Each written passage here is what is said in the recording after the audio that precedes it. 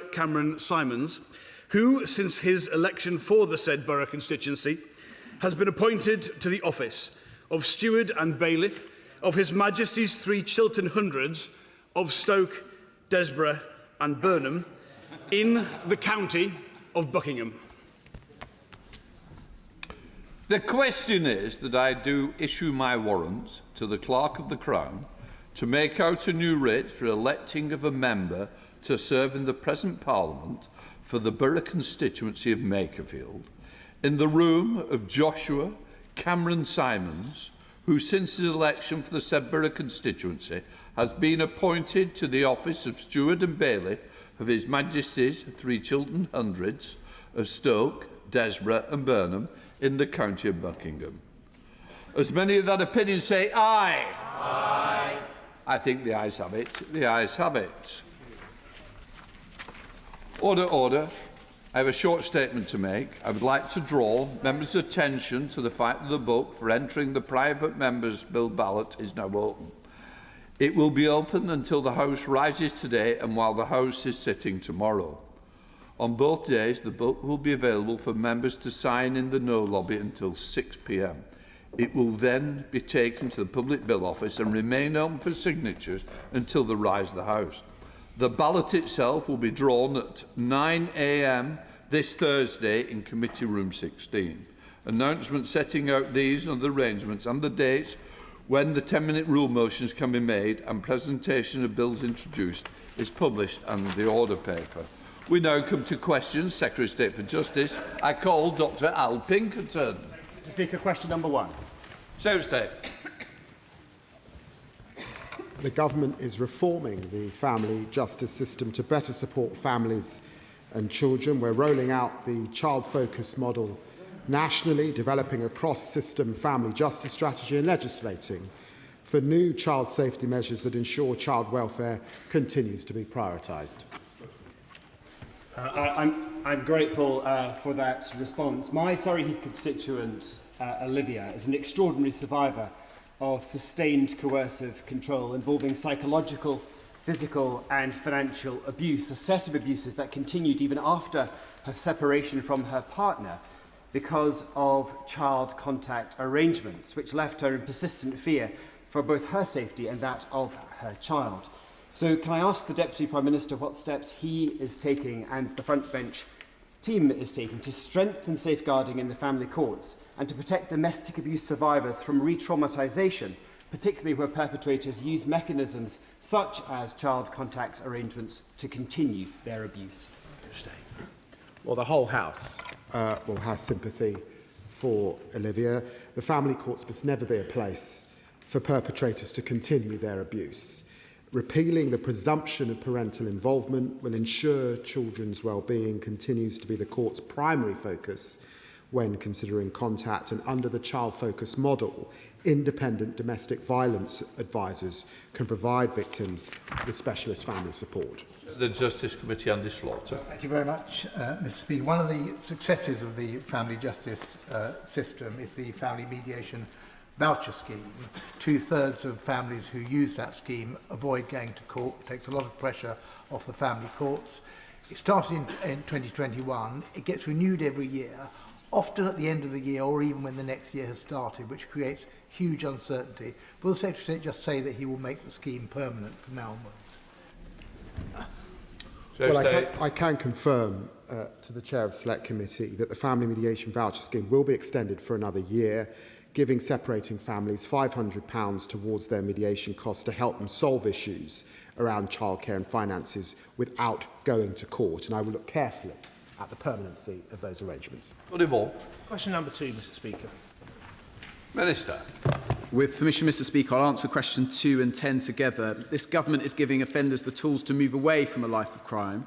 We are led by the evidence, addressing needs such as housing, employment, substance misuse treatment and support to develop personal skills and behaviours.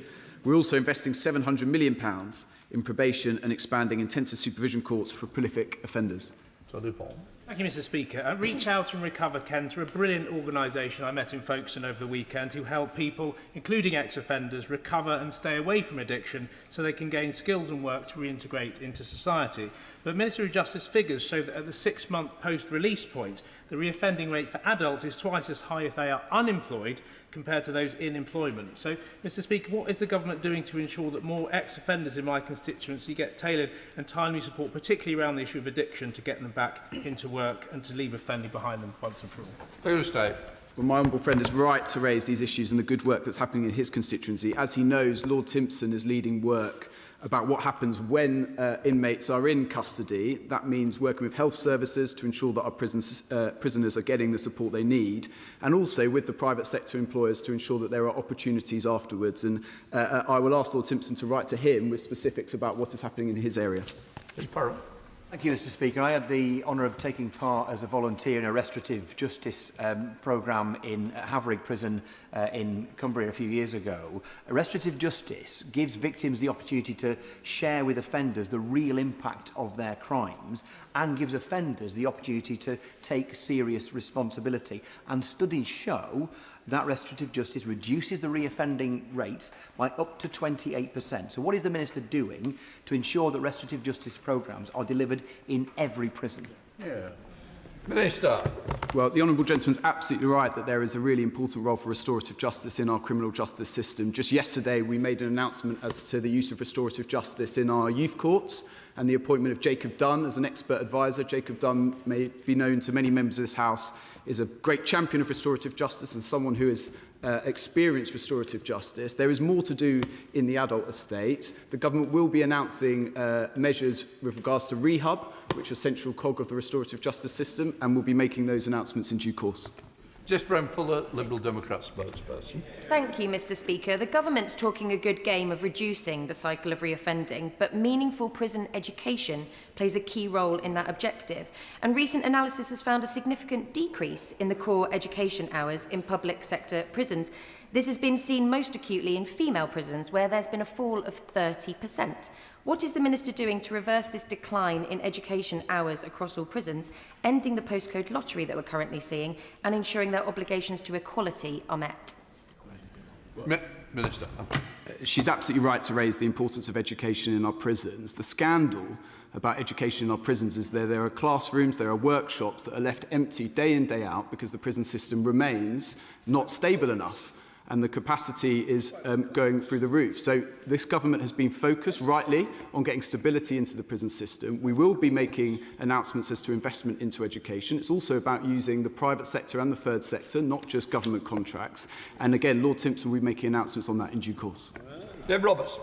Thank you, Mr. Speaker. Number 3, please. Minister. With permission, Mr. Speaker, I will answer questions 3 and 4 together. This government is committed to halving violence against women and girls, and Baroness Harman will directly report to the Prime Minister and work across government to ensure that we deliver the urgent change that is needed. There are few who can match Baroness Harman's decades-long commitment to women and girls. She has consistently driven change, and I look forward to working closely with her in our new roles. Deb Robertson. Thank you, Mr. Speaker. In March, the Prime Minister agreed to meet with survivors of abuse by Mohammed Fayed, the former owner of Harrods, Fulham Football Club and other businesses. Since then, before then and since then, almost 500 survivors have come forwards, and they have all been waiting for years and in many cases decades for justice. Can the Minister confirm whether the Prime Minister's advisor on women and girls will attend that meeting and what progress has been made on scheduling it? Minister. I thank my honourable friend for his continued leadership as co-chair of the all-party parliamentary group on survivors of Fayed and Harrods. I was in contact with Baroness Harman yesterday and will raise the possibility of her joining the Prime Minister's meeting with victim survivors. But I too would be humbled to meet with those who my honourable friend has been so powerfully advocating on behalf of, both in and outside this chamber. Thank you, Mr. Speaker. I welcome the announcement of a record £100 million expansion of GPS tagging for domestic abusers following a pilot by Greater London Authority which saw reoffending fall by up to 63%. The current plans, however, will only apply to the highest risk offenders, given that all domestic abuse is serious and many perpetrators escalate their violence upon release. I'm concerned this will allow abusers to slip through the net. Will the Minister therefore consider extending GPS tagging to all convicted offenders of domestic abuse, not just those deemed high risk? Minister. I thank my honourable friend for her consistent and proactive support for domestic abuse victims. Ensuring that it is perpetrators and not victims who are punished and restricted is key to the Domestic Abuse Perpetrators on Licence pilot, the DAPL pilot that will be rolled out nationally from September. Offenders are tagged on release and subjected to strict conditions like exclusion zones and curfews. DAPL allow probation to tag any and all offenders who are considered to be at risk of perpetrating domestic abuse, but I would be happy to meet with her about her concerns. Roger Gale. Thank you, Mr. Speaker.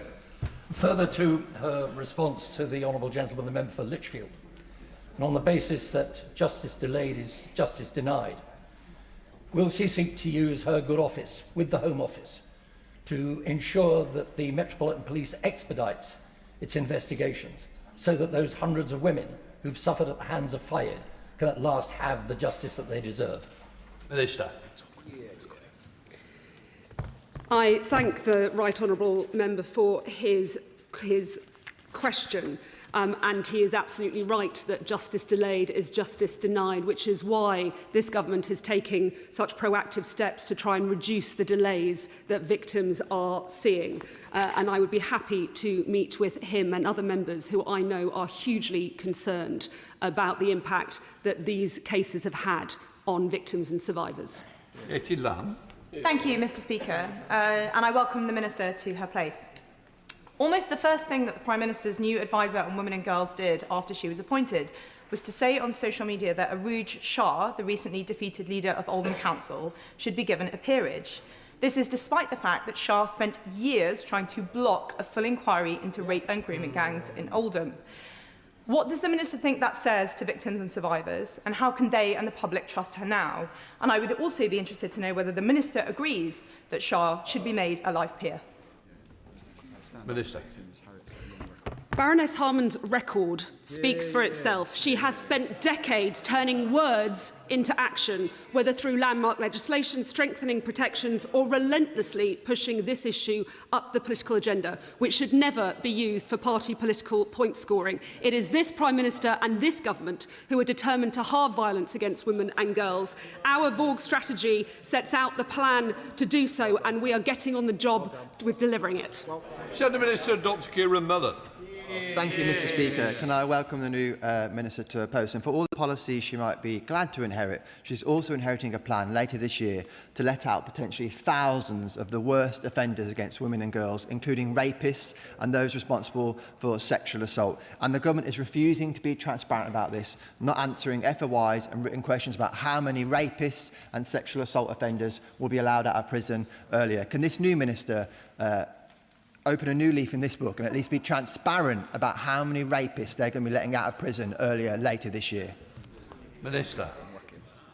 The Conservatives left a criminal justice system where victims wait years for trials, where victims feel traumatised by their experiences in court, and where our prisons were full and the system at risk of collapse. Not to mention the probation service, which after their failed privatisation attempts was on its knees. It is this Labour government that is taking action to halve violence against women and girls, to reduce the time that victims wait to see justice, and to better support victims with record investment in victim support services. Dr. Kieran Mullen. I'd ask the Minister to think about perhaps having a constituency surgery and a victim of rape coming to see her, perhaps their offender is currently in prison, and that rapist is now going to get out of prison earlier. And I wonder what that victim would think about the answer she's just given to a serious question about serious issues.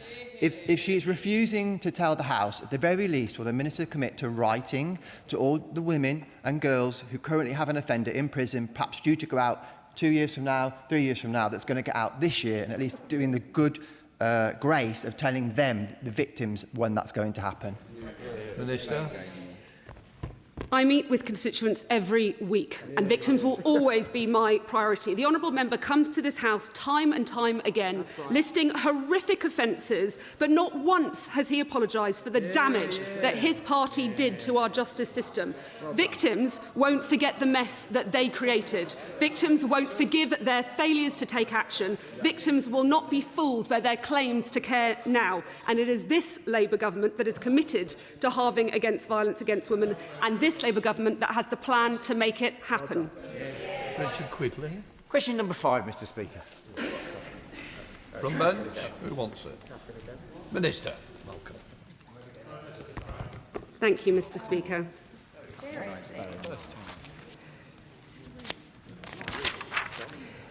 Perpetrators must not be allowed to use the family courts to further their abuse.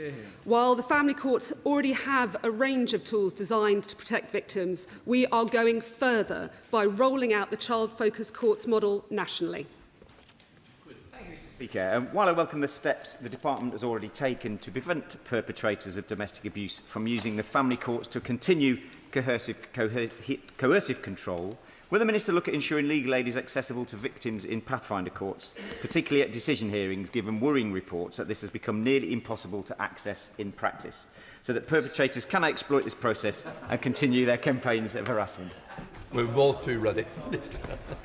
Can I thank my honourable friend for again speaking up on behalf of domestic abuse victims. I remember the powerful debate that he secured on protecting children from domestic abuse. Government recognises the vital role that legal aid plays in supporting victims of abuse.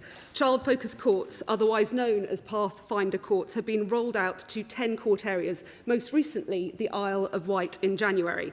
Legal aid is available in child-focused courts for victims of domestic violence or those at risk of abuse, but we are aware that there are challenges affecting timely access. I'm happy to meet with my honourable friend on this issue and can assure the House that we are working to resolve this matter swiftly.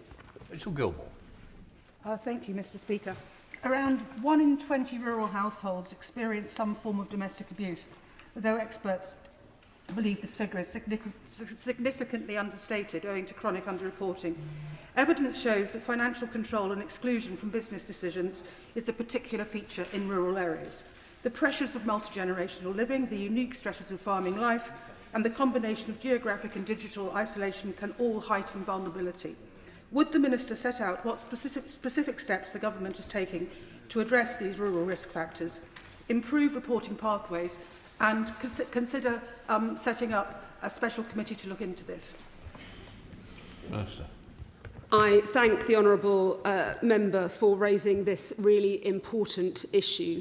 And alongside the rollout of child-focused courts, there does need to be more work on looking at coercive control. I know that it's an issue that is of real interest to many across this House and something that this government takes very seriously. Gregory Stafford. Question 6, sir. Secretary of State. With permission, Mr. Speaker, I'll answer questions 6 and 20 together. We inherited a justice system in crisis with a backlog of over 80,000 cases, double what it was in pre-COVID era. Victims, witnesses and defendants waiting years for justice, and that is what truly undermines confidence in our justice system. Justice delayed is justice denied. Only by pulling every lever, investment, efficiency and reform, can we turn the tide around. Gregory Stafford.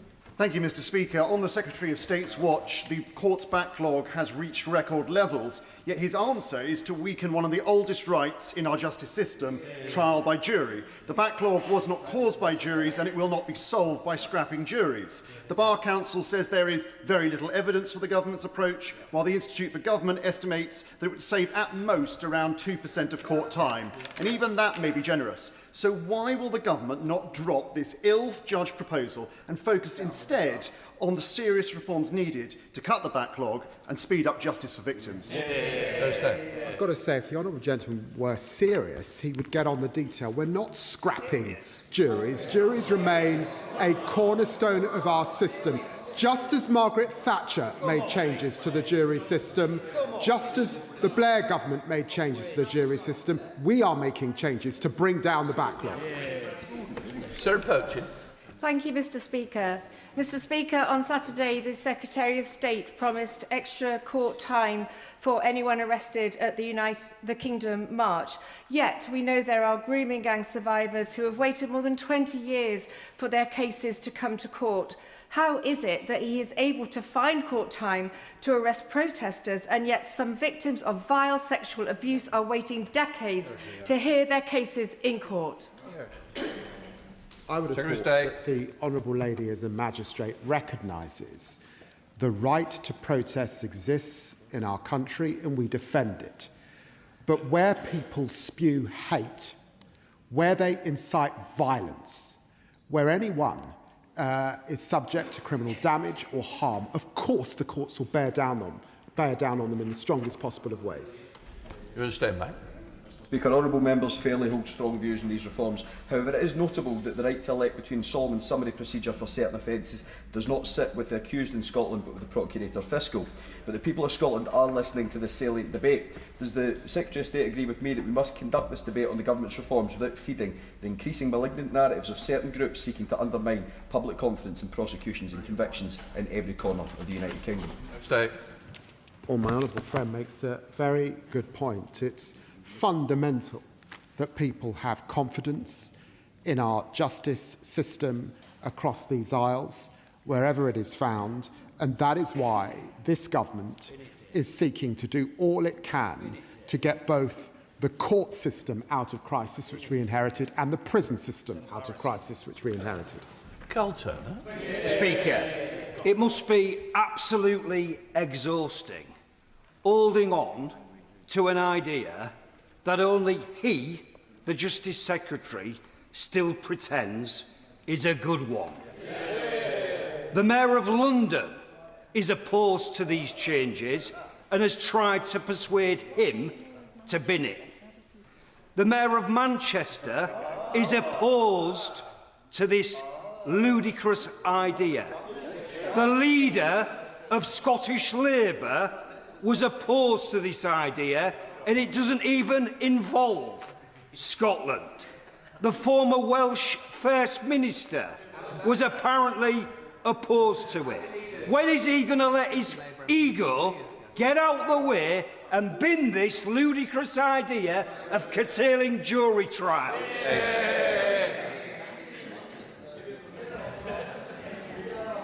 Not long now, Dave. Not long now. The Honourable makes his point with real force. He, however, never ever talks about victims and has not explained how we should bring down the backlog. And the truth is, we are determined to bring down the backlog, and that is why. Order. Ms Turner, I took the question. I want you to expect you to hear the answer as well. Secretary. We are determined to bring down the backlog. He knows that all governments of stripes stand by our jury system, stand by the Magna Carta. We are not scrapping jury trials. I know he gets excited about this, but he should recognise that. Jess Brown for Liberal Democrat spokesperson. Thank you, Mr. Speaker. I come with good news. With increased funding from the government, uncapped sitting days and improved disposal rates, backlogs in the Crown Courts are falling. At the Old Bailey in 2025, the backlog fell by a quarter. In Chelmsford, it fell by 10%, and Maidstone saw a 5% reduction. The truth is that properly funding our courts and uncapping sitting days is bringing down the backlogs. But the government is choosing to ignore that data and persist with taking a sledgehammer to jury trials, which won't deliver shorter wait times for victims. So why won't the Minister trust those in the justice system that want to deliver for those victims using their increased funding and resource that he has delivered for them? Well, I'm grateful that she recognises, because of the increased investment that I put in and the extra sitting days, we have seen a small reduction. And I believe that the modernisation that we've talked about, particularly enlisting AI, will also make a difference. But I've got to tell her, if we're serious about bringing down the backlog over the next few years. Given its size, we will need reform as well. Alicia Kearns. Question number 7, Mr. Speaker. Minister. Prisoners are moved to an open prison as part of the rehabilitation process, but only after they pass a thorough risk assessment. Every prisoner, including those serving a sentence for a sexual offence, is subject to an individual risk assessment. They will not be allowed to move to an open prison unless they are assessed as presenting a low enough level of risk. A prisoner can be immediately returned from an open prison to closed conditions if their risk increases. Thank you, Mr. Speaker. Paedophiles should be behind bars, not roaming our communities. And I'm afraid the Minister's words will ring hollow for my constituent, who received a call in January to be told that her abuser, the paedophile, who is only 2 years into a 9-year sentence, has been moved into an open prison and now will have the right to leave the site freely and even stay out overnight. So will the government please review these moves, because clearly something is not working, and we specifically look into this case, which is utterly unacceptable. Minister. I'm very happy to look into that case and make sure that the appropriate officials look into that case. As I said previously, each case is taken on its own circumstances and the risk is assessed by those professionals. But I'm very happy to look into that specific case. Shadow Minister Benedict. Mr. Speaker, as an MP with a Category C prison for male sex offenders, H&P Littlehay, in my constituency that's almost at capacity, I welcome the clarity from the Minister regarding paedophiles in the prison estate. We know that the Minister is on the hook to deliver thousands of new Category C and D prison places. So I want to ask him about the prison places he has made almost no progress on since the election, because the contractor ISG went into administration in September 2024. Since I first highlighted the failure of this project last year, can he confirm whether all of those 12 prisons have had new contractors appointed, and tell me by when those prison places will now be delivered? Minister. This government is undertaking the biggest prison building programme since the Victorian era. We will be building 13,000 new places by 2031. We inherited a prison capacity crisis. It takes some chutzpah from those opposite to start asking questions about prison building. We are committed to the prison building programme that we announced in 2024. We are confident, indeed, we will match that prison building programme, and we are fixing the mess that they created. All those balls. Laura Kurtzman. Question 8, please, Mr. Speaker. So stay. Well, I'm delighted to be working with the Home Secretary and other Cabinet colleagues in delivering our ambitious goal to halve knife crime within a decade. In February, we published the Youth Knife Possession Guidance, which delivers tougher consequences for knife carriers. The Youth Justice White Paper, published just yesterday, sets out how the government will act to intervene earlier to stop children becoming involved in offending and to ensure those that do are dealt with swiftly and effectively. Laura Kirksman. Thank you, Mr. Speaker, and I welcome the government's knife crime strategy with its ambitious goal to cut knife crime by half in a decade, and its recognition that serious violence is both a criminal justice issue and a social failure. I also want to commend Thames Valley Police for their hard work to tackle it in Aylesbury and the villages. We've seen some really good measures like the knife crime amnesty bins, which have had a positive effect. But as the Secretary of State, we know that the challenge of knife crime starts with root causes, including poverty and lack of opportunity for young people, and we still struggle with that in Aylesbury and the villages. So can the Minister outline, the Secretary of State outline what more he was doing to work across government to address these two? So stay. Well, I'm very grateful to my honourable friend. Can I agree that poverty, exclusion and the lack of opportunity are all root causes of crime? Our Youth Justice White Paper focuses on intervening earlier to address risks before they escalate, working across government to tackle the root causes and ensure every child has the support and opportunities that they need to thrive. Gregory Campbell. Speaker, can the Secretary of State establish the success or otherwise of previous administrations that introduced knife amnesties in order to try and achieve a reduction in knife crime, given the prevailing presence and increasing presence of knife crime in many large urban centres across the country? So stay. Well, he's right. There is a role for knife amnesties, and as it happens, I was out last week in Deptford looking at a knife amnesty programme. If he looks at the first item on my Instagram, he'll see me doing that. Shadow Justice Secretary Nick Timothy. Thank you, Mr. Speaker. Last year, 6,397 knife criminals were sent to prison. The average sentence was just over 8 months. As the government scrapped almost all sentences below a year, will the Justice Secretary say very clearly if he expects as many knife criminals to go to jail next year as they did last year? That's nothing. The outrage under the last government was watching knife crime go up year on year when he was sitting in the Home Office. And when you... I'm very... Order. Mr Timothy, you've got to come in on 2 questions. Can you not just at least wait half a minute before you jump in? It's a serious subject, and I'm pleased that just after 22 months in office, knife crime has seen falls in the last year, and we will continue with our knife crime strategy. Nick Timothy, second question. Thank you, Mr Speaker. What the Justice Secretary just said about the record of the last government was factually untrue and he should withdraw it. It is his policy, he didn't want to admit it, but it's his policy to send fewer knife criminals to jail. That's why he just said what he did. And buried in his white paper yesterday, it's on page 46, you can read it again, was his plan not just to go soft on young criminals, but make others, this is a quote, including vulnerable adults and young adults subject to a different process. That is wrong.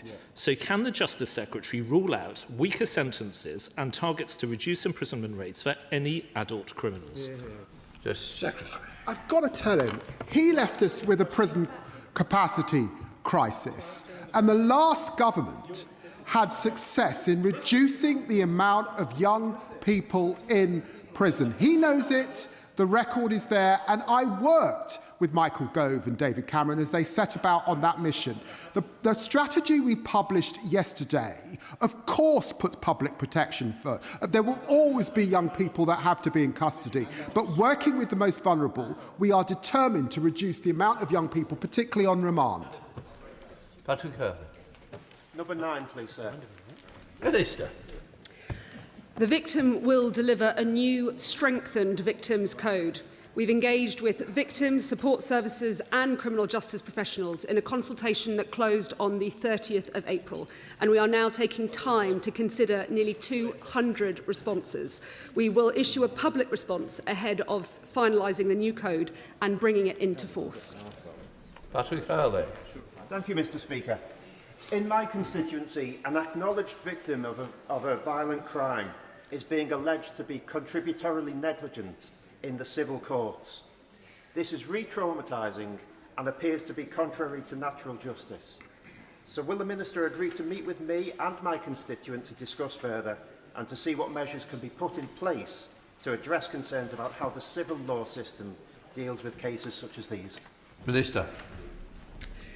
The new Victims Code will ensure that victims know the service, support and information that they're entitled to in the criminal justice system, but our civil and family courts should never be used to perpetuate the trauma that victims have suffered. I would be happy to meet with my honourable friend or arrange a meeting with the relevant minister to better understand the case that he is raising and what his constituent is facing. Rishi Sunak. Thank you, Mr Speaker. In 1990, Dr David Burkitt was brutally murdered in a crime that shocked the Teesside community. He was discovered by his young daughter, who is a constituent of mine. Despite the Deputy Prime Minister's very welcome opposition, the murderer was recently released. Can I thank the Ministry for agreeing to a request from myself and the Honourable Member for Middlesbrough and Thornaby East to meet with my constituent to hear about her concerns about the process and interactions she had with the parole board leading up to his release. Now, I know this is subject to an ongoing JR, but could I thank the Ministry for their continued attention to this case and urge them to learn what we can to support victims in the future? Minister. I'm grateful to the right honourable member for raising this deeply distressing case, and I would like to pay tribute to Dr Burkitt's daughter for the courage in continuing to engage, which I think is truly commendable. He's right that the parole board is independent of government, and the Deputy Prime Minister's application for reconsideration was considered not sufficient to reach threshold, but the Deputy Prime Minister decided to seek permission for judicial review of the parole board's decision, not to set aside their decision, and this has been filed. I await the response and hope that permission is granted, but I do want to reassure the Right Honourable Member and Dr Burkett's family that this department will continue to seek to mitigate the hurt that they are feeling. John Whip. Question 11, Mr Speaker. Minister. Mr Speaker, far too many care-experienced people end up in the criminal justice system. In November last year, the Deputy Prime Minister announced a review of the National Protocol for reducing the criminalisation of this cohort. Officials are actively working on this and we will publish a strengthened protocol later this year. John Whitby. Thank you, Mr Speaker. I refer to my register of interests. Children in care have often faced significant trauma, instability, neglect or abuse. As a result, many of these children end up in the criminal justice system, with care leavers being 10 times more likely to end up in prison. Counselling has been shown to help keep children in care out of prison, which obviously is better for the young people and saves the state money in the long term. Would the Minister therefore consider changing national protocol guidelines to ensure trauma counselling is provided to children in care who are identified as being at risk of engaging in criminality? Minister. My humble friend is right to raise this important issue. The disproportionality of care leavers and children who've been in care in our criminal justice system is a national disgrace. And just yesterday, the Deputy Prime Minister met with the Minister responsible for children's social care to look at these issues in the round. As I said before, we are looking at strengthening that protocol and we'll be publishing that in due course. Thank you, Mr Speaker. Of course, the youngest children in care are babies. You might shock the House. There are 36 babies currently residing, no fault of their own, in mother and baby units around this country. And I just wonder, as part of the wider sentencing review, given that babies are taken away from their mothers on a case-by-case basis after 18 months, whether part of that review should be, apart from the most serious criminal cases, whether it's appropriate at all for mothers and babies to be in prison, particularly the babies.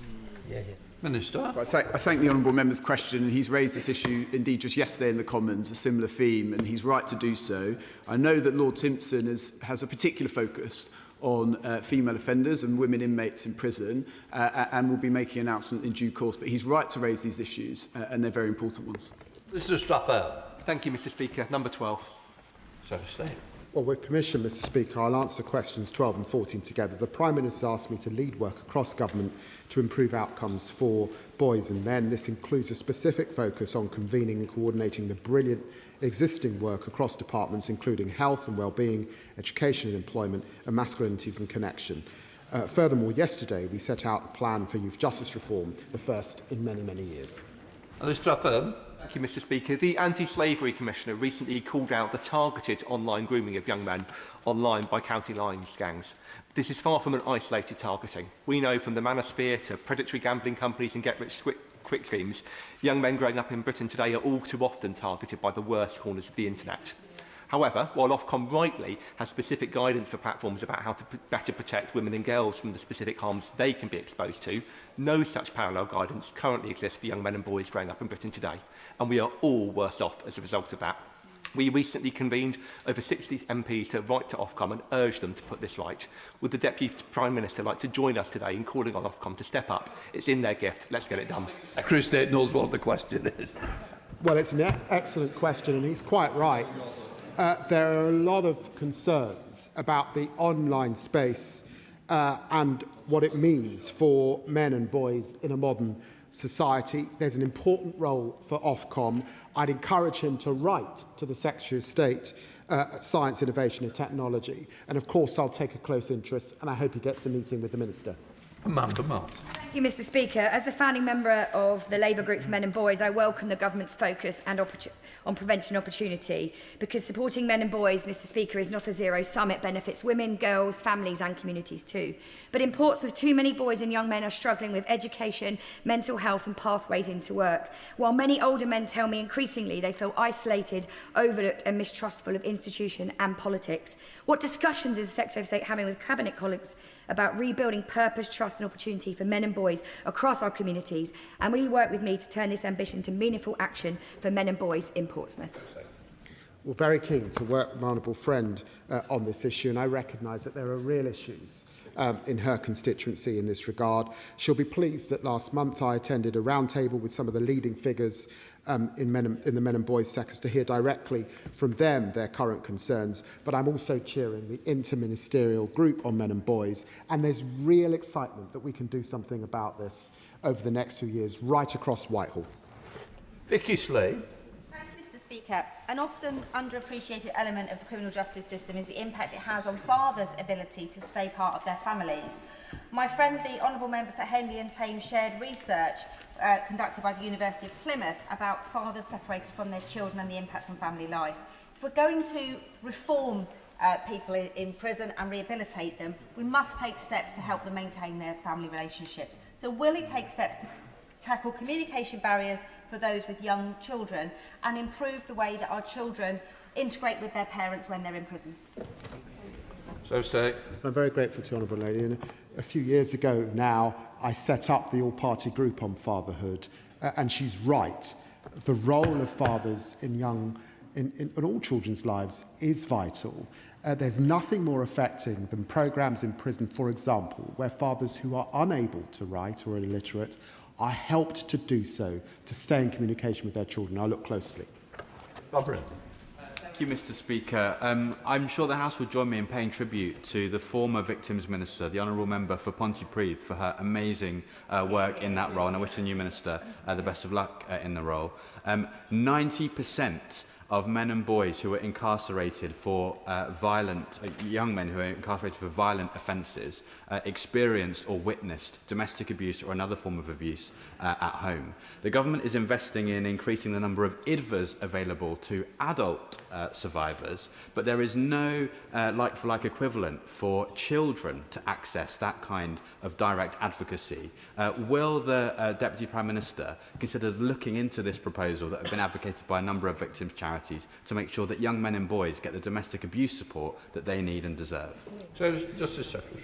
Well, I'm very grateful for the Honourable gentleman in allowing me to pay tribute to my dear friend, the member for Pontypridd, for her tremendous work. I think the whole House will recognise this was a minister entirely on top of her brief, and who commanded the respect of victims right across our victims groups right across our country. He makes an important point, and I will look closely on what more we can do for young people who experience domestic violence. Joe Roberts. Number 13, please, Mr. Speaker. Minister. With permission, Mr. Speaker, I'll answer questions 13 and 19 together. This government is committed to transparency on the issue. We publish data on releases in error each July in the HMPPS Annual Digest. On the 15th of April, we also published ad hoc data for April 2025 to March 2026, alongside Dame Lynn Owen's independent review and the government's response, accepting in principle all the recommendations. Joe Roberts. Oh dear, Mr. Speaker, my question was about how many prisoners have been released in error under this government, and the Minister doesn't seem to know the answer. But it's okay, I'll give him the answer. It's 441, which over a 2-year period is the worst on record. Will he now apologise, or will he provide a convoluted excuse about why it's not his government's fault? It's a very good example of someone who didn't listen to my answer and then assumed that he had. We will be releasing the data for this very serious and important issue, as we should do, in due course.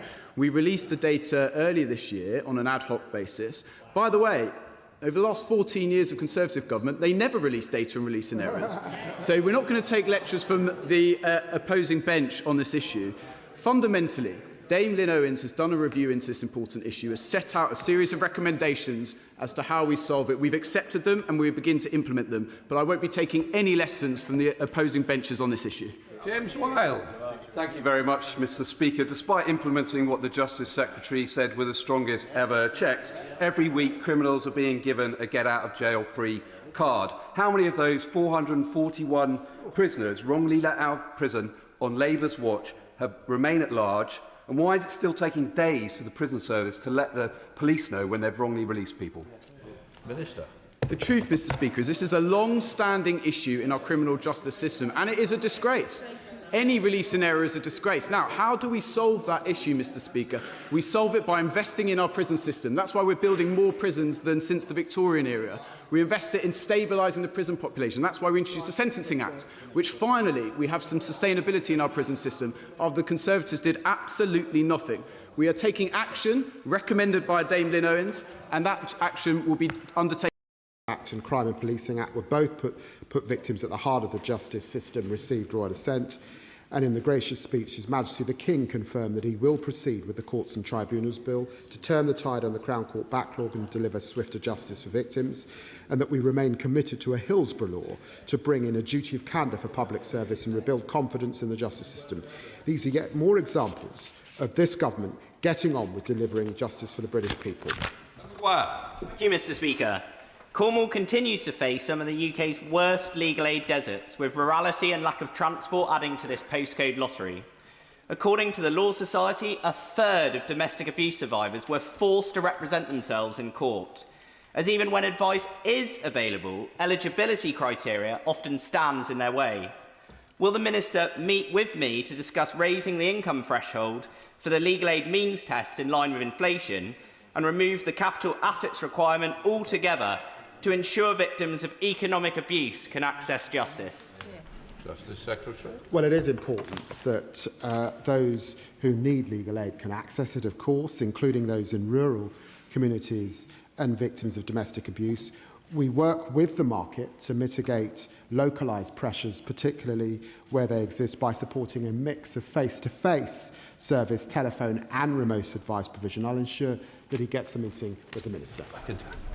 Thank you, Mr. Speaker. Last Friday, I met with a constituent of mine whose child was fatally stabbed 5 years ago.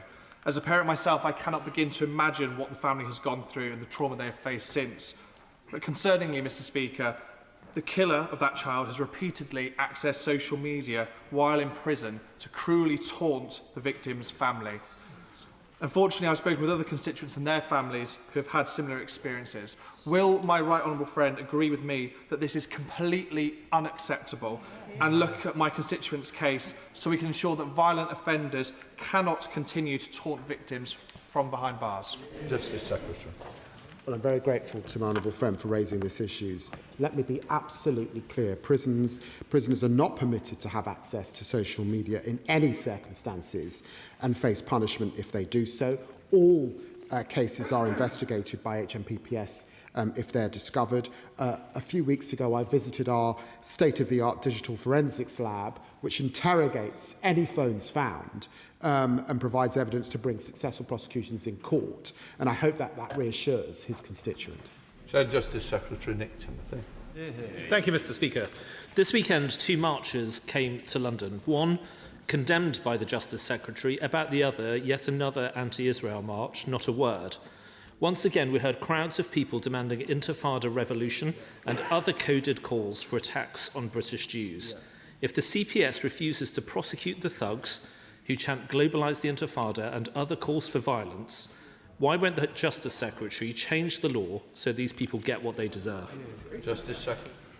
Well, I'd want to reassure the honourable gentleman that everyone inciting violence against Jewish communities in our country must face the full force of the law. I know that he will recognise that I represent the Stamford Hill area of London with a significant Orthodox Jewish community, and I'm grateful that he's raised this.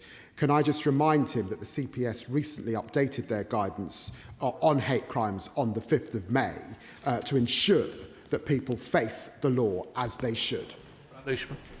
Mr. Speaker, I have concerns about the recent reports that the Society of Media Lawyers, who are against SLAPP reform, have had significant access to ministers and civil servants while lobbying against stronger protections for journalists, whistleblowers and campaigners. SLAPPs continue to be used by the super wealthy and super powerful to silence investigative reporting and public interest speech. Will the government bring forward meaningful and undiluted anti-SLAPP legislation?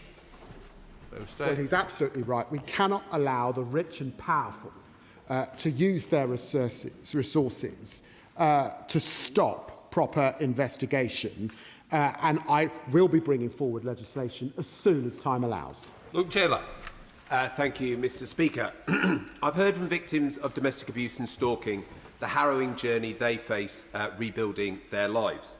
For many, the one thing that gives them comfort is the knowledge that their abuser cannot reach them from behind bars. But government changes to Category D prisons can now allow these offenders to be moved to open conditions much earlier than before, despite their crimes being exempt from STS 40 because of their recognised higher risk. So will the Minister meet with me to discuss excluding domestic abusers and stalkers from early transfer to open prisons so that their peace of mind of victims can be retained? Minister. All prisoners, as I said earlier, including those convicted of domestic violence and stalking offences, will only be allowed to move to an open prison when they have been assessed and risk assessed. I'm very happy to organise a meeting for him with the relevant minister to discuss this particular case. Michelle Scroppen. Thank you, Mr. Speaker. I welcome the Youth Justice White Paper and its focus on tackling the root causes of offending. Like many of my colleagues, I've seen tragic cases of vulnerable young people being clearly exploited by adults and drawn into crime.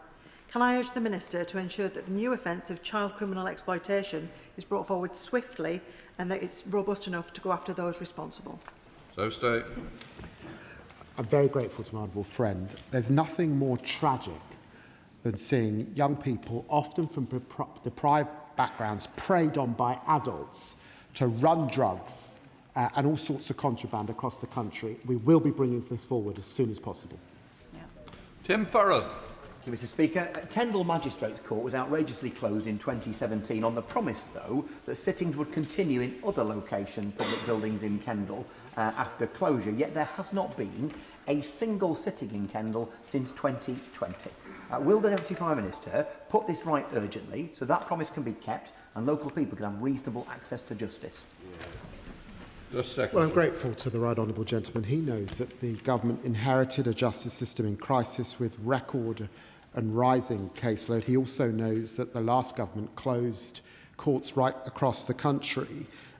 We are legislating for structural reform. I've invested £2.78 billion in investment to bring down the backlog. We'll continue to look closely at the needs in Kendal, but he recognises that it's going to take some time to address what we inherited.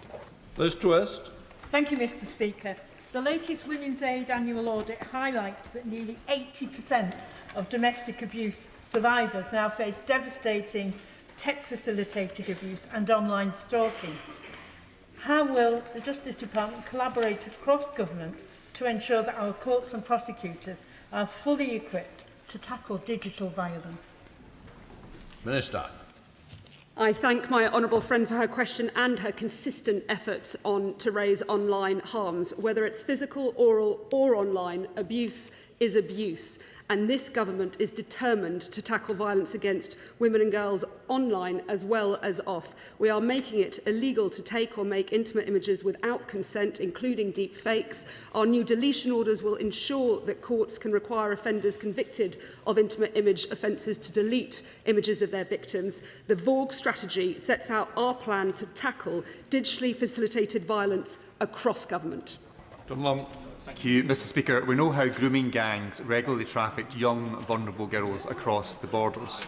But survivors of these appalling crimes are deeply concerned that the UK Government and Scottish Government inquiries are doing separate inquiries and won't investigate cross-border grooming gangs. So what is the Minister doing to ensure that the perpetrators, both the perpetrators of these horrific crimes, but also the institutions that failed their victims, are being properly held to account? Minister. The honourable member is right to raise this and has consistently raised this. I meet with justice counterparts from the devolved governments regularly, and I'll make sure that this is high up on the agenda for our next meeting. It's a very important issue. There is a lot of good work happening in Scotland, in Wales, in Northern Ireland and in England. We need to make sure that's joined up to address that particular mischief, which is incredibly serious.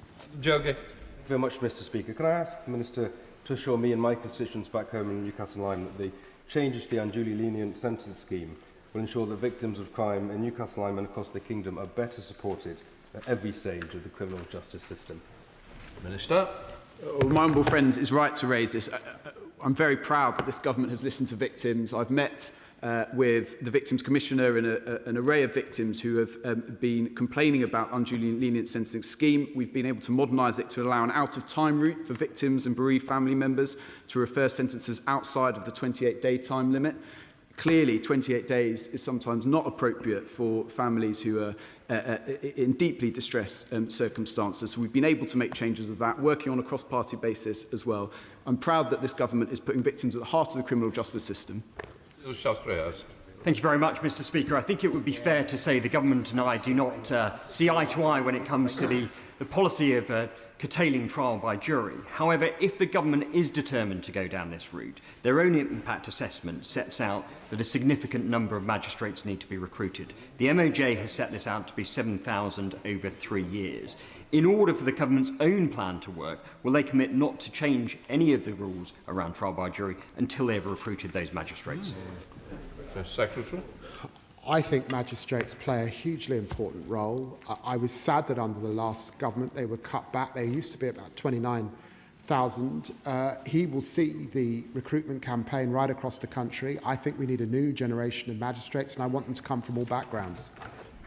Mr. Speaker, half of all prisoners lack the basic literacy skills needed to navigate everyday life. Only 1 in 3 secure employment within 6 months of release, and a third re-offend within a year. So rehabilitation, reducing re-offending and improving public safety must be at the heart of our criminal justice system.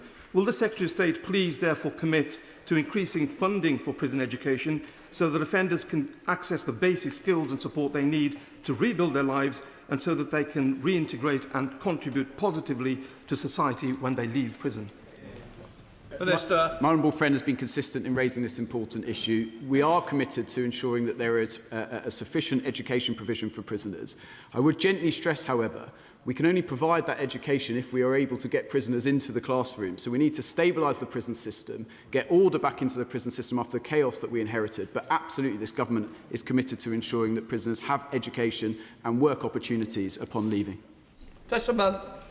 Thank you, Mr. Speaker. I represent a very rural area and we have to drive many miles to get to a court.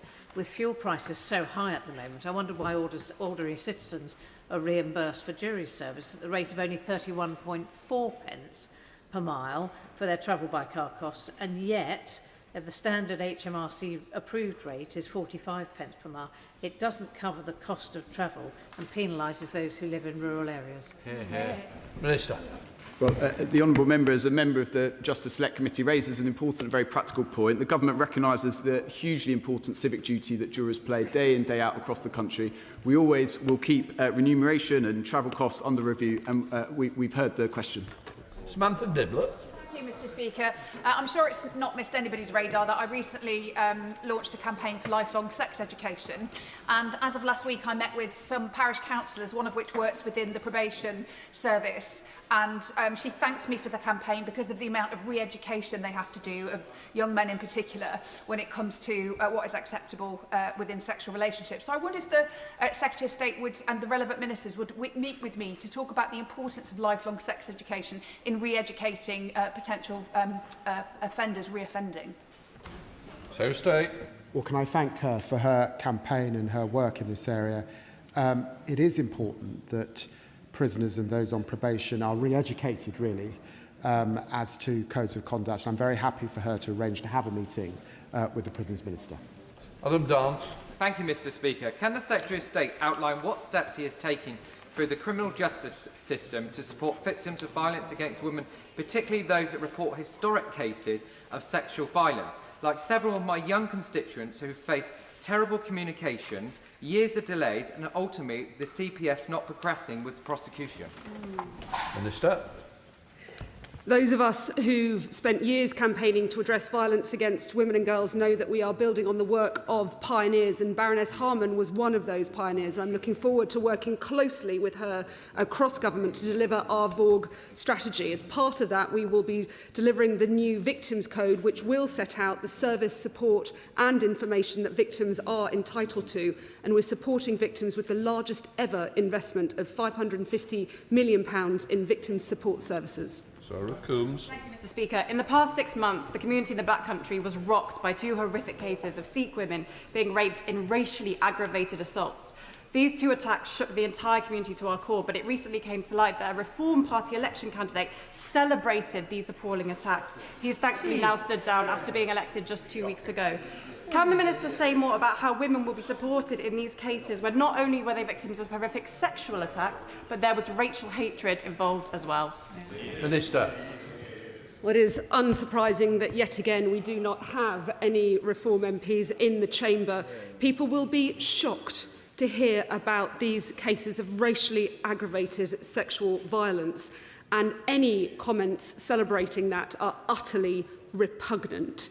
This government is determined to support victims of violence against women and girls, and we are committed to not only supporting the victims with the £550 for victim support, but we are also introducing independent legal advisors for adult rape victims. Dr. Adam. Mr. Speaker, can I ask the Minister what assessment he has made of the reports concerning communication between the former Foreign Secretary, Lord Cameron, and the ICC prosecutor, Karim Khan, regarding the court's investigation into war crimes in Gaza? And what steps is he taking to uphold the independence of the international judicial institutions that we set up? Minister. Well, clearly, some of those matters raised by the honourable member are perhaps matters for the Foreign Secretary rather than the Justice Secretary. As he said, we clearly always respect international law and the principles of the rule of law more generally. Thank you, Mr. Speaker. Sexual assaults and harassment on trains have risen more than a third over the last 10 years, yet too many trains and stations still lack adequate CCTV. This evidence gap lets criminals evade justice and fails victims. Can the Secretary of State outline what steps he is taking alongside colleagues to improve CCTV coverage across the whole rail network so that perpetrators of violence against women and girls can be brought to justice? Minister. My honourable friend and neighbour share a keen interest in rail, as we represent a city at the centre of the largest cluster of rail companies in Europe. And we have launched a new campaign to drive up reporting of harassment on trains, the new Safer Railway scheme, where train operators must show what they are doing to tackle violence against women and girls so that they can travel with confidence. And I look forward to working with him on this initiative. Mr. Speaker, the former Minister for Safeguarding and Violence Against Women and Girls said that real change in combating violence usually came only after threats from her following catastrophic mistakes. Doesn't this confirm that the government is unwilling to take the tough decisions necessary to tackle violence against women and girls? I am honoured to take up the role and build upon the incredible work that the Honourable Member for Pontypridd undertook, and she was absolutely essential in the Vorg strategy, Freedom from Violence and Abuse, so that this government has a plan to prevent violence, pursue and prosecute perpetrators and support victims. And we will be working across government to deliver the strongest crackdown in British history. Alison Bennett. Thank you, Mr. Speaker.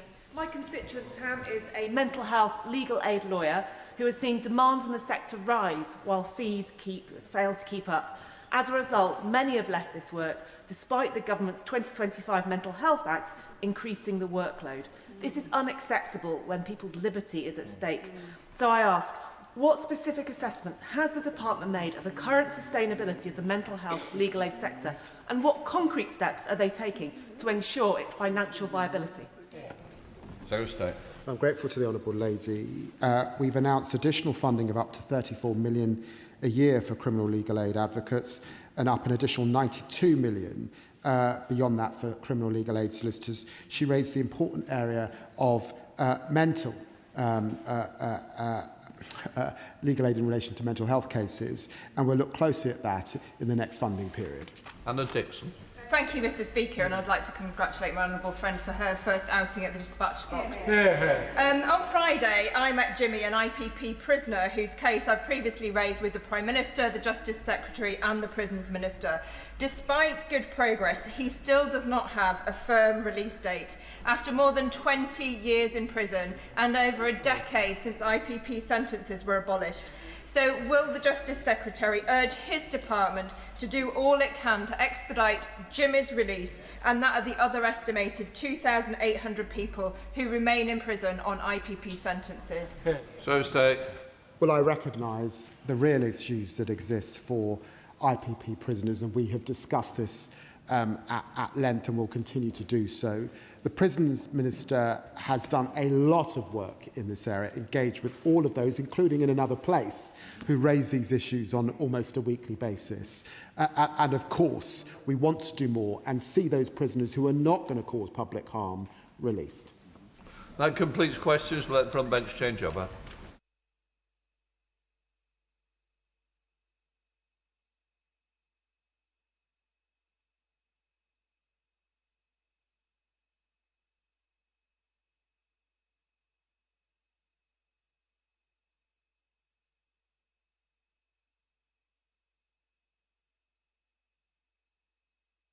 We now come to the urgent question. Sir Jeremy Wright. Thank you, Mr. Speaker. To ask the Chancellor of the Duchy of Lancaster if he will make a statement on the Government's approach to redacting or withholding documents within scope of the humble address agreed by this House on the 4th of February this year. Secretary Jones. Thank you, Mr. Speaker. As I've set out to this House on previous occasions, the Government is working to comply with the motion passed in February. I can reassure the House that this remains the case and can provide the following update today. The Government confirmed before prorogation that it had referred over 300 documents to the Intelligence and Security Committee, which at the time represented all of the documents in scope of the motion, where the Government believed that publication would be prejudicial to UK national security or international relations. The Government has repeatedly assessed all of the documents it has collected to make sure that all of those that need to be referred to the ISC are referred to the committee. As part of this quality control process, the Government identified a small number of further documents that it felt should be reviewed by the ISC and immediately submitted these documents to the committee. As Friday's statement from the committee set out, it has now considered all of these documents. As I have previously said to the House, the Government will be publishing a second tranche of material. This is currently being finalised and will be one of the largest government publications ever laid in this House. This is reflective of the breadth of the motion and also the Government's commitment to transparency in responding to it. It constitutes a very significant disclosure exercise involving sensitive material from across government. The Government has taken seriously its obligations to comply with the humble address in full, while also upholding other public interest issues, such as our duty of care to junior staff. The Government has carried out this work according to a robust process with assurance from an independent KC. Given the House is due to rise on Thursday, Mr. Speaker, and given the length of the publication, the second tranche will now be published after Whitsun recess to give the House sufficient time to review the material and to be able to ask me and the Government questions, Mr. Speaker. It could have been published this Thursday, Mr. Speaker, but I felt that the House would deem that to be inappropriate, given it will be such a significant publication. Mr. Speaker, I just refer back to my previous comments. This will be the largest publication, other than I think the Chilcot Inquiry report, ever published to the House. When the Government publishes this second tranche of documents, we will also publish a methodology confirming the process we have followed, and it will be clear from the published information the basis on which content has been redacted. The targeted redactions made to the material, beyond those made relevant to national security or international relations, have been made in line with clear precedent set by previous administrations in responding to humble addresses. As I set out to the House on the 23rd of February, and again when we published the first tranche of material on the 11th of March, we have taken the normal approach to redacting junior officials' names, contact details like telephone numbers and email addresses, the personal data of third parties where this is not in scope of the motion, and where relevant, legal professional privilege. This has been done using the principles set out in the Freedom of Information Act and in line with the Ministerial Code and the resolutions on ministerial accountability passed by both houses in 1997, which state that ministers should be as open as possible with Parliament and not provide information only when disclosure would not be in the public interest, which should be decided in accordance with relevant statute. I'm sure members across the House will recognise there is no public interest in the Government publishing the names and contact details of junior officials or their telephone numbers. Mr. Speaker. Order. I don't know. I know you've been here quite a time, but it's 3 minutes. We're over 3.5 minutes now. And I wasn't given notice of extra time needed. And obviously, the other people would need to know that. Please, I did set out rules of the House. We should adhere to them. Once again, we've broken them. We've only been back a few days. Secretary Jones. Forgive me, Mr. Speaker. In that case, I will sit down and answer further detailed answer to questions from members of the House. The next round. Sir Jeremy Ryan. Thank you very much, Mr. Speaker, and thank you for granting this urgent question. Thank you to the Minister for what he has said. But as you and the House know, the Intelligence and Security Committee has been considering redactions to documents on the grounds that, if unredacted, those documents may prejudice national security or international relations. But it has become apparent to us that the government also intends to redact documents for other reasons, not specifically permitted in the humble address, or in some cases, to withhold those documents altogether. Now, as the Minister says, the government did issue a list of further grounds on which it intended to redact, along with the first tranche of documents that it published, including, as he says, email addresses and phone numbers and what's described as personal data, though there is, of course, no mechanism for the House to confirm that those redactions are limited to only what is necessary. But I want to ask the Minister about material that the government intends to withhold for yet further reasons, for example, due to commercial confidentiality or to protect the monarch. The government also intends to withhold some documents related to vetting in their entirety. Now, Mr. Speaker, I make it clear that my committee has considerable sympathy with the substantive arguments the government may make for withholding information beyond that currently justified in the humble address. There are, for example, valid concerns about the disclosure of information given in a vetting process, inhibiting future subjects of vetting or those who are asked about them from being as open and forthcoming as they need to be for vetting to be effective. But we cannot accept that the government is entitled to ignore or to unilaterally alter the terms of the humble address. So does the Minister accept that if the government wants to argue that the humble address is too broad as drafted and needs to be refined, it must come to this House and make that argument and get the House's consent for any alteration? Does he further accept that without doing so, when the next set of documents is published with information withheld, then the government will not succeed in persuading this House or the wider world that this matter is closed? And finally, does he accept that if the government takes it upon itself to redact or withhold information contrary to the terms of the humble address it agreed to be bound by in February, that would be an issue not just of process, but of parliamentary sovereignty? Secretary Jones. Thank you, Mr. Speaker. In relation to the questions from the Right Honourable Gentleman about compliance with the humble address, I refer him to the statement I've made previously in relation to the principles set out in legislation and the motions of this House, as I set out. I think he's asking me specifically about personal data that was collected as part of the security vetting process. And as I think he alluded to in his answer, the raw data that is collected as part of those investigations, which, for example, might relate to how much money you have in a particular account or who you may have had a personal relationship with in the past, that raw data would never be published, because if we did so, people would feel unable to answer those questions honestly and frankly in any UK security vetting investigation in the future, which would undermine the very basis of our national security system. Matt Weston, Chair of the Joint Security. Thank you, Mr. Speaker. I have certain concerns just really around the amount of WhatsApp and other channels that have been used for very informal but important communications between officials and ministers, a practice that seems to have started very actively under the Johnson government and continued thereafter. So that would be my first concern. And then the second is about the use of low-level IT systems for quite serious documents of record. Can he update the House on what is being done to tighten up these really important channels? Secretary General. Can I thank my honourable friend? I agree with his concerns and similar concerns that have been raised by the Intelligence and Security Committee, both on the extensive use of what we call non-corporate communications channels, but also in respect to information that should have been on a higher level of classification that was shared at official sensitive. I've already announced to the House there's going to be a review that will begin imminently on the use of non-corporate communications channels, and I'll be taking further action to make sure that sensitive information is shared at the appropriate classification.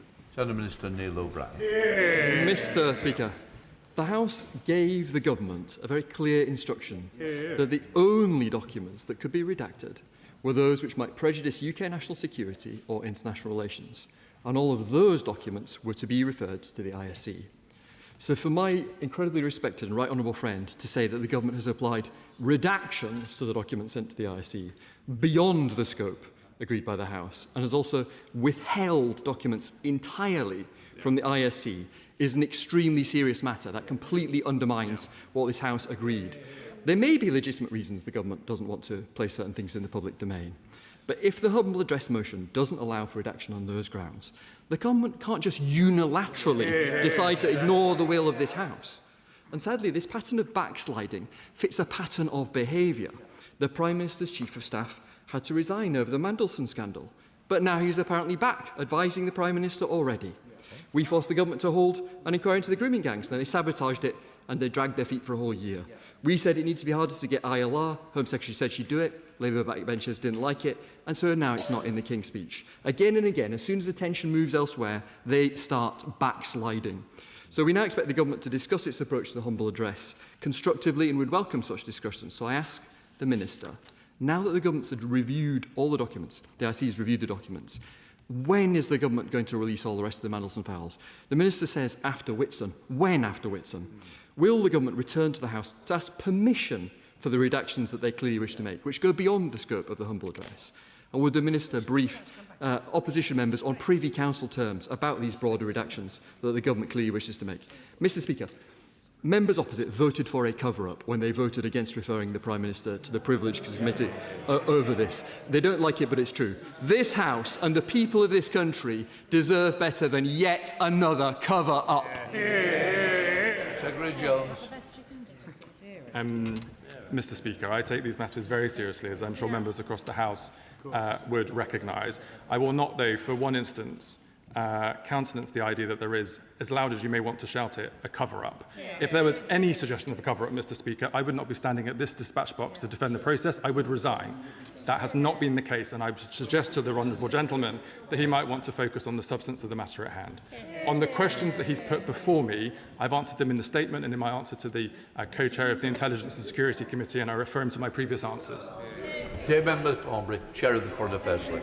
Speaker, I rise to support the ISC in their carefully considered concerns, and I am disappointed at the answer that the government has given.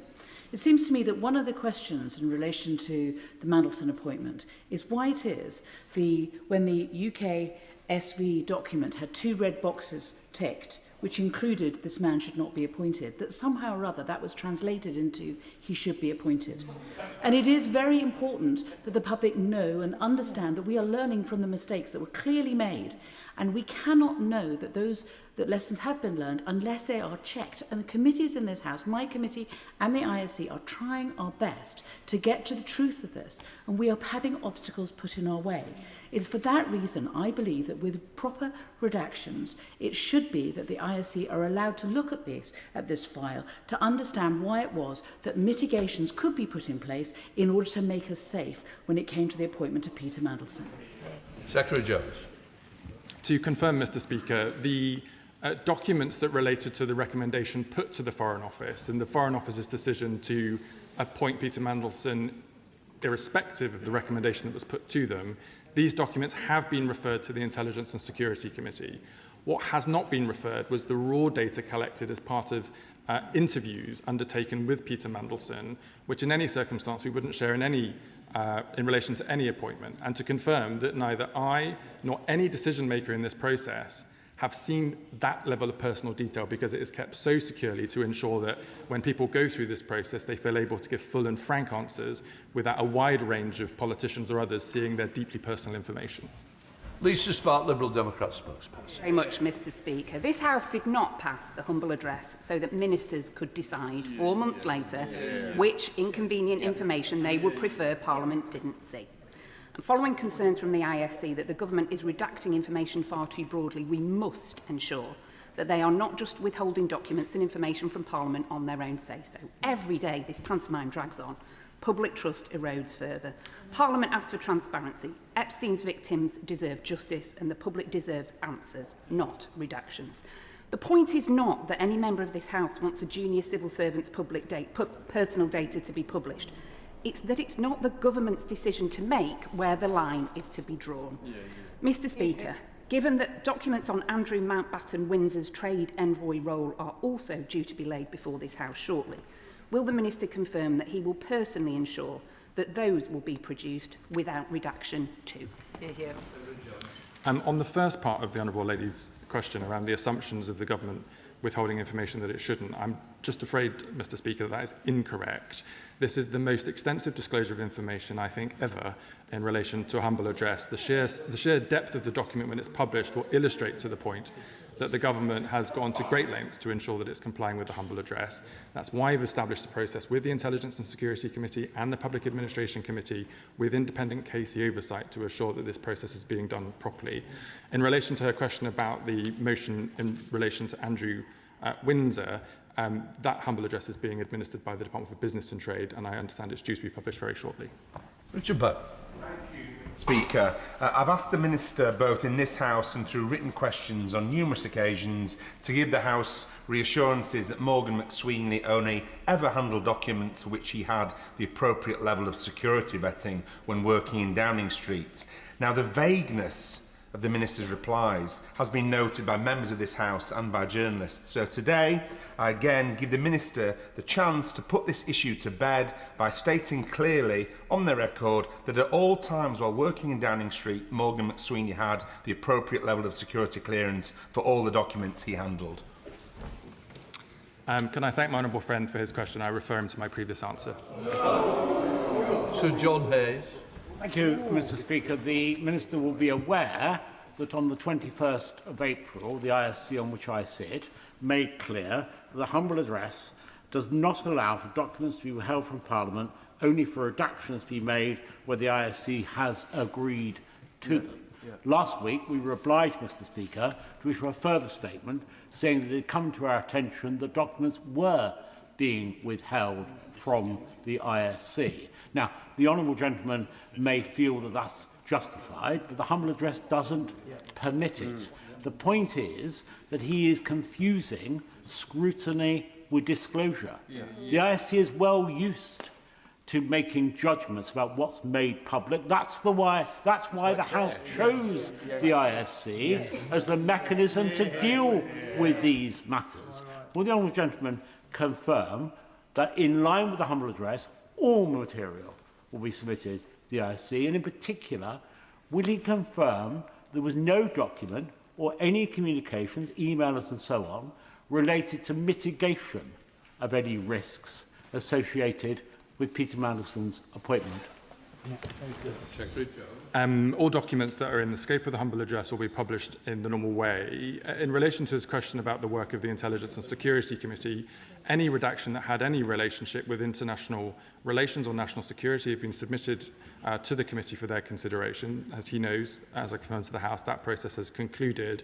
I think he's asking me again about personal data, and I refer him to my statement, which makes the point that compliance with the humble address sits within the context of the Freedom of Information Act, the Ministerial Code, and motions passed by both houses about how to comply with that statement. And as I said, all further information will be published in due course. Jim Johnson. Thank you, Mr. Speaker. So I'm very concerned that it appears Number 10 is still continuing to cover up Mandelson's dodgy dealings by redacting and withholding certain information. So what was Mandelson's role with the pre-Anne Palantir meeting? Why did the former Health Secretary grant Palantir unlimited access to identifiable NHS patient data? So, Mr. Speaker, what assurances can the Minister give us today that any information relating to Mandelson's involvement with Palantir will be exposed to full public transparency and scrutiny? I can confirm to my honourable friend that all documents will be published in relation to the humble address as I've set out today and previously, but again reassert the fact that any suggestions of a cover-up are merely conspiracy theory. Richard Ford. Thank you, Mr. Speaker. Ollie Robbins appeared before the Foreign Affairs Committee and was asked by us why he did not view the summary document produced by UK security vetting. He pointed to the sensitivity of the vetting interviews, what the Minister calls the raw detail, and said that those detailed vetting files should remain in a hermetically sealed box. We've heard that that box was not opened for sharing with the Prime Minister, and it has not been opened for sharing with those of us who sit on the Intelligence and Security Committee. The government does need the consent of Parliament to keep the full details sealed and inaccessible to the ISC. In the future, does the Minister intend for the FCDO to have the discretion to award developed vetting, or will that sit solely with UKSB? Mr. Speaker, as I've said, any summary documentation and recommendation that was put by UKSV to the Foreign Office has been shared with the Honourable Gentleman's Committee.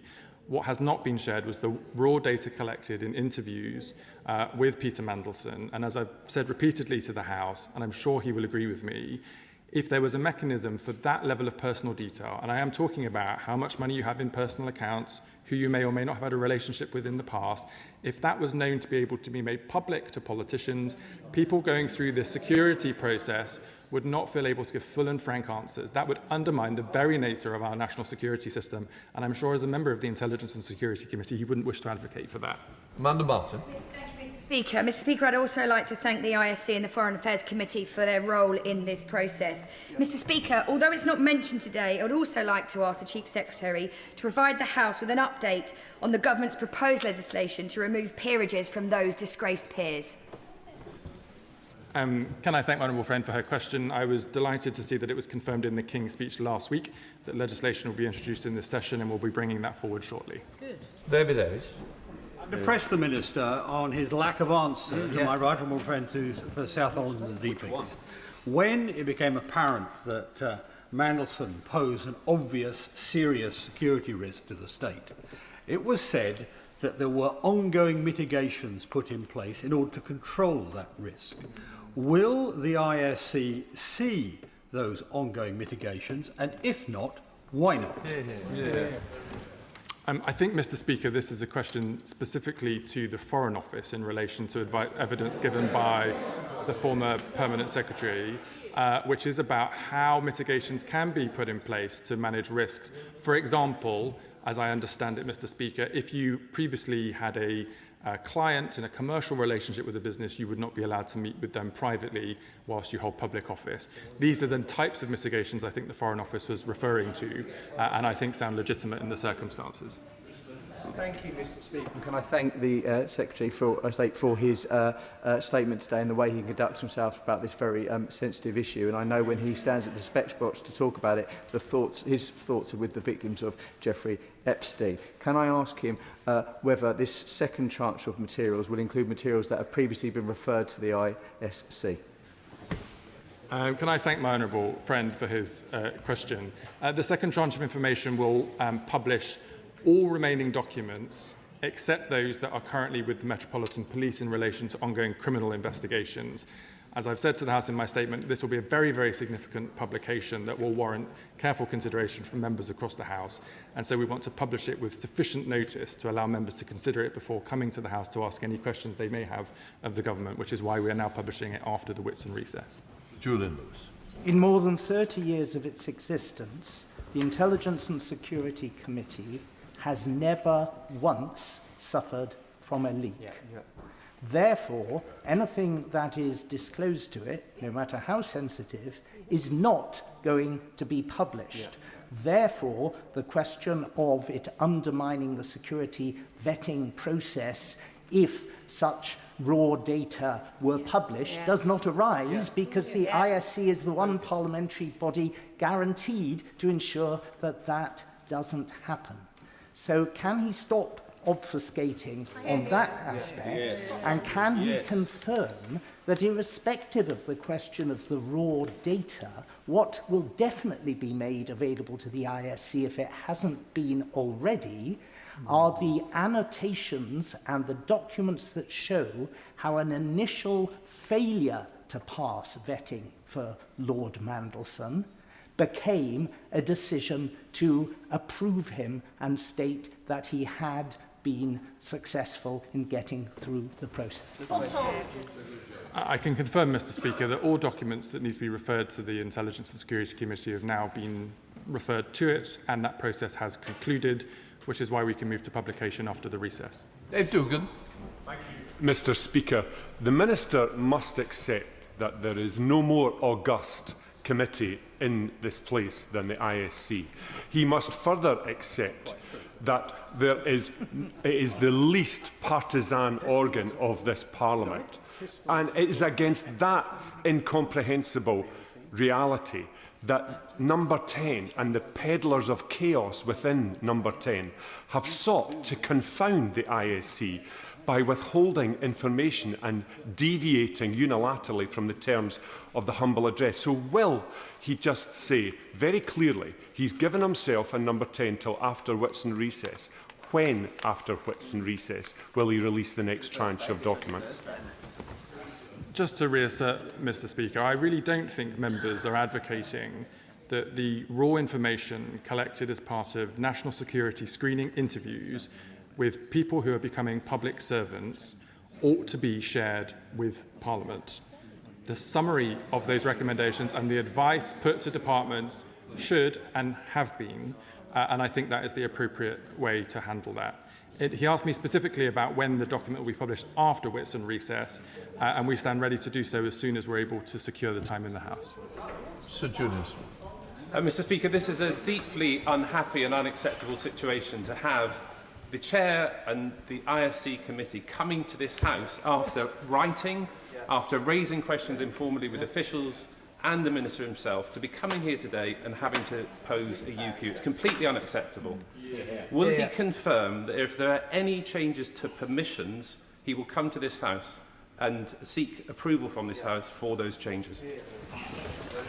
Mr. Speaker, I think I'm right in saying that the honourable gentleman who secured the urgent question made the point that in relation to the government's argument about sharing raw data, the committee was in some agreement with that. I don't think that's the issue that is in dispute. So any suggestion of withholding information against the will of the motion, I'm not sure is in contention. He asked me about compliance with the motion more generally, and I refer him to my previous answer. Christine Jordan.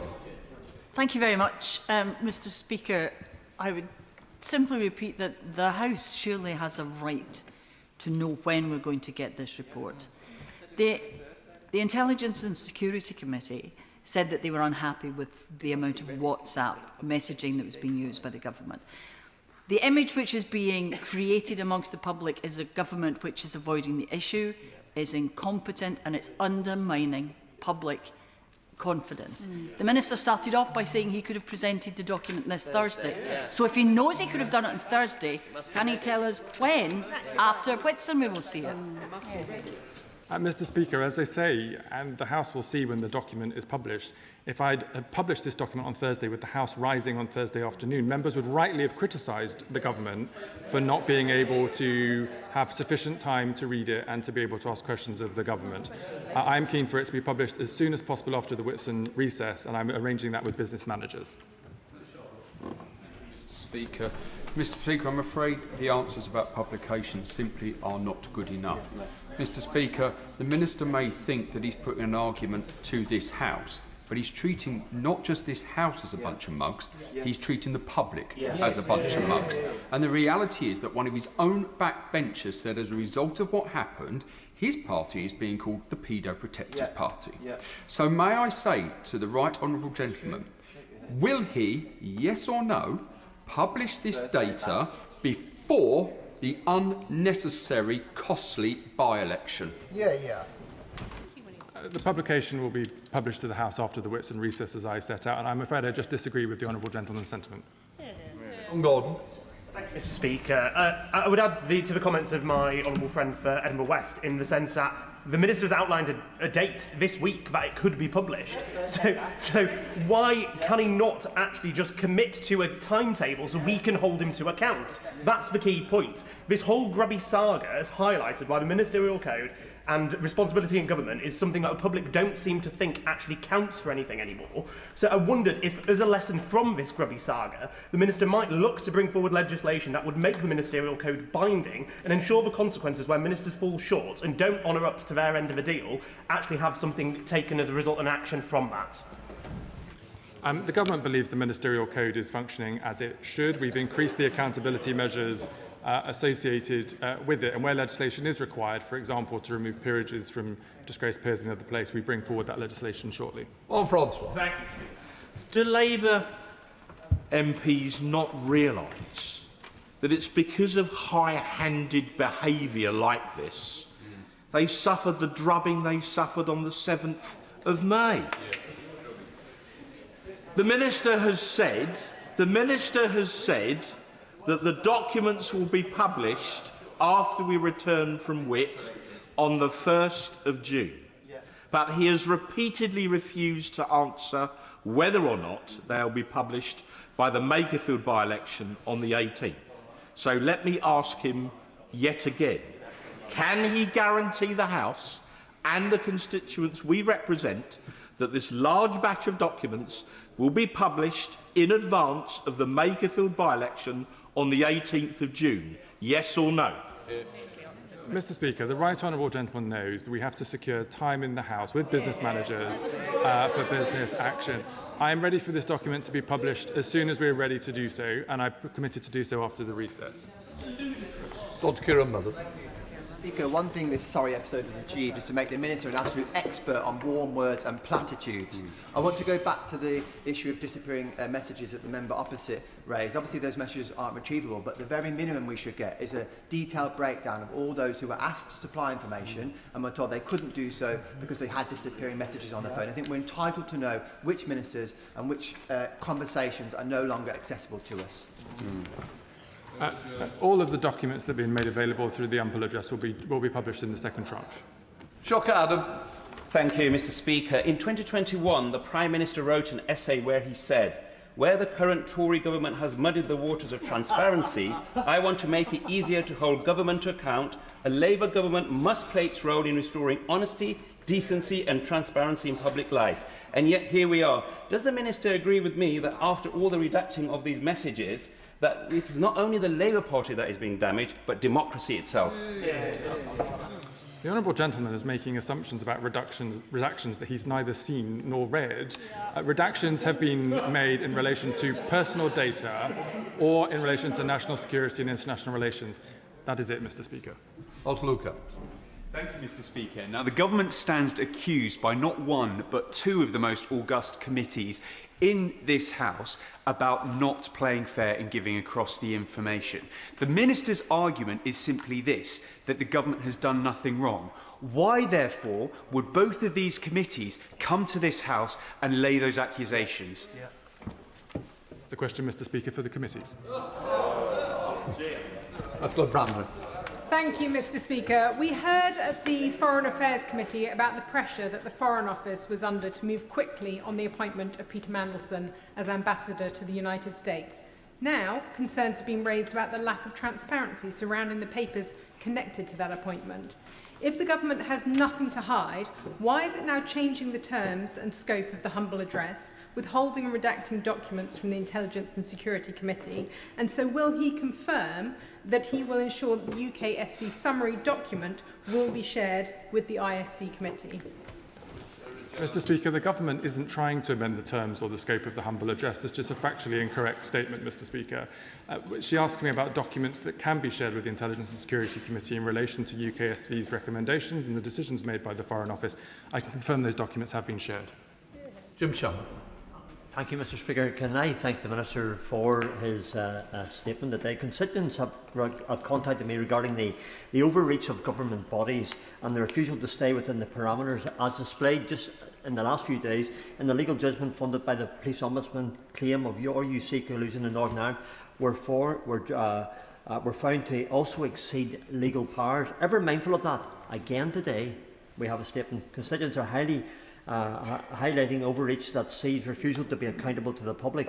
Rebuilding trust is absolutely vital.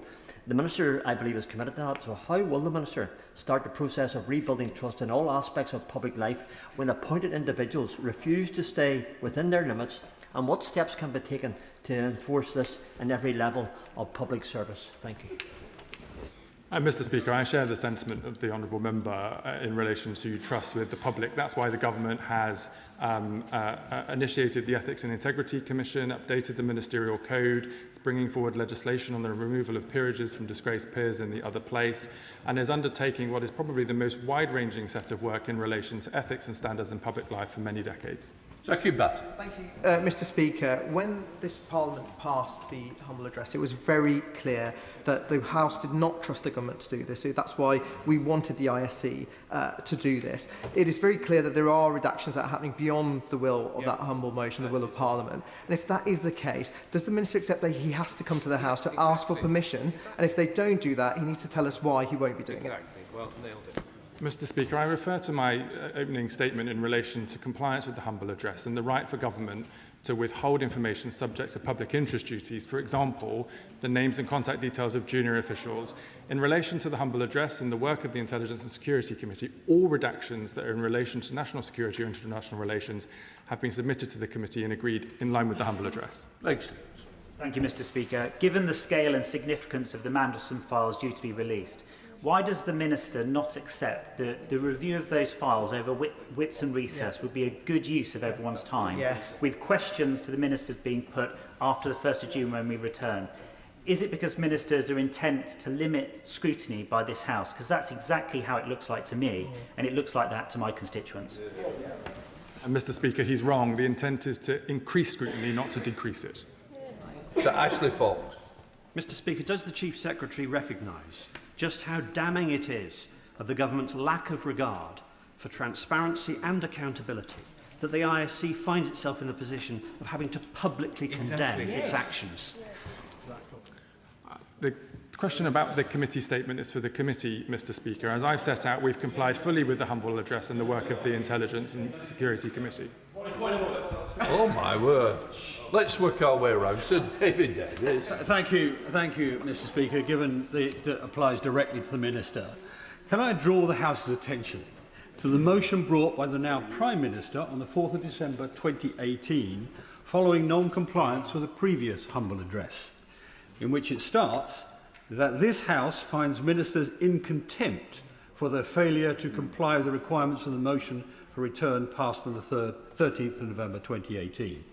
It should be noted that that motion was passed by this House. We've just debated an area where the government may potentially be in contempt of the House. Indeed, the obfuscation we've heard looks like that. It's important to the House, and indeed the government knows of the precedent in this area, and I give notice, Mr. Speaker, that if after we've received the next tranche of documents, the humble address has not been met in full, or indeed that we haven't been told the truth, the whole truth, and nothing but the truth, I will seek to bring such a motion in the future. But let me just try and deal with this one. Look, what I don't want to is continue the debate, so this might be a bit of advice for others that's trying to catch my eye.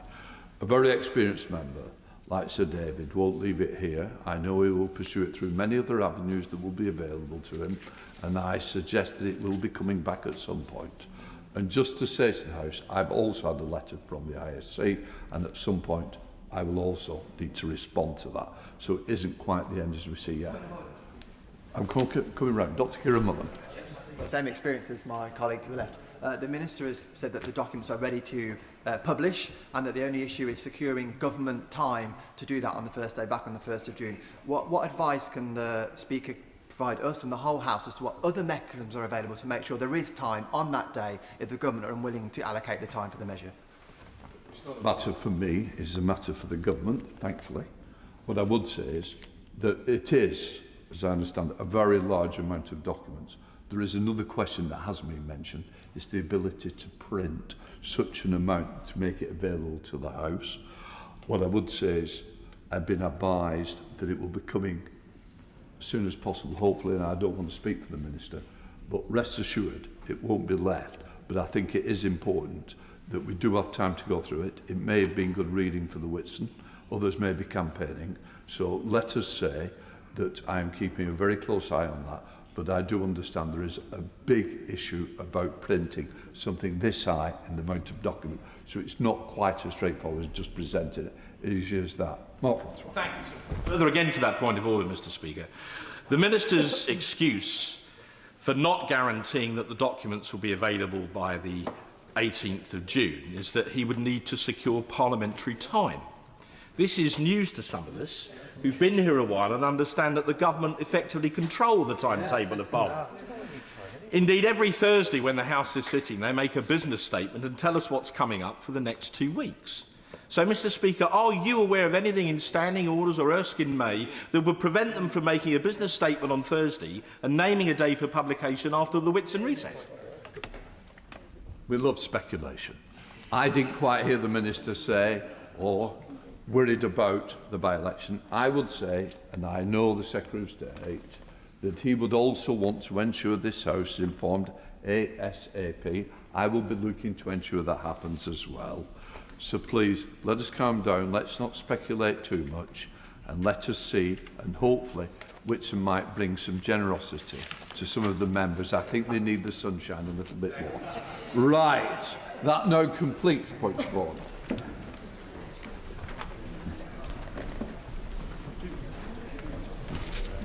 Take care.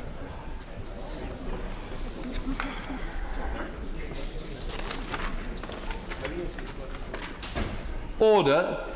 Nominations closed at 1 o'clock this afternoon for candidates, yesterday afternoon, for candidate for the post of Chair of the Backbench Committee.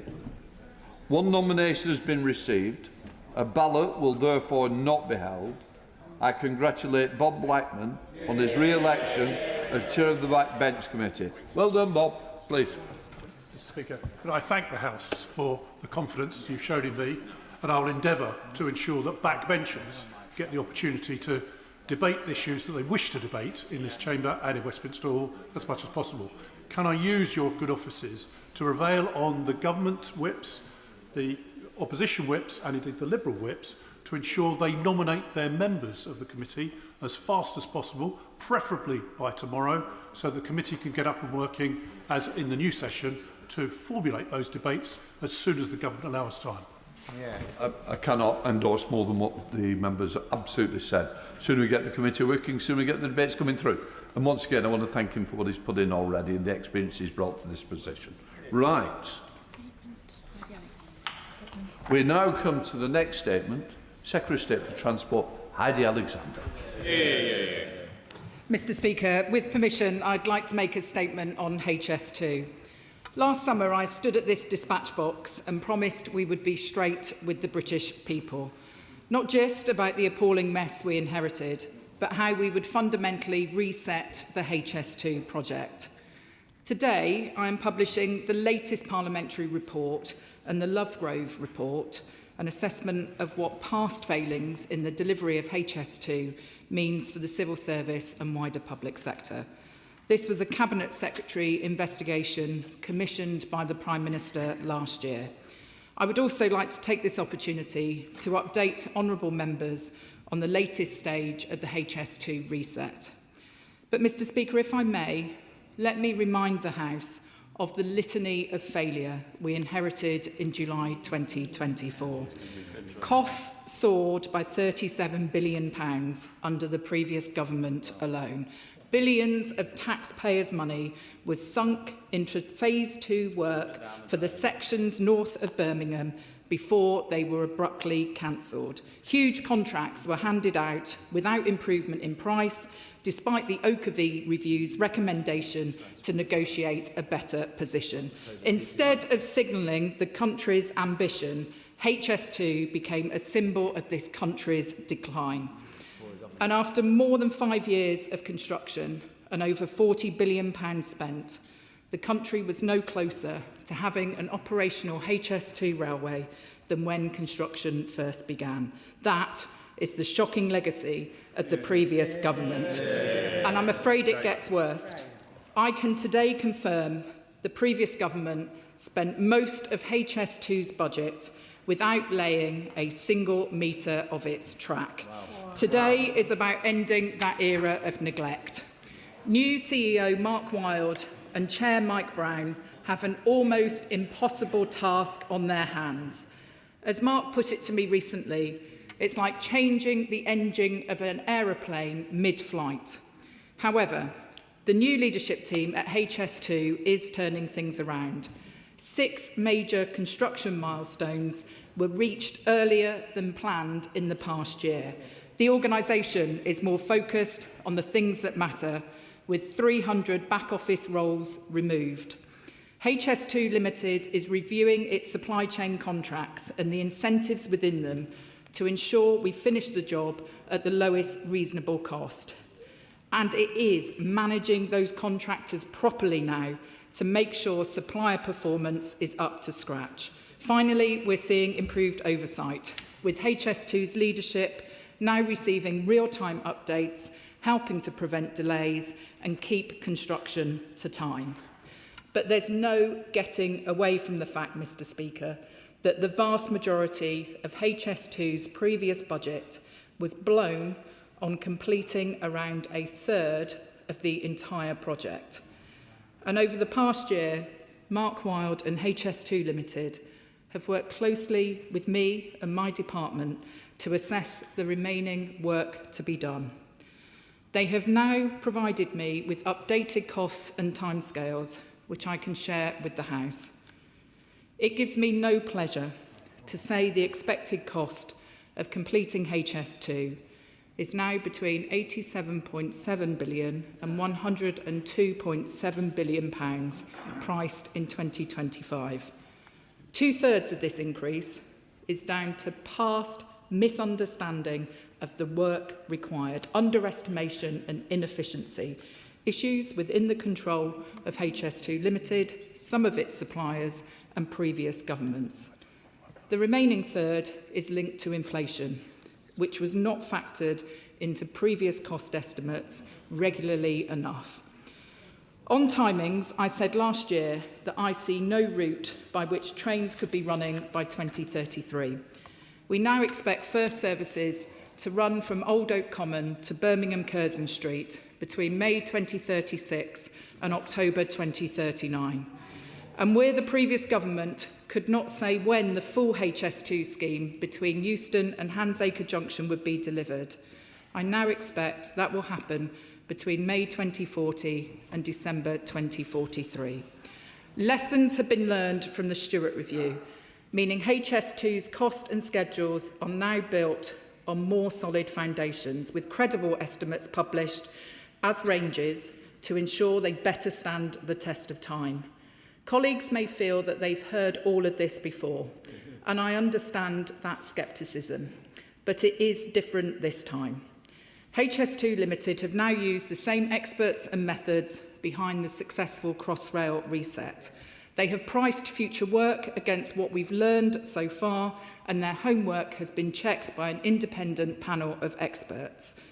But, Madam Deputy Speaker, if this seems like an obscene increase in time and costs, it is because it is.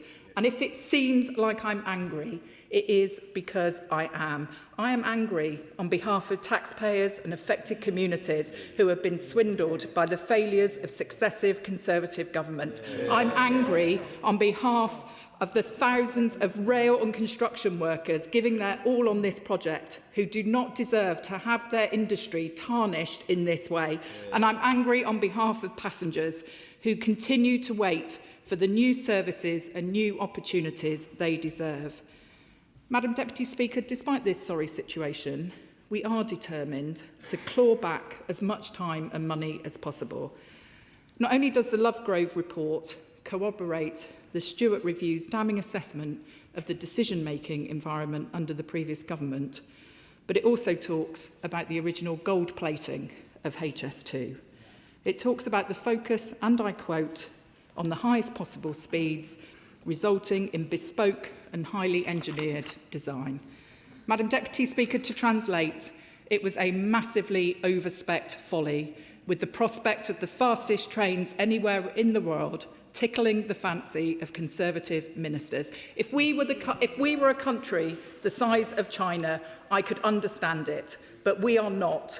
Passengers just want reliable trains that turn up when they're supposed to, more services and more seats.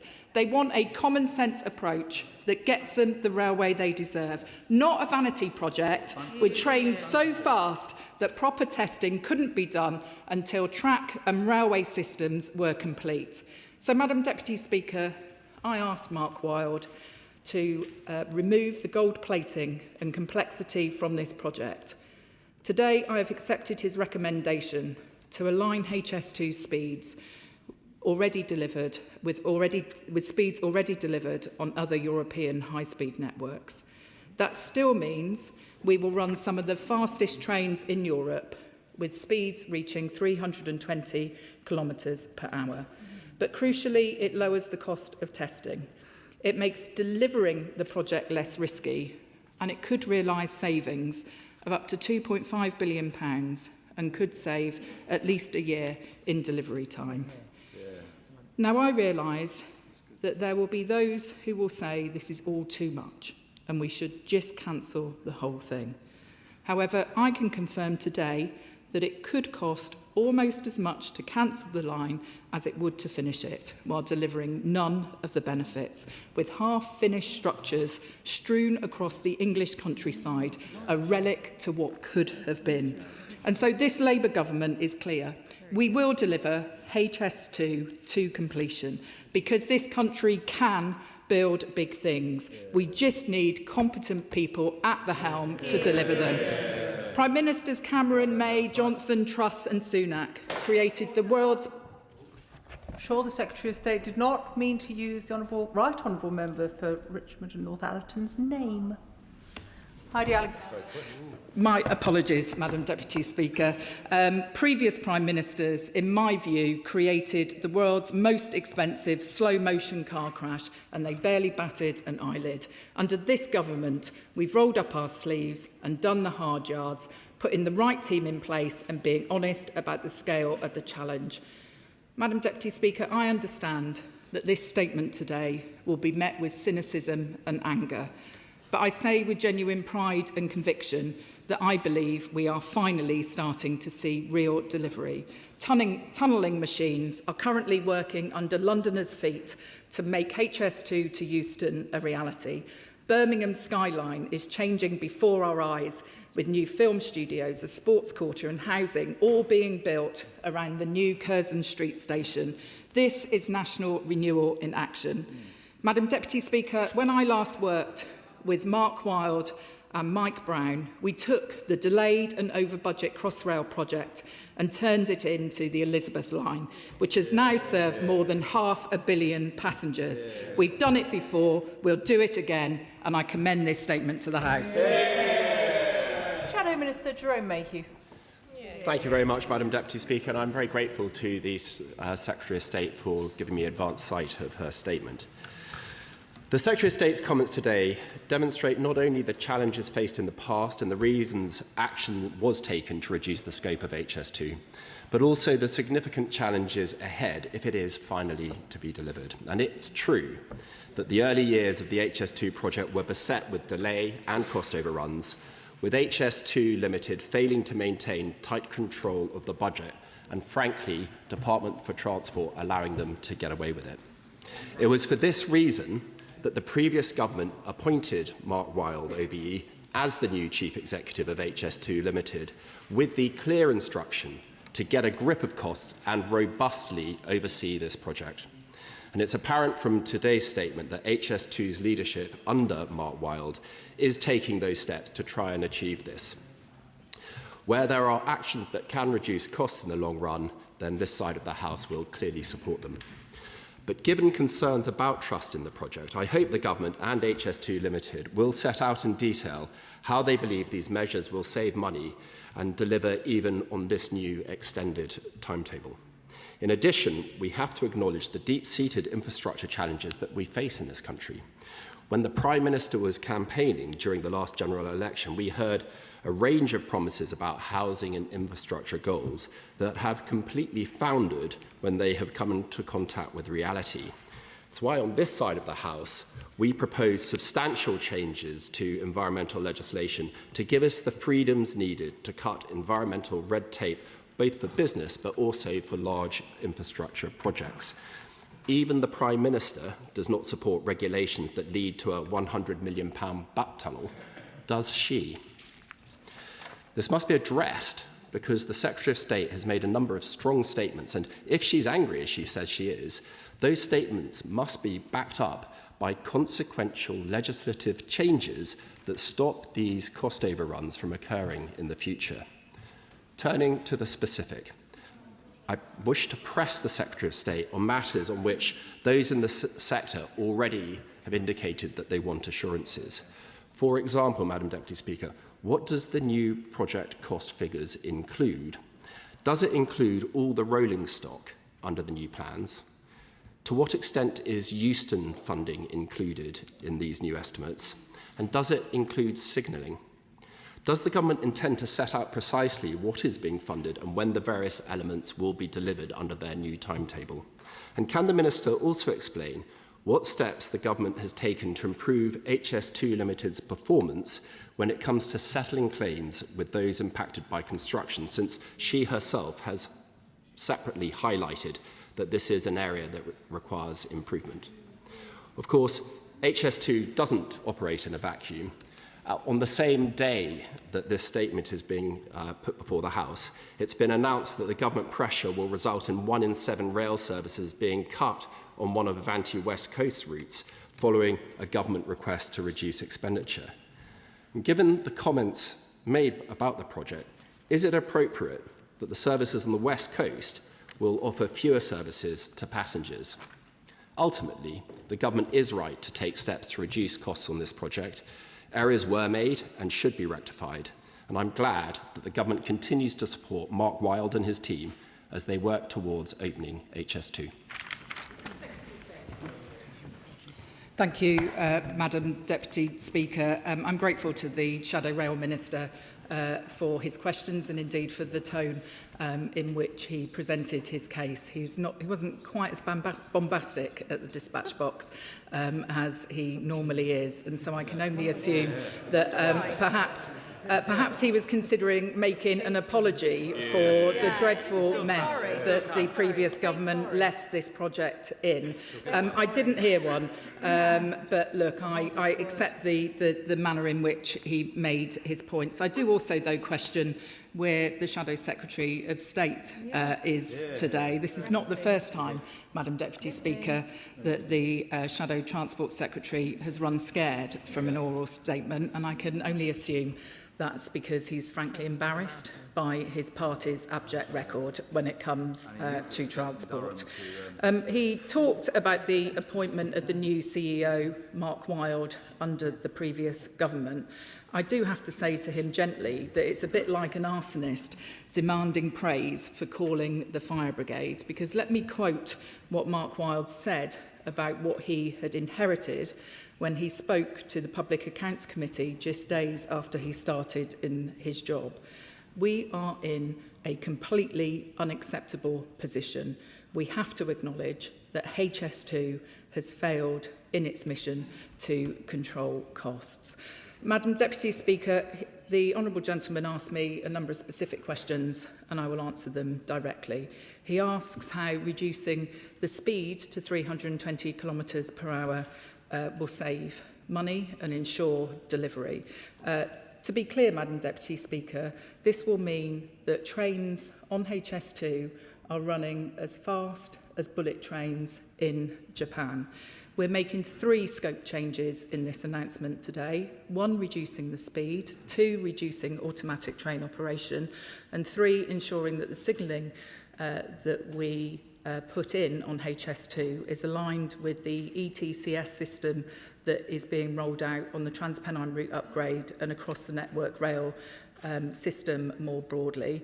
We will depend on proven technologies. We are not taking a punt on world firsts. I think that is the way to reduce risk in the delivery of this programme and potentially reduce cost as well by up to £2.5 billion.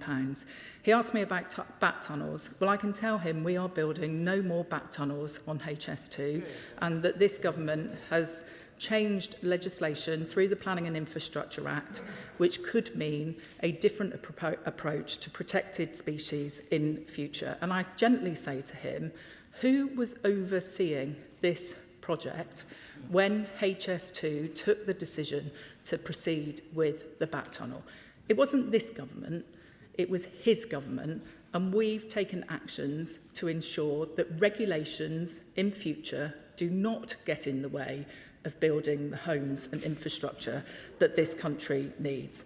He asked me specific questions about whether the revised cost ranges include a number of different areas, and I can confirm that on Euston that there is provision within this range for the delivery of Euston, although we've also gone out to market to attract private investment, given that in the 10-year infrastructure strategy we set out our ambition to deliver the new HS2 station through a public-private partnership. The signalling costs are also included in these cost ranges. He asked me rightly about what action HS2 is taking to improve its performance when it comes to settling claims on land and property. I know that there are very many honourable members in this House whose constituents will have experienced frustrations in this regard. And in the letter I recently wrote to the chair of HS2 setting out his priorities for the year, I was clear that I wanted greater attention on this area. And finally, he asked me about some of the minor changes that Avanti West Coast have made recently to their summer timetable. They came to me with a proposition to better optimise their service pattern to meet the demand in the summer months, when actually if we can save money because we're not moving trains around the country with half-empty carriages, as a responsible government, I think it's reasonable for us to look at that. What I would also say to him in the timetable that was introduced on Sunday is that we've seen significant enhancements, including additional seats on London North Western services between London and Birmingham. We're seeing the most regular Mid-Cornwall Metro service in 60 years. And so where his government failed to invest in Britain's rail network, this government is doing exactly the opposite and making sure that people across the country have got the trains that they need and that they deserve.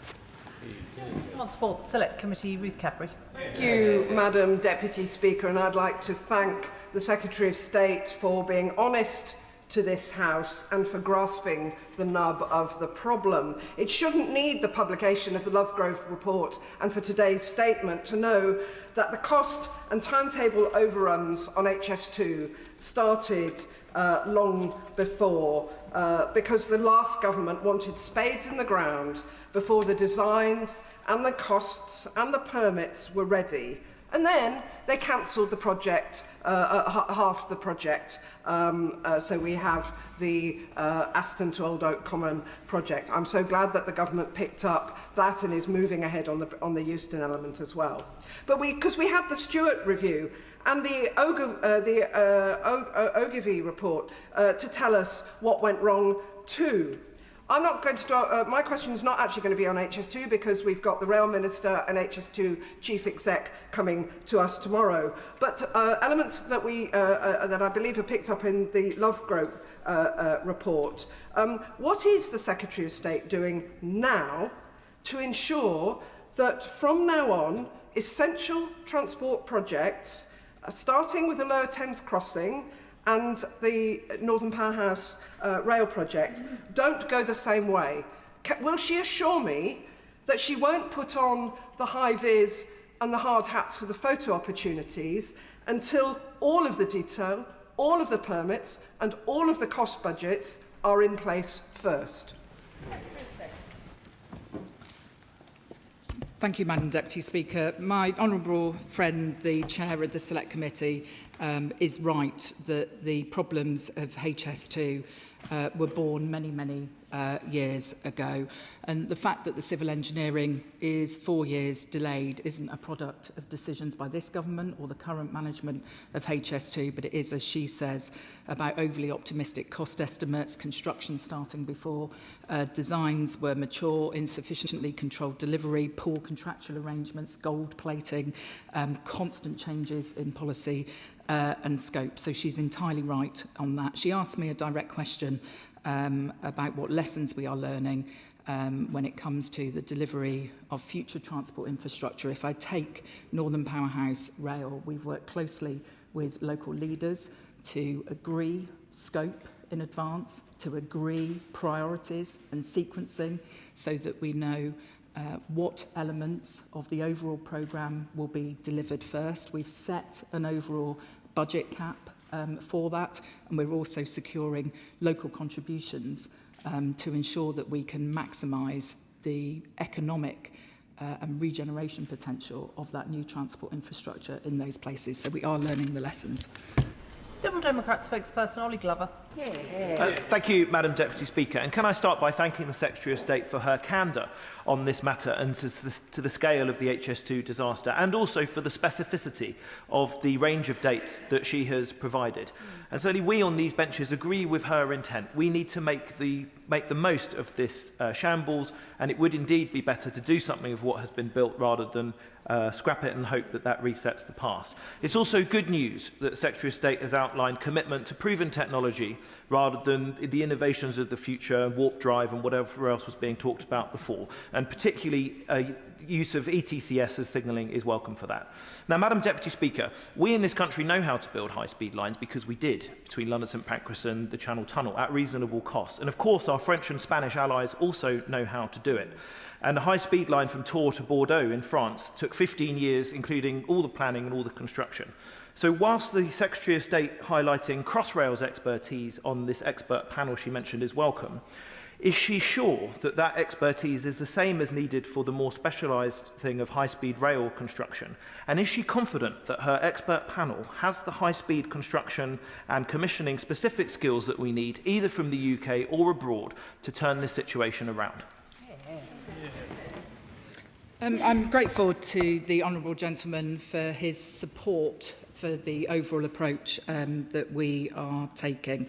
I am reassured that both within the executive leadership of HS2, we have the capability and capacity that is now needed. That wasn't the case previously. There's a new financial director, new commercial director who is in place at the moment, and I'm reassured that the 6 new appointments to the board of HS2 that the new chair has led over the last year have the right skills in place. Can I also assure him, though, on the expert panel and the multiple layers of assurance that goes on in terms of the new plan and who has looked at it. We have real expertise in the Layer of Defence 3 panel, including Kenny Laird, Andrew Poole, Rachel McLean, Colin Brown, Laurent Trozier, Miles Ashley. We've also included a rep from NISTA on that. And then we also have the involvement of the project representative as well. So this is a really significant and substantial group of people who have all got, their elbow to the wheel in terms of making this project now a success. Naismith. Thank you, Madam Deputy Speaker. The consequences of a failure to effectively manage this project by the party opposite are felt nowhere more deeply than in Crewe and Nantwich, with jobs and regeneration benefits lost, as well as £11 million in sunk costs for Cheshire East Council.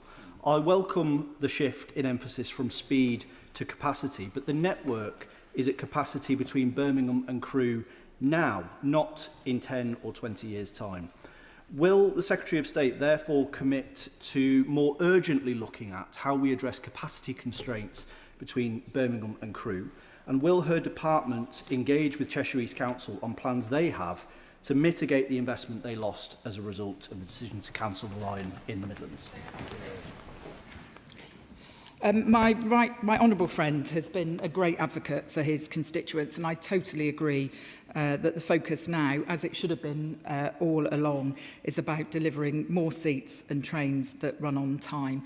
We will be conducting a further feasibility study into connectivity north of Birmingham, which will consider all options and the impact of each option on economic growth, housing, capacity on the rail network, journey times and resilience, as well as looking at how we might design, consent, fund the scheme, the specification of any future scheme. And so I'm willing to continue a dialogue with him about those issues. Smith. Thank you, Madam Deputy Speaker. The Secretary of State in her statement said she was angry, and I can assure her I've been consistently angry about this unaffordable, unwanted railway since it was ever greenlit. Angry on behalf of my constituents that have to live under hellish conditions while it's constructed. Landowners still waiting for payment for land taken. Our roads churned up by construction traffic going unfixed. Mitigation projects promised a decade ago that still don't actually have the money to deliver them. I heard nothing about any of those challenges in the Secretary of State's statement. But can I ask her very specifically about noise modelling? In Wendover, hundreds of homes and trains were already going to come through Wendover at 320 kilometres an hour. Already, hundreds of homes under modelling are found to be above the permitted decibel limit that the WHO sets down. So under the new speed that she has set for HS2, will she commit to the government fully remodelling, certainly through Buckinghamshire, the noise impacts of this railway on real people once it's built, and come back to the House with a commitment that those levels will not be above the WHO guidance? Secretary of State. Madam Deputy Speaker, I do appreciate that the honourable gentleman's constituents in Buckinghamshire will have experienced considerable disruption to their lives as a result of this construction project. And I know that it is the case that some of the time those who live nearest by infrastructure schemes tend to take more of the pain before the gain is delivered in terms of the new service. I will look into the matter that he raises around the noise impacts of a lower speed railway.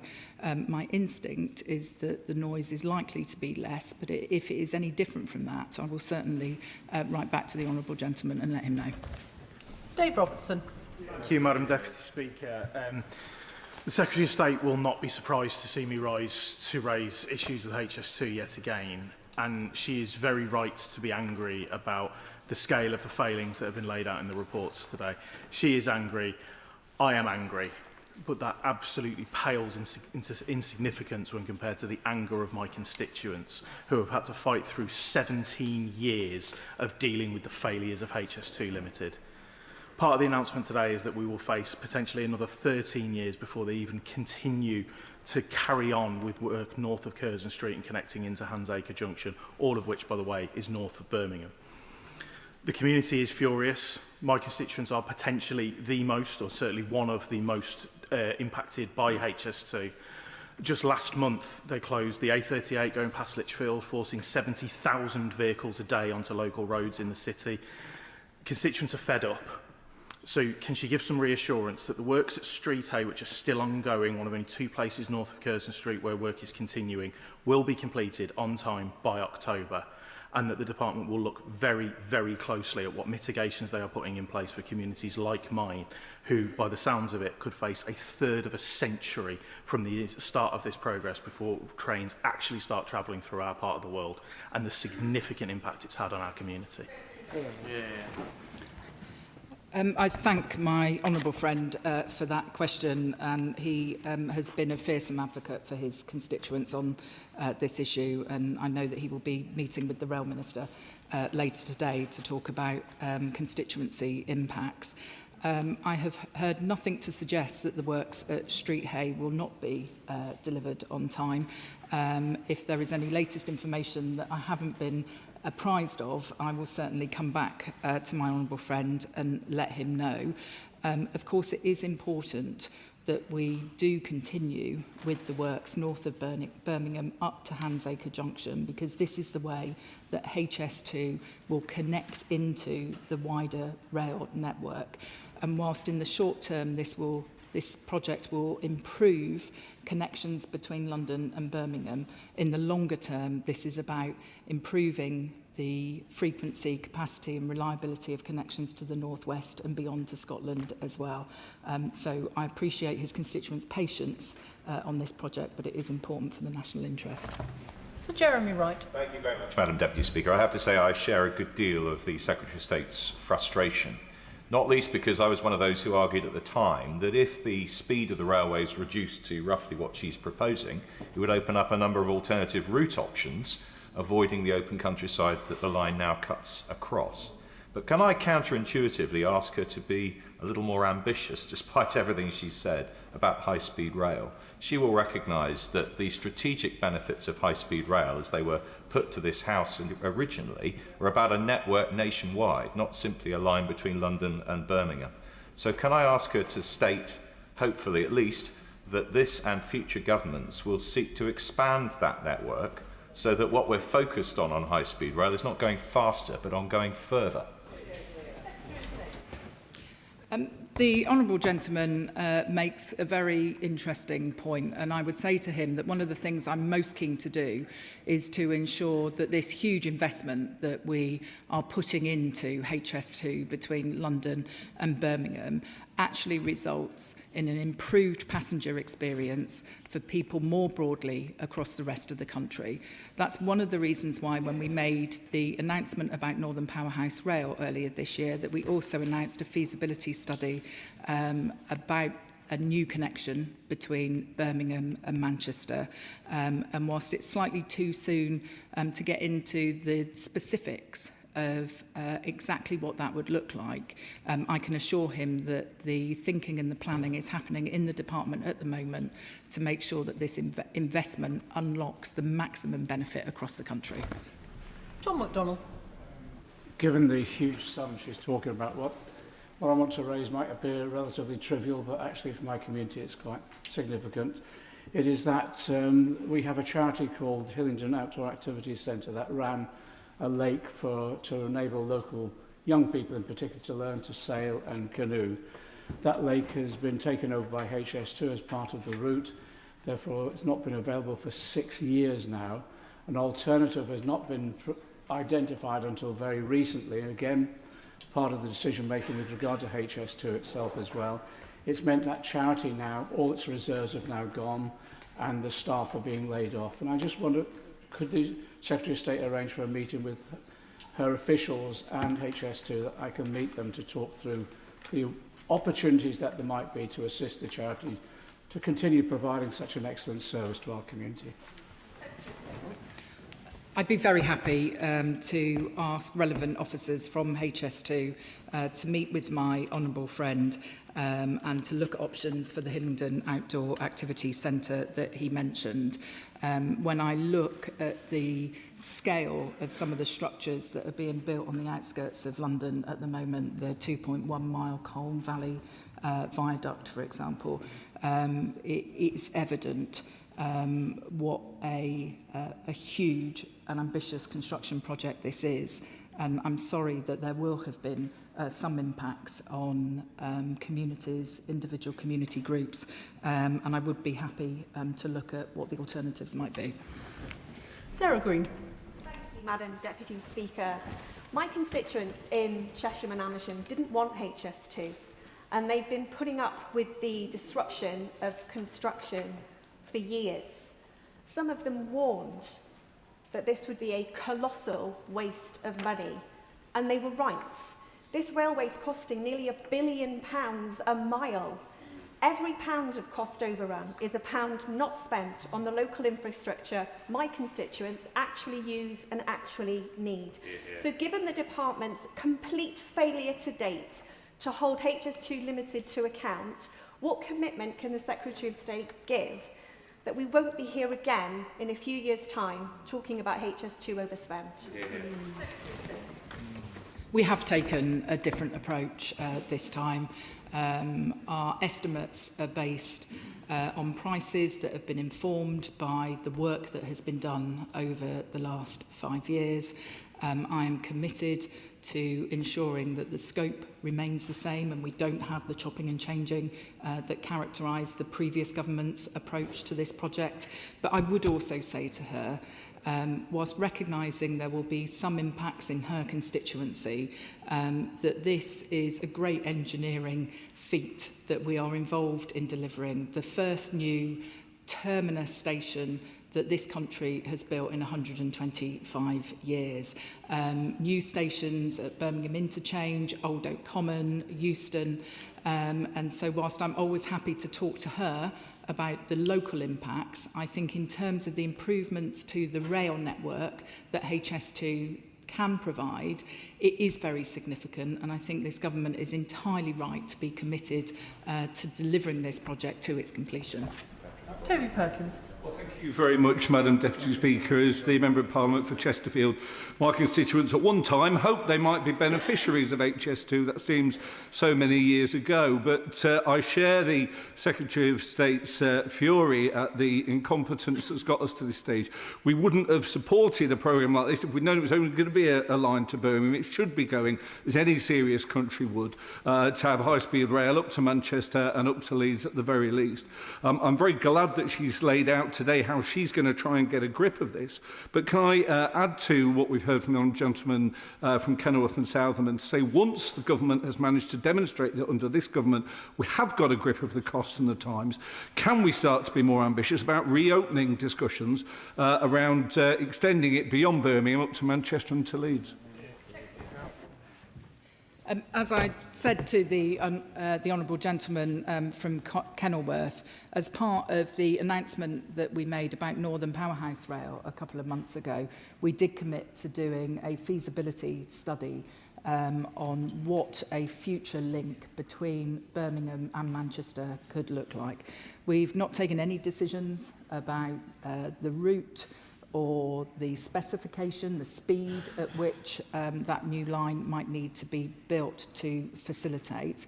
But I do recognise that there are significant capacity constraints north of Birmingham, and I am keen that we find a way to ensure that as we set up Great British Railways, renationalise our railways, that HS2 becomes the spine of the Great British Railways network and unlocks capacity, frequency, reliability improvements elsewhere in the country. Joy Morrissey. Thank you, Madam Deputy Speaker. If the Minister in a year's time, a few months' time, decides to scrap HS2, you will have my full support. She will have my full support. And I just want to know what assurances the Minister can provide in providing better services to our residents for unpaid land claims and services and destruction of roads, because in Beaconsfield, Marlow and the South Bucks villages, we have seen nothing but a negative impact from HS2. Yep. Yeah. I am keen that HS2 always engages with the community and local businesses with care, with respect and with rigour, and if that hasn't been her experience locally, then I'm aware that she's got an adjournment debate later today, and I know me and other ministers will be only too happy to take that issue away. I do have to disagree with her about this idea that we should cancel the project now. The Chief Executive of HS2, in his letter to my department's Permanent Secretary, made very clear that cancelling this project and doing the necessary remediation could cost almost as much as completing the line, and we would have those half-completed structures strewn around the English countryside. I'm sure that's not something that her constituents would wish to see, and that is why it is right to reset this project and complete HS2 as I've set out today. Grady. Deputy Speaker, this shocking overspend is equivalent to over £1,000 per household in the United Kingdom. And families in my constituency and across Britain work very hard to earn money to pay the bills and try and have a reasonable standard of living. It is shocking. HS2 was meant to bring considerable benefits to the north of England and to Scotland. More reliable and quicker services to Glasgow and the west and central belt of Scotland, more passenger capacity, opportunities for people in the north and Scotland for economic growth and reduction of emissions by displacing flights.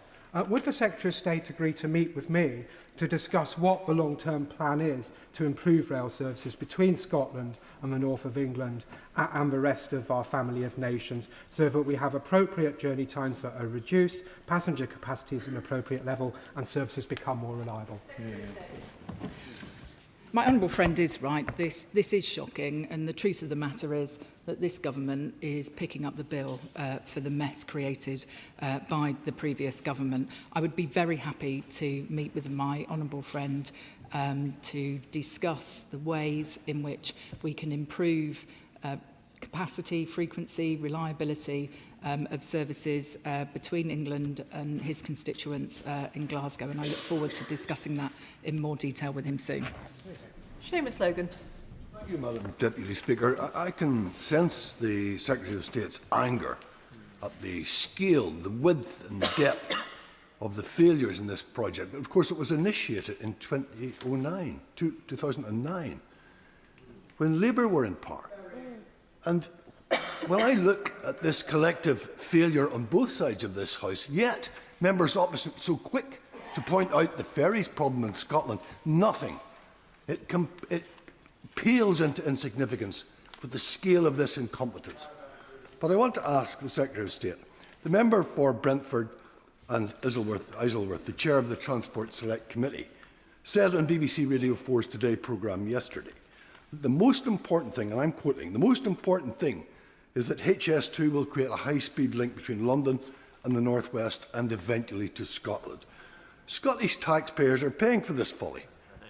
So can the Ministry explain when is the project? When? She can say 2043 for the rest of the project.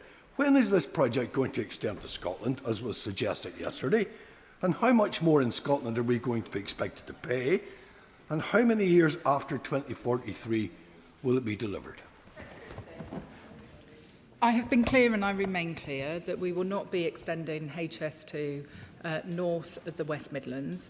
What I have announced when I made the Northern Powerhouse Rail announcement a couple of months ago is that we will be doing a feasibility study about, in the longer term, after the delivery of HS2 to Birmingham, after the delivery of east-west connectivity across the north of England through Northern Powerhouse Rail, how we can then look to invest in improving the infrastructure between Birmingham and Manchester. That work will start this summer, and I'd be happy to keep him updated.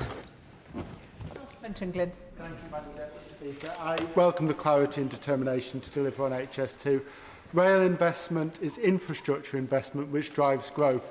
But can I also urge the Minister to look at driving growth between towns as well as between cities, such as bringing lines like the Calder Valley line into the 21st century? That philosophy and that approach certainly lies behind much of the work that we put together in our plans for Northern Powerhouse Rail.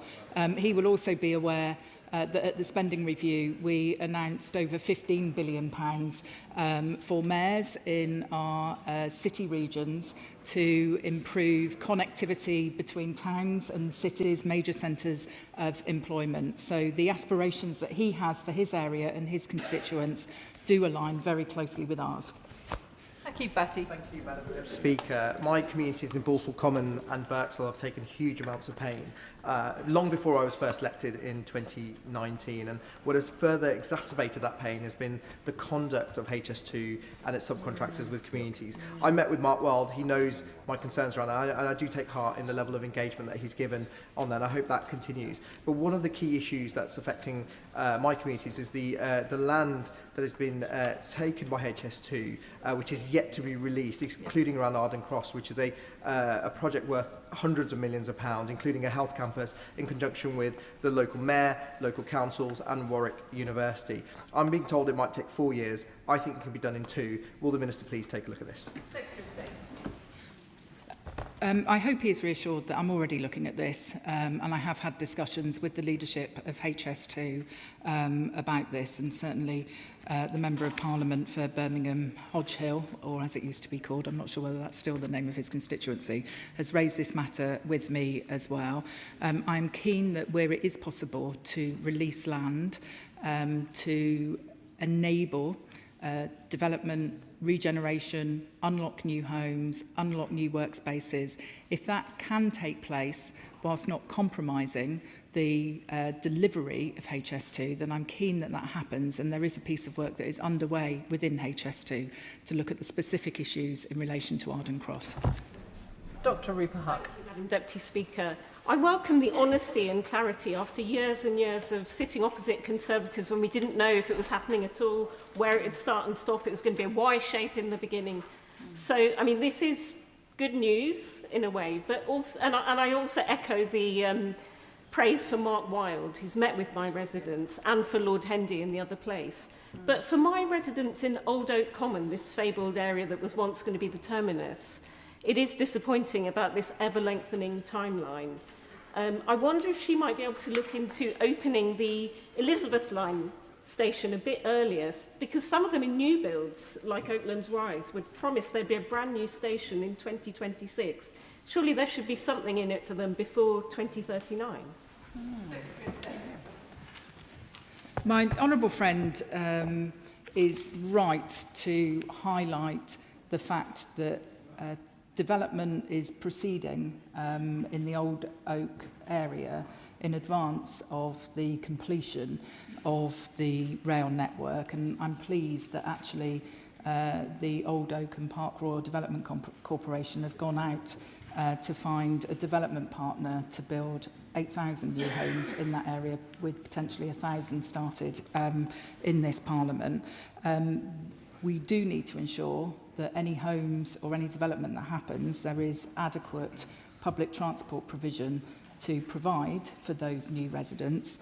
I will take the specific issue away that she makes about the Elizabeth Line. I'm not entirely sure of its feasibility, but I will come back to her with more detail. Sarah Ball. Thank you, Madam Deputy Speaker.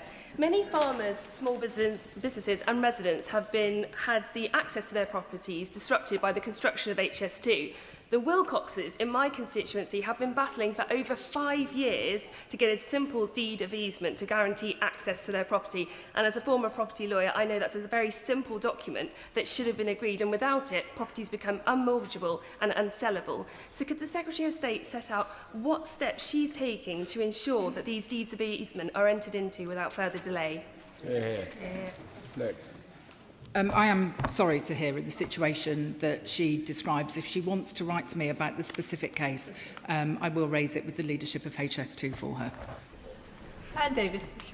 Madam Llefarydd. Can I thank the Secretary of State for her honesty in coming to the House with this update? Wales is, of course, footing the bill for HS2, a project based entirely in England, now costing up to £103 billion. While in Scotland and Northern Ireland have their fair share of Barnett consequentials, Wales has nothing. And people in Wales have had enough of being treated as second-class citizens. They recently elected a Senedd with a majority of members within it committed to ending this injustice. So will the Secretary of State respect the wishes of the people of Wales and be open to talks with the Welsh Government on reclassifying HS2 so that Wales no longer pays for it, or at least has its fair share of the Barnett consequentials? Madam Deputy Speaker, it's not true to say that Wales is getting nothing. At the spending review last year, we announced £445 million in direct funding to modernise and upgrade Welsh Rail. And only a couple of months ago, in February, the UK government, with the former Welsh government, announced a long-term pipeline of rail enhancements that could total up to £14 billion. I would be happy to discuss rail enhancements with the new leadership of the Senedd, and I look forward to having a constructive working relationship with the First Minister and his Cabinet. Martin Vickers. Thank you, Madam Deputy Speaker. Having chaired the all-party rail group for the last 9 of 10 years, I've seen a procession of ministers and officials come along and give reassurances such as we've heard from the Secretary of State today, and it's hard to believe that her successors will not be coming to the House in the distant future, talking about further resets of the project. But could I ask her in particular, can she give an assurance that this, the spending on HS2 will not affect the announcement she made a few weeks ago about improving other rail services in the north? And I know she'd be disappointed if I didn't mention the campaign by myself and the Father of the House to improve services to northern Lincolnshire. Yeah. Answer that. Yeah. The honourable gentleman would expect me to have comprehensive discussions with my colleagues in the Treasury before announcing rail enhancements. That's entirely what we have done over the last couple of months, whether that was about Northern Powerhouse Rail when we set out those really ambitious plans at the start of the year, or indeed whether it's about the anticipated profile of expenditure that will be required over the next 10 years. So I can assure him that anything that I've announced today doesn't change what I announced in January on Northern Powerhouse Rail. Madam Deputy Speaker, before I was elected to this place, I was a member of the Independent Panel for the Community and Environment Fund and the Business and Local Economy Fund for HS2, which was responsible for dispersing funding to communities disrupted by the building of a Whacking Great railway line. One of the reasons communities rightly and understandably get grumpy when large-scale infrastructure projects affect their communities is when there's no obvious benefit to them, when a railway line goes through but there's no station for them to benefit from. What assurance can the Secretary of State give the House that she's looking at some of the things that can be learned positively from what's happened with HS2, particularly looking at how we strengthen and make clearer the link between community benefit and large-scale infrastructure projects where the immediate benefit isn't obvious to those communities? I think one of the failings with HS2 has been to focus on the speed of the line and the 4 stations, when actually one of the major benefits of HS2 is to free up capacity on the existing West Coast main line between London and Birmingham to enable better regional services, to enable more freight, for example, to transfer from lorries on the road and get that onto the rail network. For too long, this project has been about speed and it's not been about seats and reliability. And I think through this reset, we are changing that and we are determined to ensure, as I said earlier, that this is the spine of the Great British Rail network that we will deliver as we renationalise the railways. Tom Gordon. Thank you, Madam Deputy Speaker. I thank the Secretary of State for her statement. It's outrageous to hear the waste and money thrown away by successive Conservative governments. Even now, the eye-watering level of money required to reset HS2 grates on people up in Yorkshire and the north, where the northern legs were cancelled and comparatively we get less funding per head for transport than counterparts in the south. So does the Secretary of State agree with me that a small amount of money saved from reducing the scope and speed would be better spent on schemes like Northern Powerhouse Rail, reinstating the York Area Capacity Scheme, estimated at only around £150 million, that would unlock the bottleneck at York Station and deliver benefit across the north? I can't spend this money twice. I have taken the decision to reduce the speed of HS2 to 320 kilometres per hour. We believe that could save up to £2.5 billion and result in delivery a year earlier. Given how long people have been waiting for this new railway, I think that's the responsible thing to do so that people can get on these trains sooner than they otherwise would. I understand he's a fearsome advocate for those rail improvements in his constituency, and I'm sure we'll talk about those more when we get to the next transport questions. Shockout Adam. Thank you, Madam Deputy Speaker. The truth of the matter is that despite spending taxpayers over £103 billion of taxpayers' money, my son has laid more rail track from his Lego set than the previous government has done from the HS2 programme. But seriously, there's considerations and concerns from whistleblowers who have alleged that costs were deliberately hidden from Parliament, documents were shredded, and staff who spoke out were sacked. So before another penny is spent of the British taxpayer, how will the Minister ensure in the future there are accountable binding mechanisms to stop contractors and executives from misleading this House again? He is right to raise these very important issues, and we will always take any whistleblowing complaints with the utmost seriousness. Can I also reassure him when it comes to fraud, that as part of the reset that HS2 is going through, it is strengthening its counter-fraud capability, its internal controls and processes, because when you're spending this amount of taxpayers' money, you should treat it as if it was your own, and the care and attention that you would apply to your own money. And so we're taking all necessary steps to make sure that we strengthen the controls within the organisation to ensure value for money for the taxpayer. Tim Farron. Thank you, Madam Deputy Speaker, and I thank the Secretary of State for reeling out a list of very depressing dates in the far future, which leads all but the youngest of us to contemplate our mortality. And what is also depressing is the serious lack of investment in rail infrastructure in the northwest, north of Manchester. It's an ongoing issue. Now, I get that HS2 has sucked up money, energy and attention, but I wonder whether the Secretary of State might seek to put this right by being creative with the use of the existing main line. For instance, would she work with Network Rail, myself, Westmorland Council, to advance the cause of reopening stations like Shap and T-Bay, ensuring massively improved public transport links for rural North Westmoreland? State. If the honourable gentleman, the right honourable gentleman, would like to write to me about the case for reopening Shap and T-Bay, I would gladly consider it. We are reopening some rail stations across the north of England. The Northumberland line, which I visited at the start of last year, has been an enormous success with new stations at places like Ashington and Blythe. We are investing in rail in the north of England. That was demonstrated by our commitment to Northern Powerhouse Rail, but I'm happy to look at the specifics of the scheme that he suggests. Freddie Van Mierlo. Madam Deputy Speaker, can I thank the Minister for delivering this really important update in the House rather than at party conference as the previous Tory Prime Minister did. I think what's really struck me about this debate is that the cost of HS2 is now measured in the hundreds of billions, but what we're spending on active travel is measured in the hundreds of millions.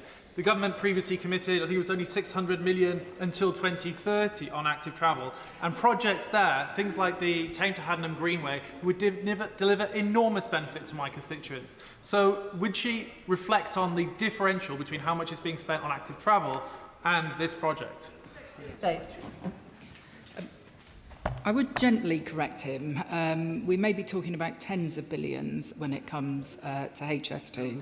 We are not talking about hundreds of billions when we talk about HS2. He makes a fair point about the importance of investment in walking and cycling. The government is due to launch its cycling and walking strategy, the third iteration of it, and we are backing that with £600 million worth of investment, and we realise the benefits that actually active travel, people walking and cycling more, using public transport, can have, not just for people's own health. It can have environmental benefits, economic benefits as well, and it's something that me and the local transport minister care deeply about and will ensure that we make progress on. Jim Shannon. Thank you, Madam Deputy Speaker. Can I thank the Secretary of State very much for her statement and for her positivity and trying to make matters better in relation to where we are. The Secretary of State talks about maximising international standards and reshaping governance to find efficiencies. Yet my constituents in Northern Ireland are facing critical infrastructure deficits of their own. If this fundamental reset is truly about driving economic growth and to maximise value across the United Kingdom, can the Secretary of State please very genuinely, explicitly outline how the billions clawed back from streamlining HS2 will be used to support union connectivity and in particular air passenger duty, which hampers connectivity within the United Kingdom of Great Britain and Northern Ireland? Thank you. State. Well, I congratulate the honourable gentleman on leveraging in a question on air passenger duty into a statement on HS2. No, my honourable friend is right. He never misses an opportunity. I am obviously very concerned to ensure that connectivity between the mainland UK and Northern Ireland remains, that it's reliable, that it's affordable for people, and I will be sure to talk to him further about what more could be done aside from air passenger duty, which is a matter for the Treasury. If there's anything that my department can do to improve the situation for his constituents, I'd be only too happy to talk to him. Can I thank the Secretary of State for her statement this afternoon, and I will allow a couple of moments for the front bench to swap over.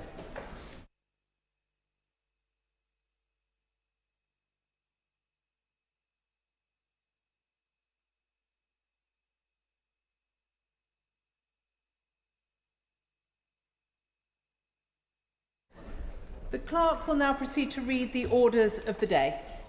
King's Speech, motion for an address, adjourned debate on question.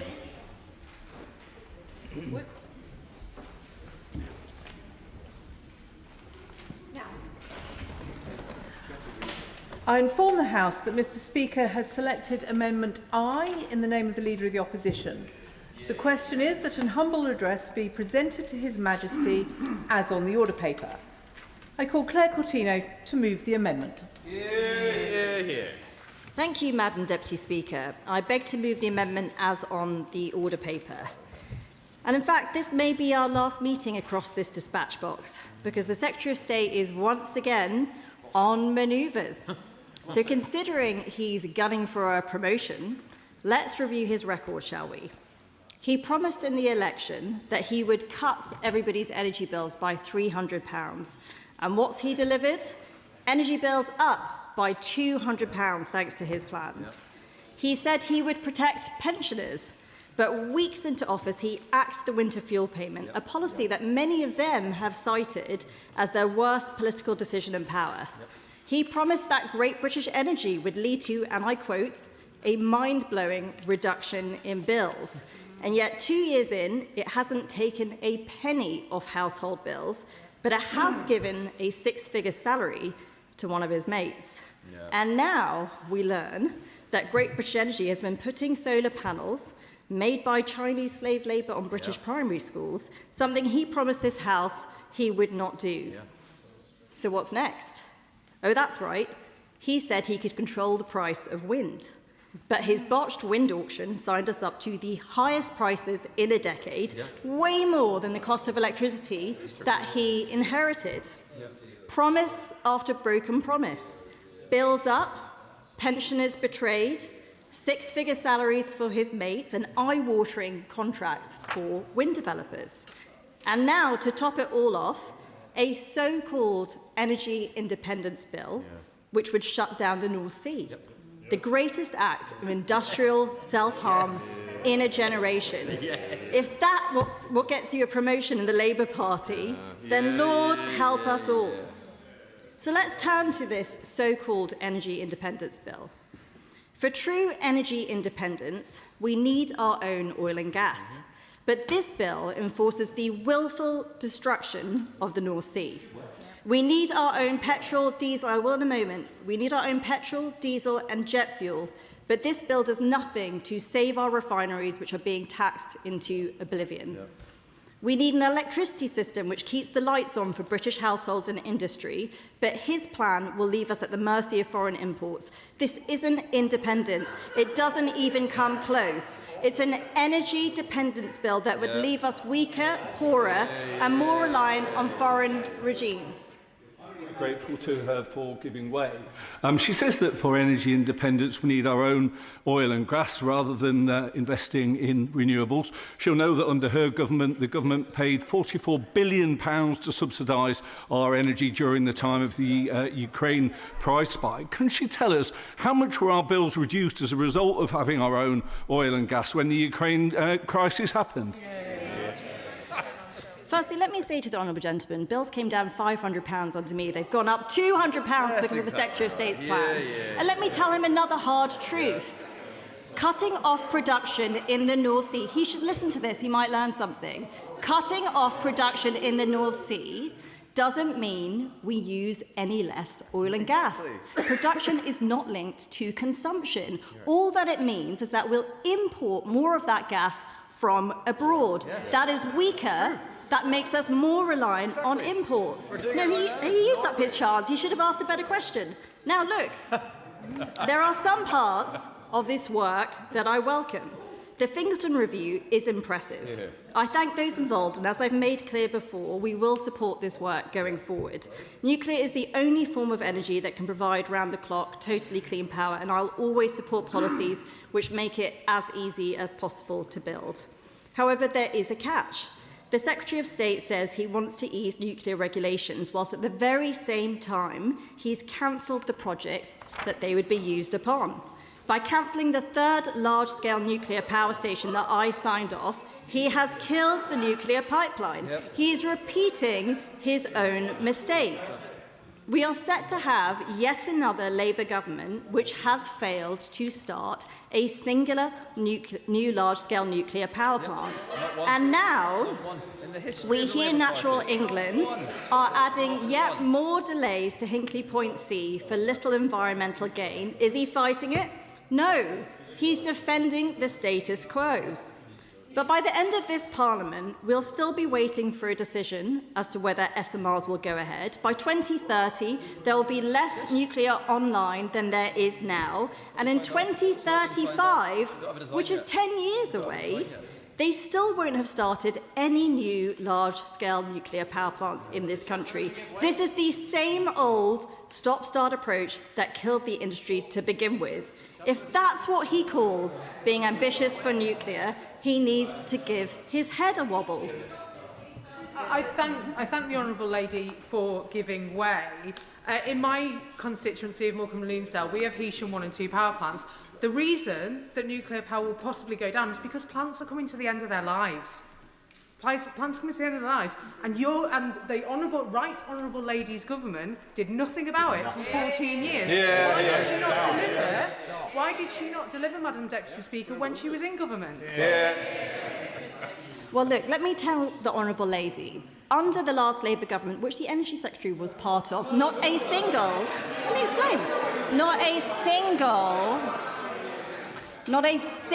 new nuclear power plant was started. So when we came into power in 2015, when we got control of the energy brief, there was one nuclear welder left in the country. It is the stop-start approach which kills the nuclear industry. And here's the problem. They have killed the pipeline again. These are the same old mistakes. And that is why I'm raising them, because we're getting into the same trouble again. Now, Madam Deputy Speaker, he says they weren't mistakes. It wasn't a mistake not to start a single new nuclear power plant. That's what he thinks, on the record. Now, Madam Deputy Speaker, on to the North Sea. Andy Burnham, who is hoping to be Labour leader, talked yesterday about reindustrialisation. But meanwhile today, the Secretary of State is asking his backbenchers to vote to shut down the North Sea. Yep. This is the single greatest act of industrial self-harm we have seen in a generation. Only a complete wacko would respond to a supply shortage by shutting down their own oil and gas industry. We are in the absurd position of the Labour Chancellor thanking Canada and Norway for increasing their oil and gas production while her own government is shutting British production down. And why? So we can be more reliant on higher emission gas from Qatar or the US. So we can send billions of pounds to Norway to import gas from the very same basin that we could be drilling ourselves. Yep. And they're calling this energy independence. Crazy. Have they lost their minds? Yes.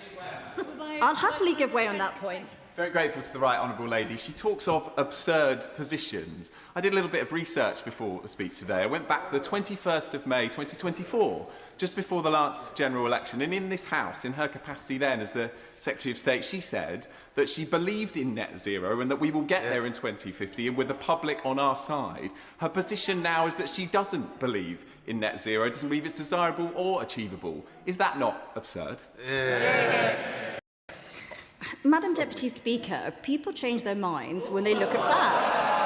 I'm not hiding for this. I'm not hiding for this. It takes actually thinking for yourself, though. I think the honourable gentleman needs to look at the overall record of things I said in government. The key thing, the first thing I said when I went into position is we cannot impoverish ourselves in the name of net zero. Exactly right. You know, I started a true costing of renewables in department because we didn't have a proper costing of energy. Yeah. Who cancelled that work? The Secretary of State. I backed the North Sea. I signed off Rosebank. I legislated to protect those North Sea licences. Who is turning all of that around? The Secretary of State. And we all know the real reason that he's doing it. He's shutting down British oil and gas to show climate leadership. Yep. He put that in the King's speech. Yeah. Let's be crystal clear, though. What he's saying is that he's willing to turn his back on British industry, even though we won't need any less.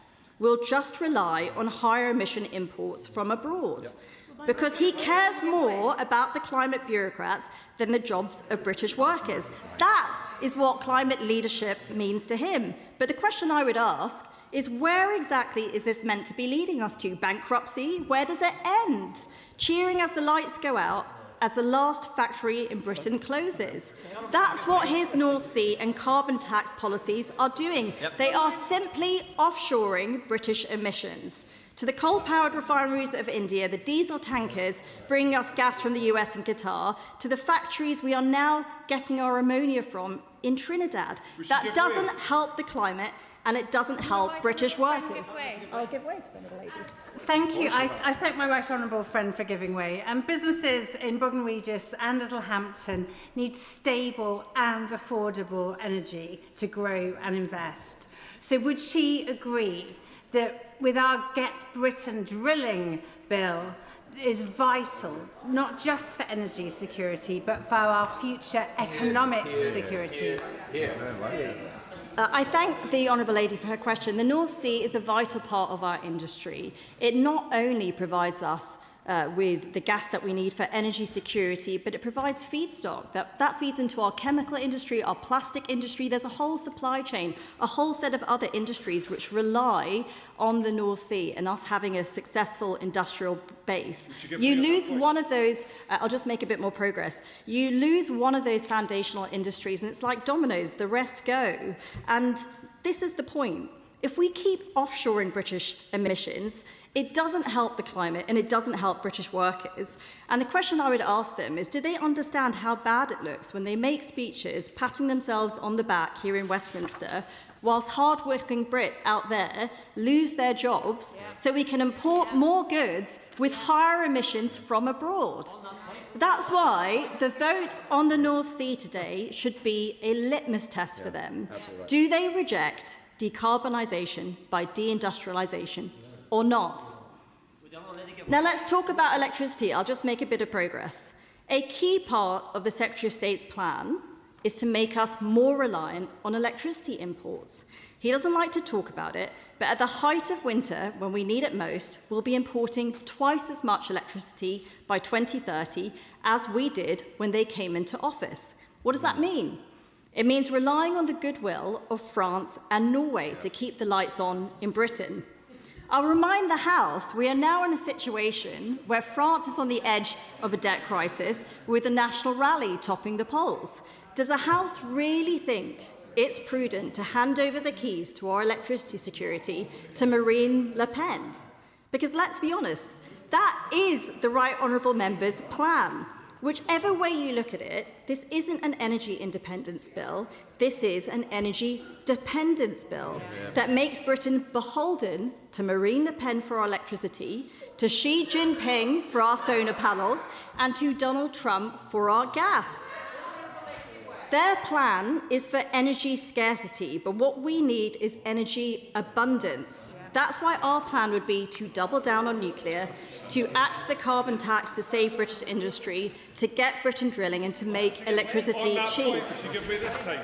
I will happily give way to that. I'm very grateful. She paints in her speech a very stark consequence of the Labour Party's policy of a total proscription on new oil and gas licences. What can she advise us? What will that look like without access to future oil and gas from the North Sea Basin for the United Kingdom? Well, I thank the honourable gentleman, and I know his party has changed position on this recently, and I welcome that change. Like I said before, the North Sea is a foundational industry. It's not just the oil and gas it provides. It's not just the tax revenues. It's not just the jobs that exist within that industry. It's all of those other industries. It supports the chemicals industry, the plastics industries, even the renewable industry. By the way, they support more drilling in the North Sea because they need the specialist rigs. They need the undersea technologies. They need the exact same workers. There are so many industries and wider economies that they are killing just because of the ideological bent of this Secretary of State.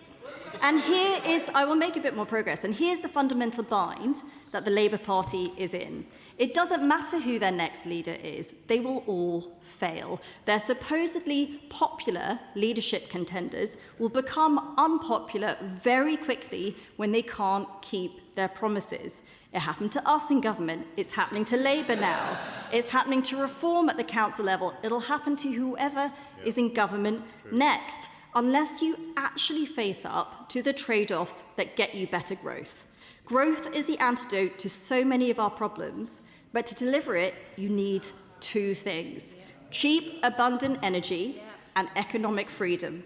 But by shutting down the North Sea, cancelling nuclear projects, keeping a distorted electricity market in place, what they are doing is making energy scarce and expensive. Now, being part of the EU doesn't solve that problem. The EU leaders themselves rail against their own energy policy. Reindustrialisation is just a meaningless slogan unless you back the North Sea, axe the carbon taxes that are killing British industry and cut the cost of energy. If none of their contenders have the courage to say anything about these issues, then nothing will change. And alongside cheap, abundant energy, the most important ingredient for growth is economic freedom.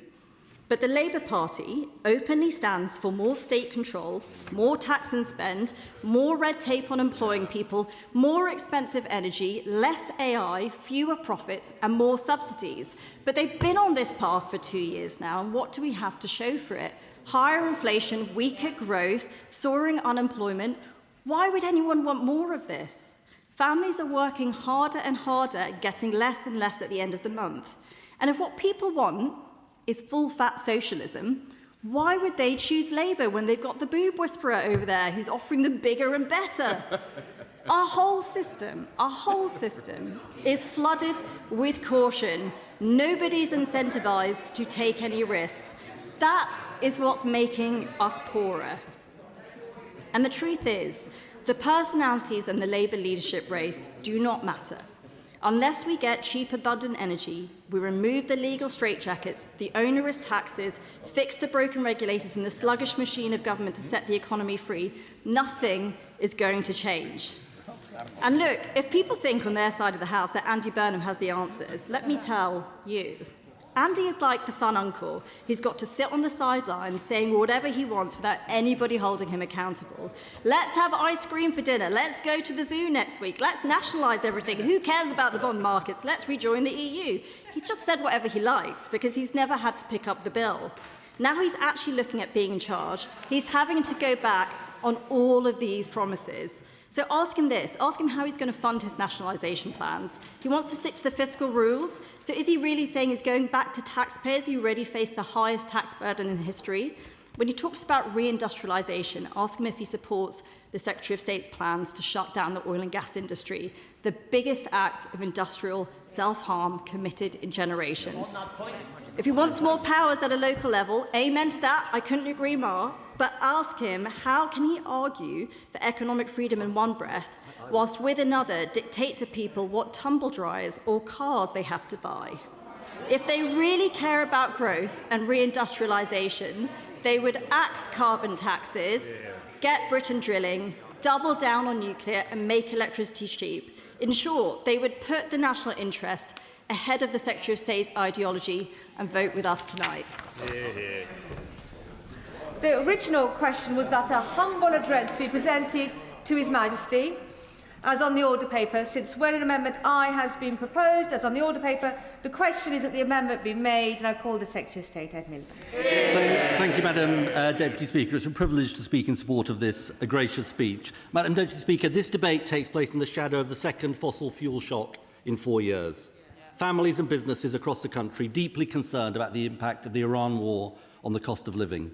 A war this country did not start, a war this government chose not to join, but which is having significant effects here at home. Just like when Russia invaded Ukraine in 2022 and energy bills rocketed and the British people and firms paid the price. And the argument, Madam Deputy Speaker, at the heart of this gracious speech is there is one overriding lesson of these two crises, that while we remain exposed to the fossil fuel roller coaster, we are deeply vulnerable as a country. Our sovereignty, our security and the British people's living standards undermined by this dependence and exposure. Because, Madam Deputy Speaker, for a simple reason, we do not control the price of oil and gas, which is set on international markets. And there is an answer, and this is different from what it was like in the 1970s, when we had fossil fuel shocks. There is an answer staring us in the face. Energy independence through clean homegrown power we control. Clean homegrown energy that comes from our own wind, sun and nuclear resources, that cannot be disrupted by foreign wars, that cannot be controlled by the whims of petrostates and dictators. That means our national security and energy security cannot be held hostage. And, Madam Deputy Speaker, one commentator put it incredibly well, I think, in 2023 after Russia invaded Ukraine, and I quote, "Moving to home-based clean power mitigates risks to bill payers now, I won't for a moment, now and in the future," and I quote again, "protects consumers from volatility in international fossil fuel markets." I agree with that commentator. It was the Right Honourable Lady, the Shadow Energy Secretary, Hansard, the 16th of November 2023. I agree with her, Madam Deputy Speaker. The problem is she no longer agrees with herself. Where the evidence says we need more renewables, not less, she opposes them. Where the evidence says electrify as much as we can, she says abandon support for people to get heat pumps. Where the evidence says electric vehicles can protect consumers, she opposes action for their take-up. Not because the facts have changed, not because the evidence has changed, but because she's jumped on the anti-clean energy, anti-net zero bandwagon. Now, Madam, I won't give way for a minute. Now, Madam Deputy Speaker, I'm very happy to give way to her so she can tell the House whether she agrees with herself. Very happily ask the Secretary of State the question. Well, no, there you go. You said you'd happily give way. Doesn't look so happy now. In the department, I started work on the true costing of renewables because the department does not have an accurate cost of energy. It does not have an accurate costing of Clean Power 2030. Why has he not published one? It wasn't worth giving way, Madam Deputy Speaker, after all. She can't answer the question. I won't give way, no. What a sorry... Well, I will later on. What a sorry state of affairs. She cannot even agree with herself. And there was a gaping contradiction. There was a gaping contradiction at the heart of her speech just now. Because for all the verbiage, or everything she said, she has no answer to the crisis before us. Because even she can't seriously believe what she is putting forward. The idea that new exploration licences for oil and gas will solve our energy security challenges, it's obviously nonsense. According to the National Energy System Operator, new licences will make no material difference to capacity and therefore security of supply. And nor will new drilling, take a single penny off bills. And don't take my word for it. When asked if new oil and gas would cut bills, she said new licences, and again I quote, wouldn't necessarily bring energy bills down. That's not what we're saying. So she comes to the House. I won't give way for a minute. So she comes to the House. Our House with a plan which will not take a penny off bills, which will not give us energy security. I'm not going to give way again, no. And which rejects the things she used to believe. And this is the difference. With this side of the House, is that we are learning the lessons of the fossil fuel crises we face, and we are acting. I give way to you. I'm grateful to the Secretary of State. He is accused of being messianic in his approach to proscribing new oil and gas licences in the North Sea. Would he explain to the House today, if it can be demonstrated that UK consumption of oil and gas is not falling at a rate that is equal to or faster than the rate of production in the United Kingdom, will he release his screeching U-turn handbrake turn on new oil and gas licences in the North Sea? The SNP has had more positions on this than the Kama Sutra, Madam Deputy Speaker. So it is genuinely hard to keep up. Look, we've got a very simple position, Madam Deputy Speaker, which is we want to keep existing oil and gas fields open for their lifetime. And one of the things that the Energy Independence Bill will do will be to introduce transitional energy certificates, tiebacks, so-called, which is what industry have called for. And so we're not in favour of a turning off the taps position. But I'll just be honest with the House. Madam Deputy Speaker, nor are we in favour of a drilling every last drop position. And that explains our position on new... Why not, he says? Because if we did that, we would end up in climate disaster. And that is the truth. And Madam Deputy Speaker, look, I'm not going to give way. No, don't take my word for it. Don't take my word for it. Right? This is what the Energy Transitions Commission, which includes energy companies, says. Any national strategy which assumes that all fossil fuel reserves must be exploited is incompatible with limiting global warming to safe levels. And the truth is that new licences are totally marginal to the North Sea, as I said. I'm going to make some progress. Then I will give way. For nearly 2 years, Madam Deputy Speaker, we've been moving at speed on our mission to make Britain a clean energy superpower. And we came to office amidst the legacy of the irrational onshore wind ban, the fiasco of the AR5 auction with no offshore wind secured, and years of dither and delay in nuclear. And she did amuse me, the Right Honourable Lady on nuclear. I'll come to that in a second. And they left us exposed, Madam Deputy Speaker. 14 years of neglect, and we are clearing up their mess. And in less than 2 years, opposed every step of the way by the party opposite, we've secured enough clean energy for the equivalent of 23 million homes through 2 record-breaking renewables auctions. But the lesson of these 2 fossil fuel crises is we need to go further and faster. I'll make a bit more progress. That's why we've already brought forward our next renewables auction and taken steps to fast-track the rollout of renewables on public land. But renewables are only part of the story. And I want to come to nuclear because this is going to be fun. I have to say, those drafting the opposition amendment obviously have a real sense of humour, Madam Deputy Speaker. Here's the truth about their record. They promised Sizewell C FID in the last Parliament and didn't deliver. They promised SMRs and never delivered. They promised fusion and never delivered. We have delivered them all, and they have the cheek to complain when we're delivering the biggest nuclear building programme in half a century, delivered by the Labour government. Now, I should welcome the fact, I will in a minute, I should welcome the fact that the Honourable Lady supports our nuclear regulation bill. I'm bound to ask, why didn't they do it? I mean, was it incompetence, idleness, ideology, combination of all three?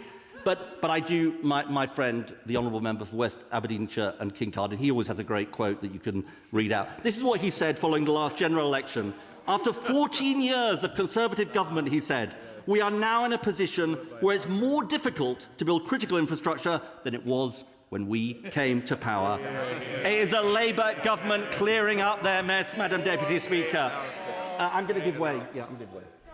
I'm very grateful to the Secretary of State for giving way. Including in that list of achievements is the £12 billion deal signed last year in September to bring new nuclear to Hartlepool, making Hartlepool one of the biggest clean energy economies in this country.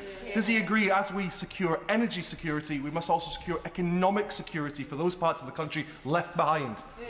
My honourable friend is absolutely right. And this is what's so exciting, Madam Deputy Speaker. Contrary to what the Shadow Energy Secretary said, we're seeing a renaissance of nuclear in this country. And not just through the Rolls-Royce programme. And we're very pleased to do the signing of the Rolls-Royce the agreement with Rolls-Royce very recently with the Chancellor, but also other routes to market. And we are very, very encouraging of both the efforts of my honourable friend and others. I'll give way to the honourable gentleman because he and I go back a long way. We go back a long way, and we agree actually about the crisis of capitalism in terms of the sacrifice of domestic production for imports. He and I would have a lot in common on that. And he will understand that the economic uncertainty described and the need for greater national economic resilience applies to food too. So accepting that we should put solar on buildings, we should have offshore wind, surely he understands that by putting solar plants at scale on the most productive farmland needed to deliver food security, his argument about economic resilience falls flat. So will he just look again at that? There is a middle way. We do go back a long way. Let's, for heaven's sake, compromise. Well, we may agree on some things, but not on this. Look, let me just say to him, because I do have great respect for him, on solar, even on the most ambitious plans for solar, it's less than 1% of agricultural land, something like 0.6% or so of agricultural land. And I do say to the... let me just make this point. I do say to the party opposite, there is something somewhat irrational, that in relation to nuclear, they want to be builders, not blockers, but in relation to everything else, they want to be blockers, not builders. Because if you support the nuclear power plant, well, you've got to support the grid to connect the nuclear power plant to the grid. If you want to get away from our dependence, and he says he does, from our dependence on international fossil fuel markets, you need to support the cheapest, cleanest form of power, which is solar power. And this is just simply what an array of choices. I give way to the Honourable. As one who wants to see nuclear power in Northern Ireland, but unfortunately that's down to the Northern Ireland Assembly, and it looks like there might be obstacles to that. But I do wish to see and welcome the Secretary of State's commitment in relation to the tidal and the battery storage and green hydrogen. The Secretary of State has always been very keen to ensure that Northern Ireland can also be part of this growth that's coming from here. Can the Minister perhaps give us some encouragement for Northern Ireland when it comes to green energy and moving forward, that we are part of that plan for this United Kingdom, Great Britain and Northern Ireland? Well, I'm always happy to work with the honourable gentleman for whom I have great respect, and so my team of ministers. I give way to my honourable friend. I'm very grateful to my right honourable friend for giving way. We heard the Shadow Secretary of State didn't take my second intervention when I was attempting to get an answer from her, but we know that the party opposite proposes to get rid of the energy prices levy, costing the government about £12 billion. We know that it wants to get rid of VAT, costing about £5 or £6 billion, and we know it has a plan for oil or gas which might be here in 4 or 10 years' time, which is owned by somebody else, and it believes it will use the collection of these different policies to reduce people's energy prices. Has my right honourable friend seen any credibility to the plans from the party opposite that he can share with us? We haven't heard it from them. Well, my honourable friend makes a point incredibly. My honourable friend makes a point incredibly well, and I do want to say something about the renewables, and then I will move on. The right honourable lady at the time of the AR7 auction said we should cancel the auction. Now, as I said, that was an auction that secured power for the equivalent of 16 million homes, including. Well, just if they listen for a second, including offshore wind at prices 40% cheaper to build and operate than new gas. Now, she said at the time, she shouted out at the time from a sedentary position that the price of, and I quote, gas is falling as a justification for her position. She did say that. Today, the gas price is around 50% higher than it was then. Now, there's a really important point here, which is there can be no clearer demonstration of the gamble they wanted us to take. What a terrible call. What a foolish position. Because we are at the time of the greatest geopolitical instability in generations, and anyone who would rationally learn the lessons of when Russia invaded Ukraine says we cannot gamble on low fossil fuel prices, because this is what happens. By contrast, Madam Deputy Speaker, we stand, I'm going to make some progress, we stand for national security through energy security and energy independence. I want to come on to how we protect consumers, because this is a very important point, Madam Deputy Speaker. My right honourable friend, the Chancellor, showed at the budget last year that she took decisions to raise taxes, including on the wealthiest, so we could cut bills for everyone, and we saw that happen in April. I do want to come on to the point that my honourable friend made, though, because this gracious speech also includes legislation to raise the rate of the electricity generator levy from 45% to 55% as part of our plan to break the link between electricity and gas prices and act on the excess profits that arise from that link. And we are also making a big call, which is keeping in place the windfall tax on oil and gas profits during this conflict. Now, in the last few weeks, we've seen profits from major oil and gas companies soar. These are unearned profits as a result... No, I'm not going to give way. No, I'm not going to give way. These are unearned profits as a result of the war. Now, we say We say, if I can just make a bit of progress, we say tax those profits to help the British people. No, I'm not giving way. I'm not giving way. Now, the energy profits levy has raised £12 billion since it was introduced in 2022. I'm not giving way. No. In the words of the right honourable member for Richmond and Northallerton, the former Prime Minister, he was then the Chancellor. And this is not my words. This is not Red Ed. It's Red Rishi, Madam Deputy Speaker. The oil and gas sector is making extraordinary profits, not as the result of recent changes to risk-taking or innovation or efficiency, but as a result of surging commodity prices. He was right. No, I'm not giving way, just if he listens. But at this moment, what has the official opposition, alongside the SNP, decided to call for the government to dump the policy? So let's just get this straight. At the precise moment that the British people struggle with the effects of the war, they say the priority for scarce resources is to cut taxes for the largest oil and gas companies making record profits. And let's be clear, Madam Deputy Speaker, no amount of false accounting or fuzzy maths can hide the fact that the idea that cutting these taxes at this moment of windfall profits will improve revenue. I will give way to the Honourable. Secretary of State for giving way. Just so no one is under any false interpretation of what this tax does and how it works, does the Secretary of State understand that this tax does not apply to trading nor overseas production? It's on production from the North Sea, which is not where those profits are being made, are they? No. But the Honourable Lady doesn't obviously understand that prices are going up, including from the North Sea. And let's just go to the amount this raises. According to the OBR, even before this crisis, the windfall tax was forecast to raise £5 billion by September 2027. So the Conservative Party, the official opposition, are going to have to explain, where's the money going to come from then? They're going to cut this tax, £5 billion, cutting taxes for the biggest oil and gas companies. Now, by contrast, we believe you should tax fairly and use the resources to help the British people. And I do want to. I'm not going to wait. I need to finish soon. So, on the energy independence bill, we're going to help legislate to deliver the biggest investment in home upgrades in British history through our 15 billion warm homes plan. And as part of this, we'll act to help private renters. And this is important because this is about how do we make sure that in the drive to clean power, we help everybody in our society. And it's a scandal, Madam Deputy Speaker, that 1.6 million children living in private rented homes are suffering from cold, damp or mould, according to Citizens' Advice. We say it's time to act. Now, minimum energy efficiency standards for renters was promised by the previous government, then scrapped, and the Energy Independence Bill will legislate for them, cutting bills for renters, lifting 400,000 families out of fuel poverty by 2030. And as part of this, and it goes to the question, he's no longer there, that the honourable gentleman asked me, we also believe that this drive for energy independence can deliver for workers and communities. We're already seeing the jobs clean energy is creating across the country. 11,000 more workers in nuclear, according to the industry's estimates. 8,000 more in offshore wind. Thousands more upgrading the grid on the way to 400,000 extra clean energy jobs by 2030. 90 billion of private investment announced since the election. And we also want to ensure that those... I'm not going to give way. We also want to ensure that those jobs are good jobs.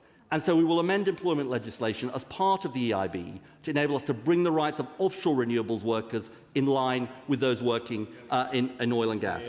And I do also say that it's by driving forward in clean energy that we can have the best chance of a fair transition in the North Sea. 70,000 jobs were lost in less than a decade under the last government. We're determined to lead the world in industries such as offshore wind, hydrogen and carbon capture, and we will continue to use the North Sea and oil and gas for decades to come by keeping existing fields open for their lifetime. That's why the Energy Independence Bill will legislate to introduce transitional energy certificates, as welcomed by industry, Madam Deputy Speaker.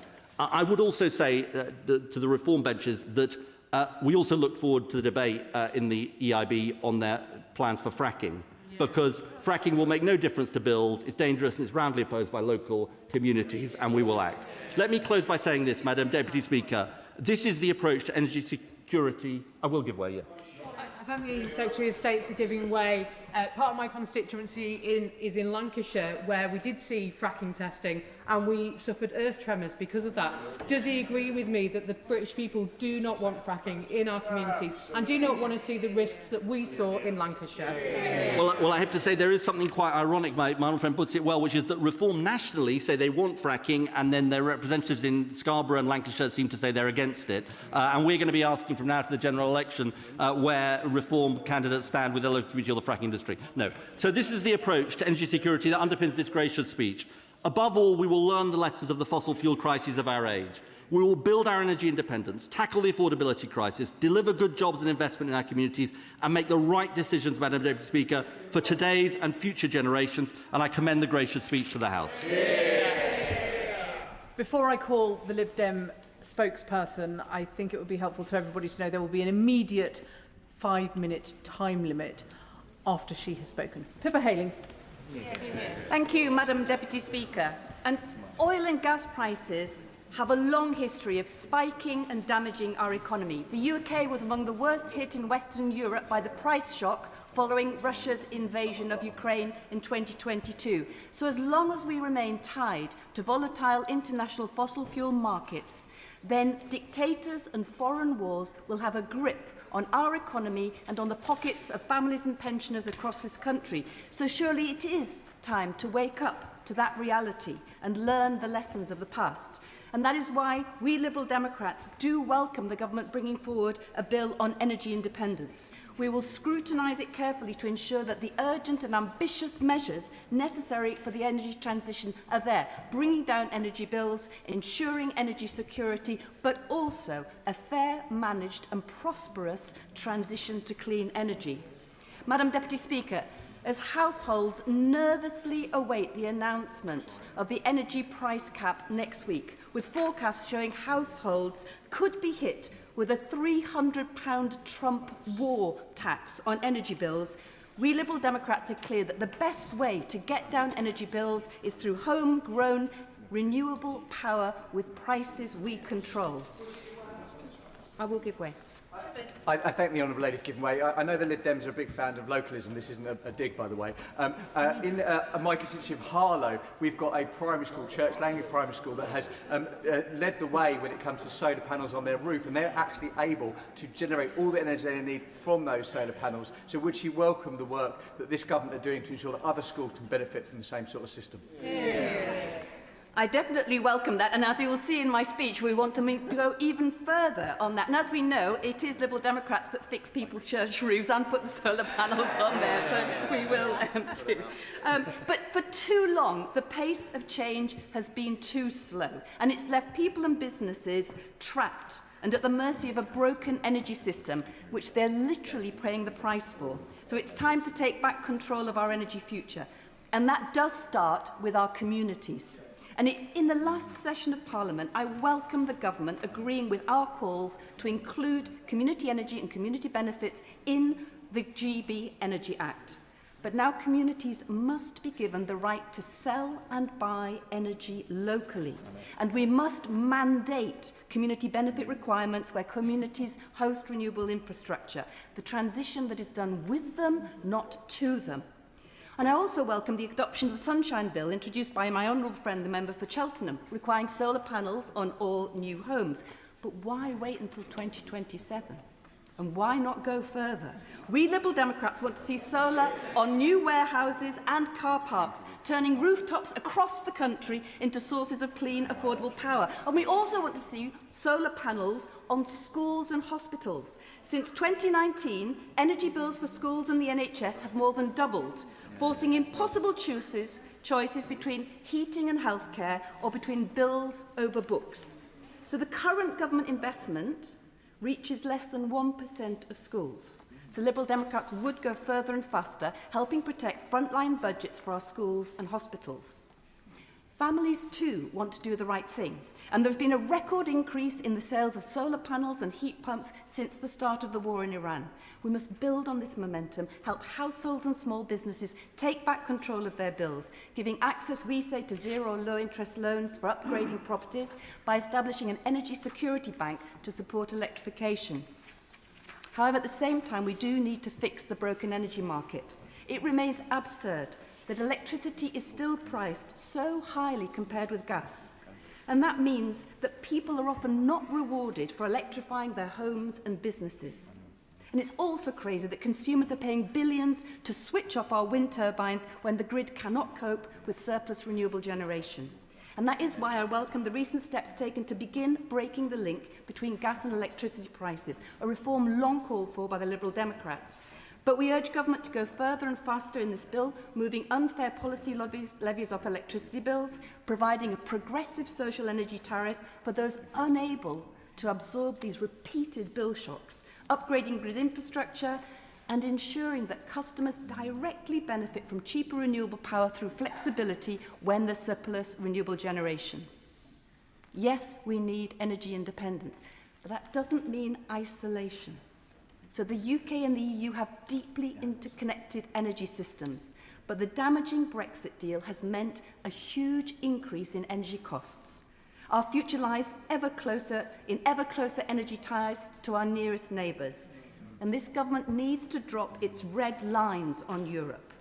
Rejoining the EU internal electricity market and linking our emissions trading schemes will reduce costs and strengthen resilience. Madam Deputy Speaker, my right honourable friend, the member for Kingston Surbiton, was right to say that it is fantasy and fabrication for some in this House to pretend that there is a solution in the North Sea to people's high energy bills. Even when North Sea production was at its peak nearly 30 years ago, the UK was still exposed to global price shocks because we have been price takers. Nor is the answer fracking, as some are calling for, destroying our countryside and polluting our waterways. We will push for a complete ban on fracking and have complete clarity on closing all of the loopholes. We do need a secure energy mix. That includes nuclear. And we do believe that small modular reactors have great potential to strengthen energy security alongside renewables. Oil and gas will also be part of that energy mix for decades to come. But we must recognise the need for a fair and managed energy transition, given that our remaining reserves are in decline. Communities cannot be left behind. So we urge the government to establish a Just Transition Commission, future-proof supply chain jobs, and enable the retention of our brilliant skilled oil and gas workers into high-quality jobs in renewables and other sectors. Will you give way on that? I will give way. Thank you. Does the Honourable Lady agree that new licences in the North Sea would help protect the workforce and the supply chain in order to help with the transition to new energies? I think research has shown that the hundreds of new oil and gas licences awarded by the government between 2010 and 2024 has resulted in just about 6 days of extra gas. What we need to look at are the jobs that can move into. I think there were 75,000 jobs that were lost without any cries and outcries from the government before. We are looking at a just energy transition that really does help those high-skilled workers into business. On that point? I'll just keep going. Madam Deputy Speaker, what proponents of prolonged over-reliance on fossil fuels often ignore is the costs of inaction. There is overwhelming scientific consensus that transitioning away from fossil fuels is essential for our efforts to tackle climate change. Communities around the country are already feeling the impacts and costs of extreme weather events. My constituency of South Cambridgeshire is one of the most water-stressed in the country, and last month we saw 5% of annual rainfall, and we're feeling it.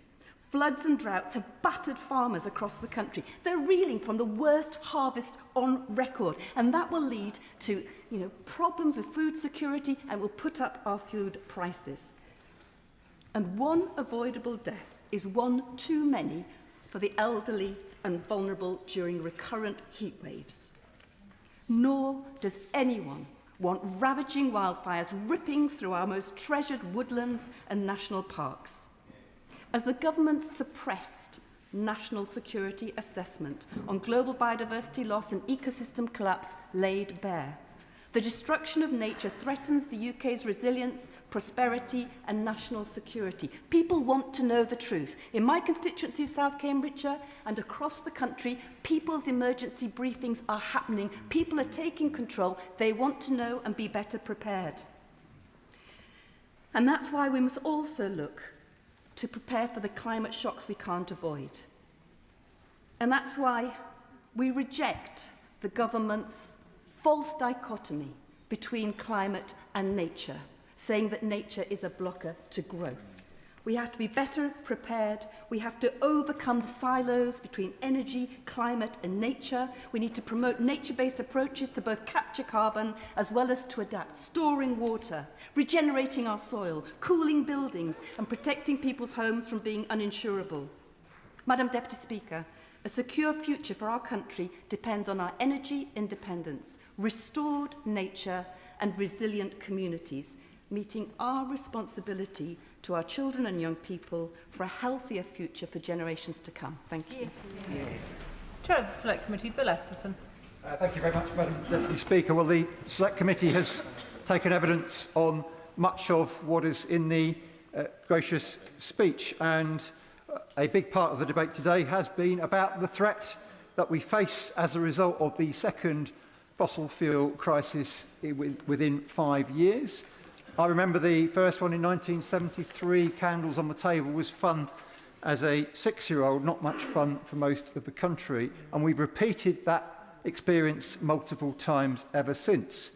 But in order to address the challenge of the fossil fuel crisis we're going through at the moment, the government, we've had one piece of evidence again and again and again at committee, and it's that the government must bring down the cost of electricity to enable the transition away from our dependence on oil and gas. I'm not going to... I will give way to the honourable gentleman. Would my honourable friend, to support your argument about the price of electricity, the renewable energies is largely generated in Scotland, North Wales, South West England. We have the highest level of fuel poverty. We have no mains gas, and the suffering caused to those rural areas is remarkable.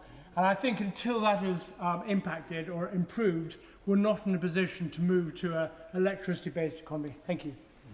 I'm grateful to him. Of course, the government was very supportive of heating oil with measures that were announced recently for precisely some of the reasons he's set out. But we have to address this threat and we have to transition for reasons of energy security and for reasons of cost and bringing bills down as well. Anybody who's going to the pump now, anybody who's looking at what their bills are likely to be, I think Martin Lewis was predicting the latest increase in the price cap just today, can see what is coming for domestic and business consumers.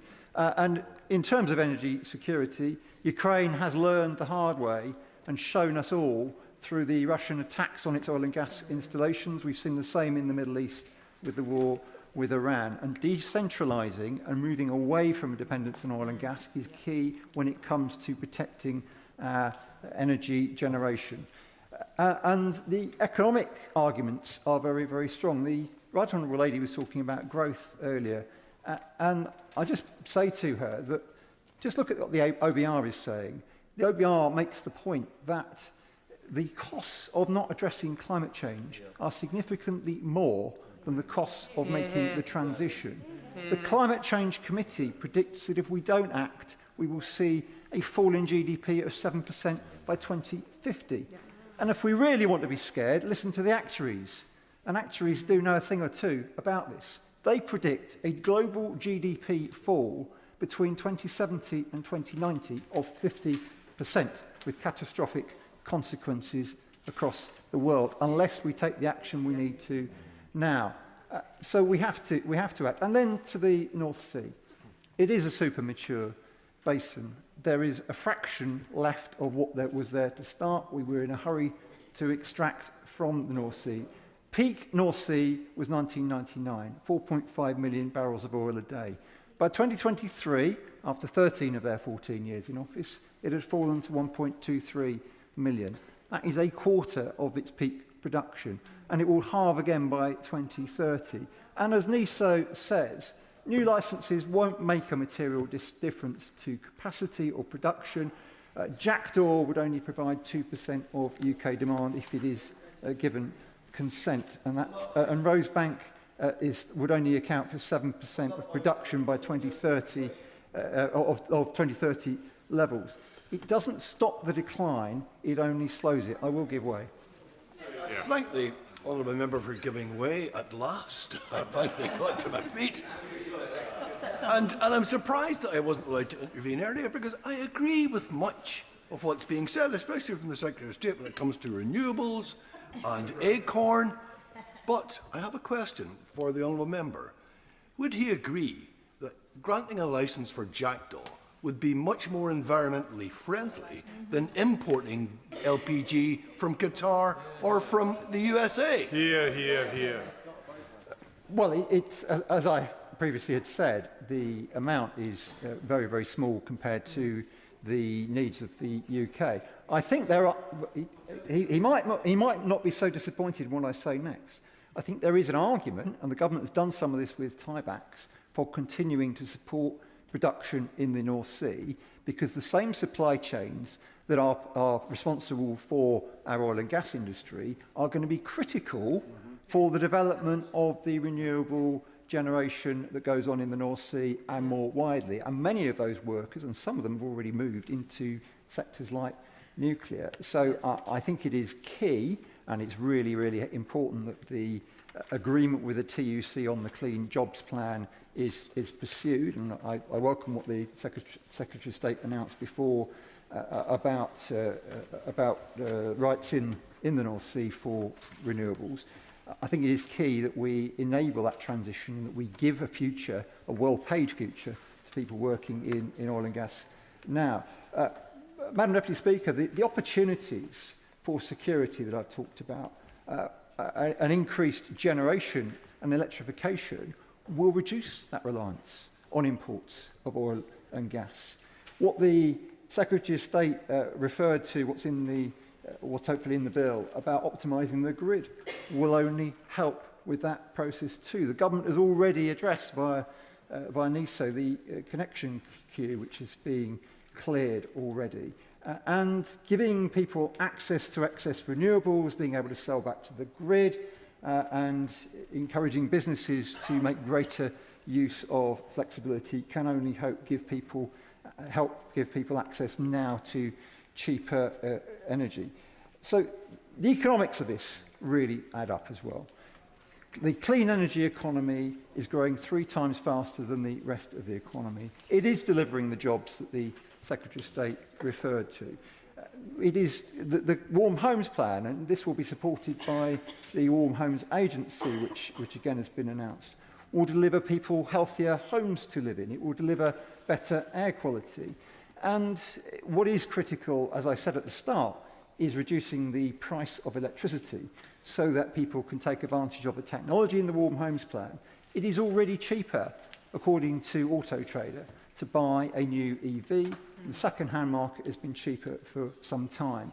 And enabling more people to drive electric can only help in that transition and in the reduction in our reliance on oil and gas. So, Madam Deputy Speaker, the government has to have the confidence to deliver this agenda. It has to have the confidence that it is right that energy independence comes through the move away from oil and gas and towards renewables. And it has to make the case to people that they will benefit from the investment in their homes, in their transport, and more widely. And I very much support and look forward to debating in detail the Energy Independence Bill. Well done. It's a pleasure to follow the Honourable Member for Sefton Central, who speaks with great authority and it talks a lot of good sense. I have to say to the benches opposite that changing the Prime Minister will solve nothing. We tried that 4 times, didn't do us any good at all. So this King's speech should have been an opportunity for fundamental reform, and does the government have the courage to do that? And what we suspect on these benches is that it does not. The fact is that for too many years we've concentrated on wealth redistribution rather than wealth creation, and we're getting poorer and less able to do the things in the public sector that we want to do. But let me start with a more consensual point and welcome the government, and I see the Minister sitting there and I've talked to him about it, welcome the government's commitment to the nuclear fusion site at West Burton, Gainsborough, only 2 miles from the town I represent. Fantastic, cutting-edge technology. Only this morning I received a letter from the Chief Executive. At the heart of step fusion is a world-leading technical effort. So those people who say Britain is broken should look at the thousands of jobs we're creating, the millions of pounds worth of investment.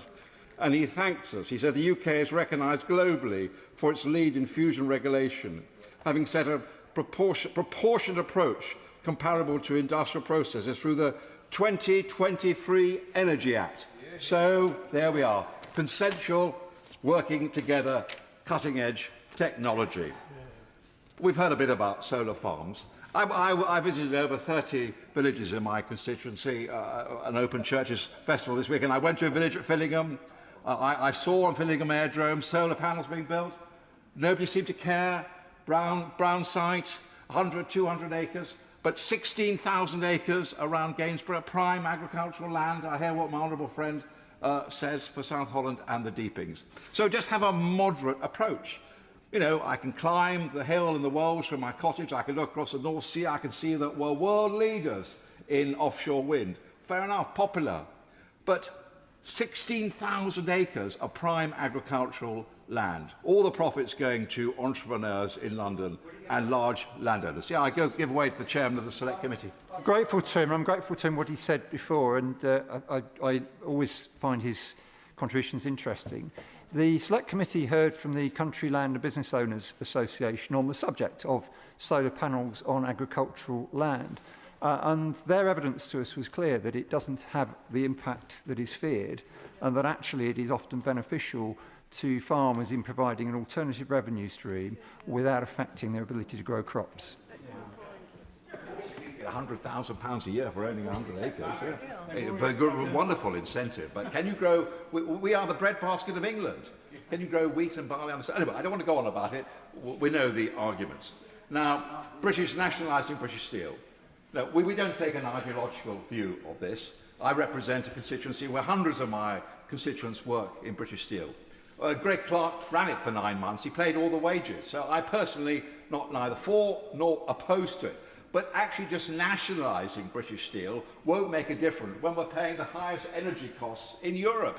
That's the real problem. So that's the problem that the government needs to address. Nationalisation or not, let's not get bogged down in these arguments. Let's find a private sector buyer. Let's get the workers back into operation, get our blast furnaces moving, and not be over worried about ideologies about the blast furnaces. We want to create virgin steel. I thank my right honourable friend for giving way, and he's making an excellent point in respect of British Steel, where hundreds of my constituents also work.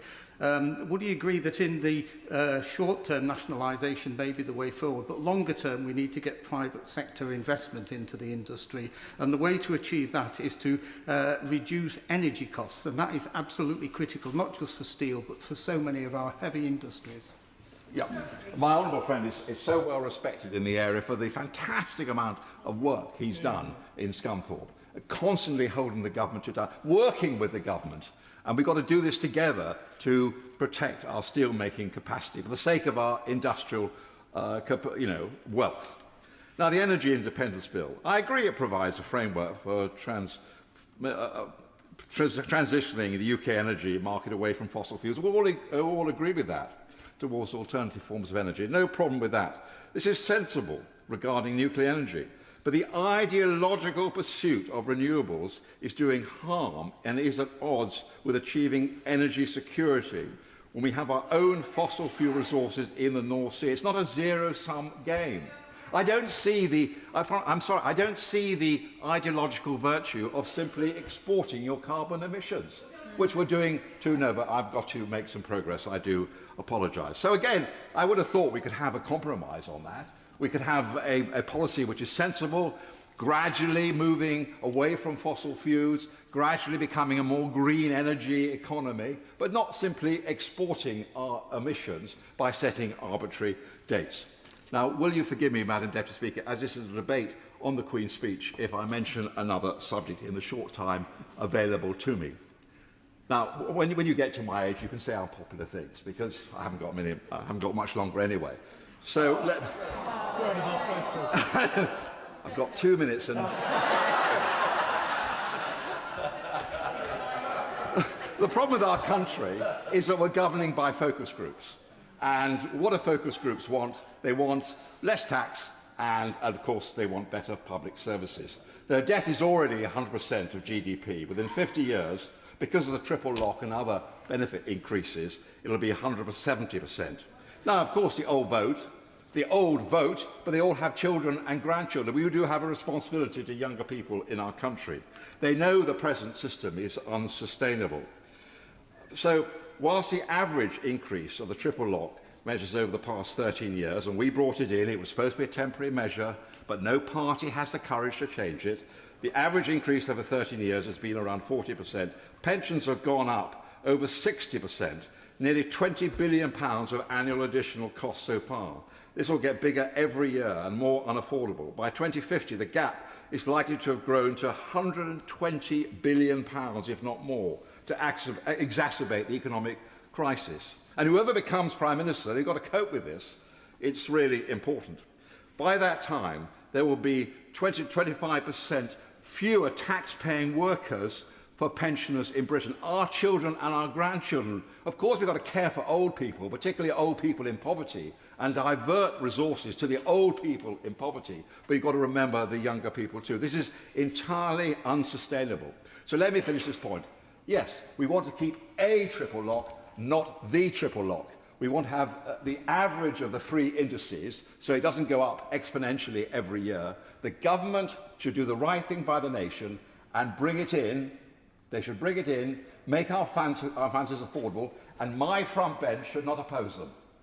We should govern in the national interest. We should make our finances sustainable, and then we can really help the people most in need. Thank you. Toby Perkins. Very much indeed, Madam Deputy Speaker. His Majesty's gracious speech set out a forward legislative programme for the government with plans to build our national security, our economic security and energy security. And I welcome this agenda. It's consistent with the manifesto that I and my honourable friends were elected on, and I urge all members of the government to exhibit a relentless focus and urgency on delivery of that programme to ensure that that ambition is matched by its impact. Now, we were elected in 2024 on a mandate of change for national renewal after 14 years of decline under the Tories. And there is a great deal that I could focus on in terms of those achievements if I had more time. But specifically on the National Health Service, on migration, where we saw the recent very positive announcements on the minimum wage increase, on workers and on renters' rights, this is a government that is delivering against that agenda. And we also saw that despite the prophets of doom on the benches opposite, the most recent figures show once again unemployment continuing to fall and the fastest growth in the G7 in the last quarter. So many of the fundamentals are going in the right direction. But anyone who spent time attempting to persuade voters to vote Labour in the recent elections will have been left in no doubt that our voters remain unconvinced that we are going fast or far enough to bring about the change that they want to see. So I would like to focus on some specific measures within His Majesty's gracious speech that I particularly welcome. Firstly, on the Energy Independence Bill, I very much welcome the government's action to protect households and industry from global instability by powering forward with clean, homegrown energy to create energy independence and get off the fossil fuel roller coaster. Both the Energy Independence Bill and the National Nuclear Regulation Bill will also strengthen our resilience to energy price shocks for the long term and bring down the cost of bills for families. The Ukraine crisis, as we referred to earlier, saw the government of the time pay to subsidise customers' bills because we were so dependent on the global markets. That intervention that government made, that I think politically they had to make because of the impact it would have had on the number of people who would have gone under, cost the British taxpayer £44 billion in a single year. The idea that the response to that further global insecurity of the Iran war is to reduce investment in renewables is quite mad. And so I welcome the government's further legislation on these two bills and absolutely support the increase in nuclear that this government is getting on with after the dither and delay of the previous government. And it was quite remarkable to hear the contribution of the Shadow Secretary of State, who on the one hand said, well, you haven't done enough in 2 years on nuclear. And on the other hand, said, well, you can't blame us for the 14 years of inaction because the previous government got in the way a bit. It was just absolutely incoherent. And the exchange of letters between the Shadow Secretary of State, I encourage everyone to look at that, between the Shadow Secretary of State and the Chair of the Climate Change Committee, made absolutely clear that when she voted against the auction 7, she simply did not understand what she was talking about in terms of the difference between ELCO and contracts for difference. So when she says that we should follow her advice on this, we should treat that with the greatest of scepticism. Now, I should also say that I echo the contribution of my honourable friend from Sefton Central on the need to reduce energy bills far more to help with the cost of living, but also to ease the green transition, to benefit consumers and to support industry in this country. Alongside that, we also see in this King's speech the Clean Water Bill, which, alongside climate action, we do need action on nature. Nature is the foundation of our national economic security, and we cannot tackle climate change without restoring nature. The government made a promise to clean up Britain's rivers and seas, and I'm delighted to see this Clean Water Bill there as part of the King's speech. Not only tackling the water industry reform, which is crucial, but also recognising the need to tackle agricultural water pollution and road-based water pollution too. I welcome the European Partnership Bill. It's important we work more closely with our European partners, and I fully support what the government is also doing on apprenticeships. Apprenticeships and greater investment in adult education is absolutely crucial if we're going to equip tomorrow's workers with the skills they need to support industry.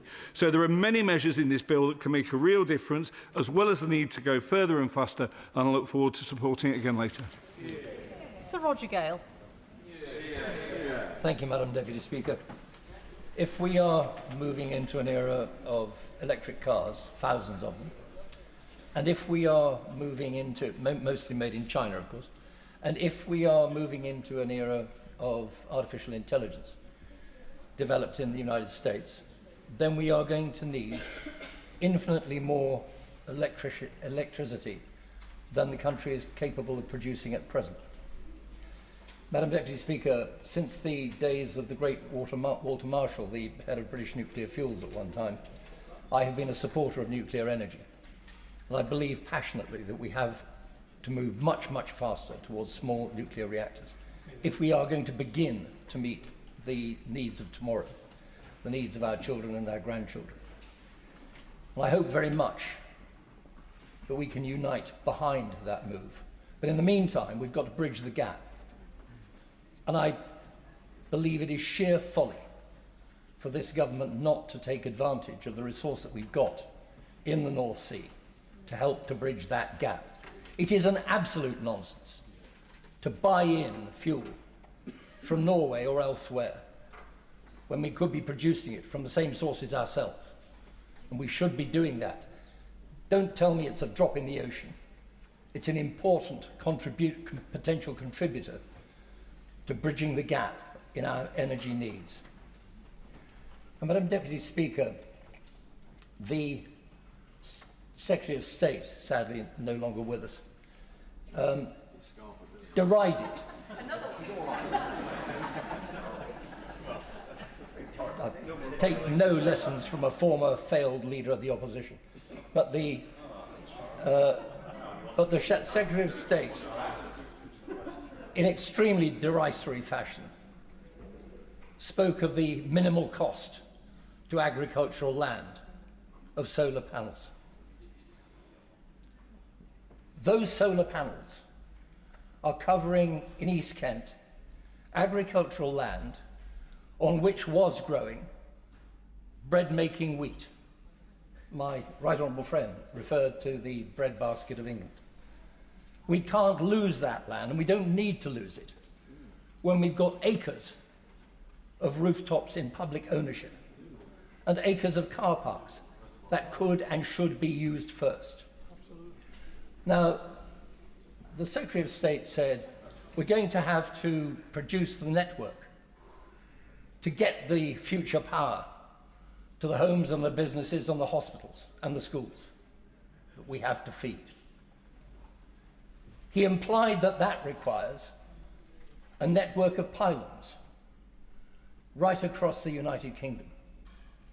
I am not prepared as a grandparent to see my grandchildren's future environment sacrificed on the altar of hideous pylons strung up by National Grid simply to meet the desires of their shareholders. And we need to remember that it is a private company. We've got to learn, Madam Deputy Speaker, how to underground our cables. It's happening throughout Europe, where they've already got overhead cables and they're taking them down. But National Grid, through, for example, the Sealing project, is planning on building, in my corner of England, a 90-foot-high converter station, the size of 5 football pitches, built on marshland, which they've just discovered is wet, which means they're going to have to import thousands of tons of concrete and destroy the whole of the local environment around it, which includes a nature reserve and a site of special scientific interest. That is not progress. That is selling the family silver. It's selling the environment of our children's future, and we must not do that. So I believe we have to strike a balance between meeting our future needs, bridging the gap, and protecting our environment. And, Madam Speaker, I've got 18 seconds left, so I'm going to stop there. Thank you very much. Dame Annalise Dodds. Thank you, Madam Deputy Speaker. I welcome the measures in the King's speech on energy security, as on many other issues.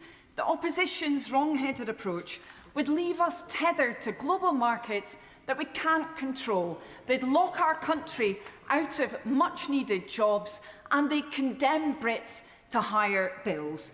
The energy independence and nuclear regulation bills, in contrast, are further leaps towards the stronger energy security we need. In my speech today, Madam Deputy Speaker, I want to tackle an issue touched on actually by the previous speaker in his remarks, an issue which will increasingly drive the amount of energy our country needs to generate: the development and deployment of artificial intelligence. The Government did not bring forward in this King's speech our manifesto commitment to ensure the safe development and use of AI models by introducing binding regulation on the handful of companies developing the most powerful AI models. Indeed, AI was not mentioned in the speech. The Government has acted decisively on one symptom of the lack of regulation: the widespread production of sexualised images. This, however, followed 3 million such images being generated. Harm was already done, and I underline here recent comments made by my right honourable friend for Birmingham Yardley. Now, the Government has, rightly in my view, launched its Sovereign AI Fund, supporting innovative start-ups to scale up and generate value here in the UK, including access to compute. And I know many of the ministers, indeed, from the Department for Energy have been working hard to ensure the capacity is there to deliver that additional compute. However, when it comes to the design and use of AI systems and models, we have only the AI Security Institute, a world-first, expert-led organisation, but one which lacks statutory powers and which has to ask companies politely to engage. Even the Trump administration now appears to recognise the need for evaluation of frontier AI models before release. If we're genuinely serious about our country's economic security, we must devote as much attention to AI and its astonishingly transformative, productive and disruptive potential as we're rightly devoting to energy security and the delivery of homegrown renewables. That will require, first, working with the EU on digital regulation, and I will push for this to be reflected in the Welcome EU Partnership Bill. The Government maintains in the briefing pack for the King's Speech that nearly 1/3 of UK AI startup leaders are considering relocating overseas due to regulatory complexity and capital constraints. Given that regulatory complexity will often relate to cross-border issues, the prescription is not here deregulation, but regulatory coordination. I want to keep to time, thank you. Capital constraints and relatedly constraints in compute are real. Here we must recognise that while unilateral measures to support sovereign AI are important, their scope is necessarily limited, so we must again work with reliable partners who share our values, not least within the EU. And finally, Madam Deputy Speaker, we must be brave enough to open up discussion on the fiscal framework for AI. We currently tax the very thing, labour, that AI will, in some sectors, in specific ways, displace. We must examine now how we might be able to use the public stake from our sovereign AI investments, or mechanisms like a token tax or reform to capital gains, as the TUC has suggested, to build up the resources that may well be needed. There is potential for significant disruption to the labour market, and we must be more ready for it. Research out today from King's College London suggests 69% of workers and 64% of employers are worried about the economic impact of AI-related job losses. A majority of all groups surveyed predict AI's benefits will mainly go to wealthy investors and companies, not workers or society, and a majority of all groups also back government intervention. If we are to secure the government's intention of the fastest adoption of AI in the G7, we must deal with these issues too. Our young people in particular will not forgive us if we fail to engage with this generational challenge. Thank you. Sir John Hayes. Thank you, Madam Deputy Speaker. Britain is becoming harder to govern. That's not principally because of disruptive or destabilising societal change, and it's not even because of the increasingly complicated world which is creating more uncertainty for all governments. The problem is in governance itself. The Prime Minister complains that he pulls levers in Downing Street, but they have less effect in practice than he hoped. And Simon Case, when he left office, put this very clearly. He said, an increasing number of English devolution settlements, independent quangos, arm's length body, courts, statutory consultees and the like block the path from what a winning political party promises at an election and what it can achieve in power. Successive governments have delegated power to all kinds of unelected, unaccountable bodies. Everything from the budget for the Office for Budget Responsibility to Network Rail, from the Environment Agency to all kinds of other quangos, many of whose names we barely know, and neither do we know how their membership is chosen or to whom they are held account. It's time for a more radical programme than this Queen's Speech offers. It's time for Parliament and Government to be more confident about the difference it can make. Now, the Secretary of State in opening this debate talked about economic resilience, and he's right, by the way, absolutely right, that in the age in which we live, we need to build more national economic resilience. But that means facing up to the fact that we manufacture too little of what we consume, we grow too little of the food that we need to feed the nation. And the sort of economic resilience that he describes requires us to look again at the balance of payments. Before the 1970 election, it was said that Harold Wilson, the then Labour Prime Minister, lost that election against expectations because there were bad balance of trade figures. No one now speaks of the balance of trade. And yet the truth is that we import far more than we did then. In the mid-1980s, we grew about 75% of the food we consume.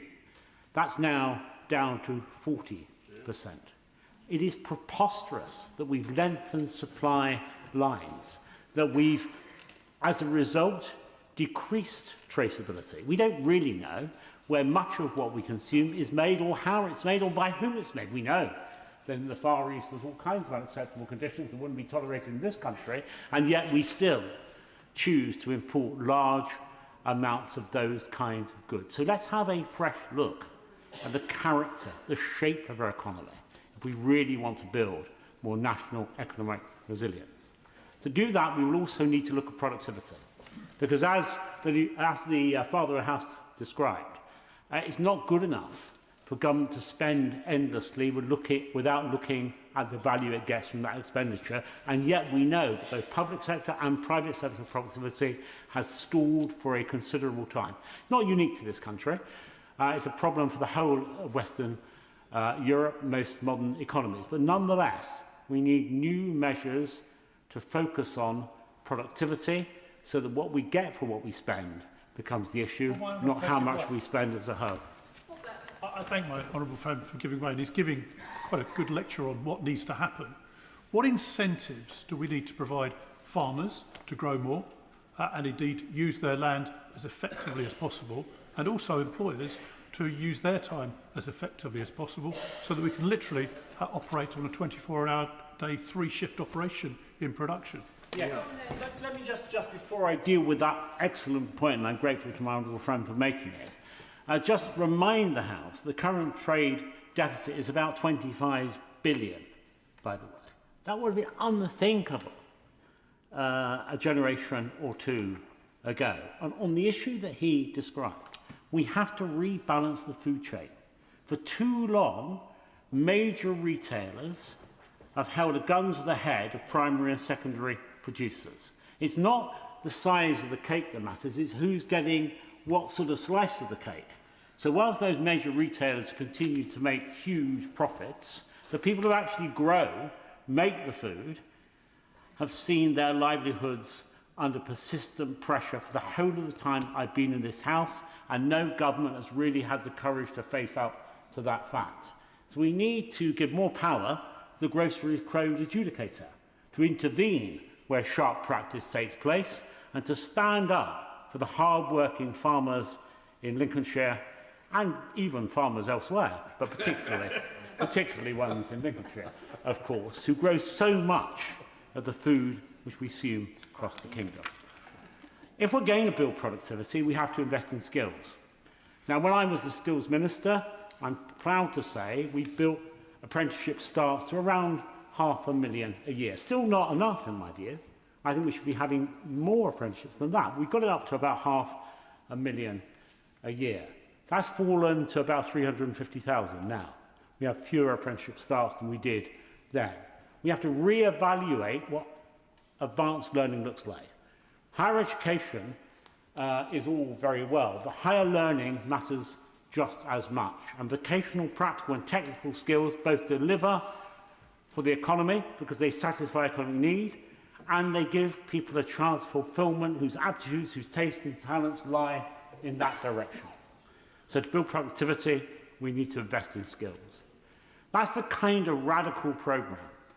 Productivity, tackling the trade deficit and building skills that I'd hope to see. And I implore the government to address those kinds of issues in the common interest, for the national good, for the common good and the national interest. Jeff Smith. Thank you, Madam Deputy Speaker. Can I say it's a pleasure to follow the honourable gentleman from South Holling and the Deepings, who made a characteristically interesting speech. I agree with him very much on the need to improve our investment in productivity and skills. Can I start by making a very brief tribute to Susanna Reeves, to Joanna Midgley, to John Hacking and to Angela Garside, who are 4 councillors who lost their seats in the elections last week in my constituency, not because they weren't excellent councillors. Every single one of them was a brilliant councillor, deeply rooted in their community, but because the public wanted to give the government a kicking. So maybe I should apologise to them for the loss of their seats on that basis. And I think that's because we haven't communicated as a government, and this is not any individual, this is collectively, we haven't communicated the really good work we've been doing in the last session, laying the foundations for recovery for this country. And this is a King's Speech which is packed with measures to carry on that work and to do the same and to move forward faster.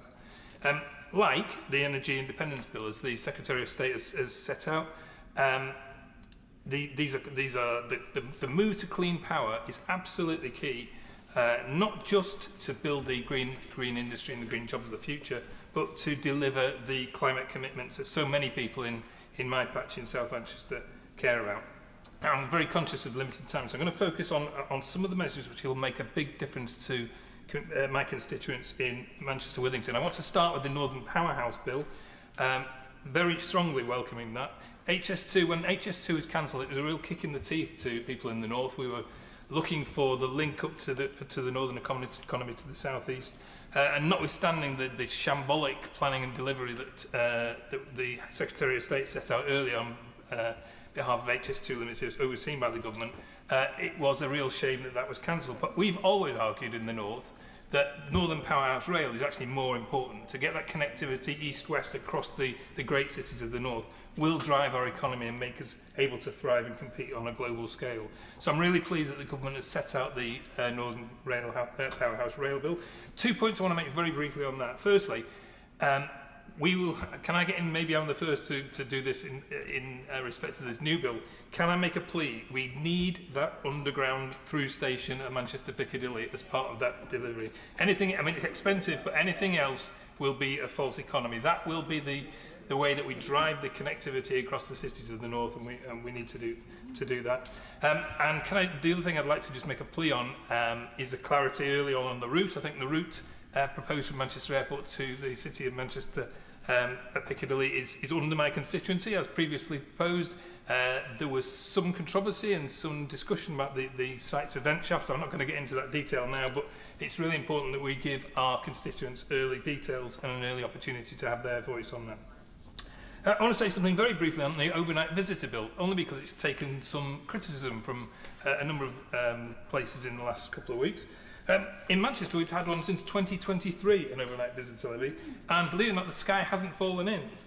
We're still the third most visited city in the UK, and the key point about this is permissive. It's not an obligation. And I'm sure many of us will visit cities across Europe, across the US, and the visitor tax that we see in those cities never put me off, even in my impoverished interrailing days. It's not going to stop people wanting to visit a city like Manchester. And it drives investment into the destinations that makes them more attractive to visitors. In my constituency, common hold and leasehold reform bill, it will be hugely welcomed.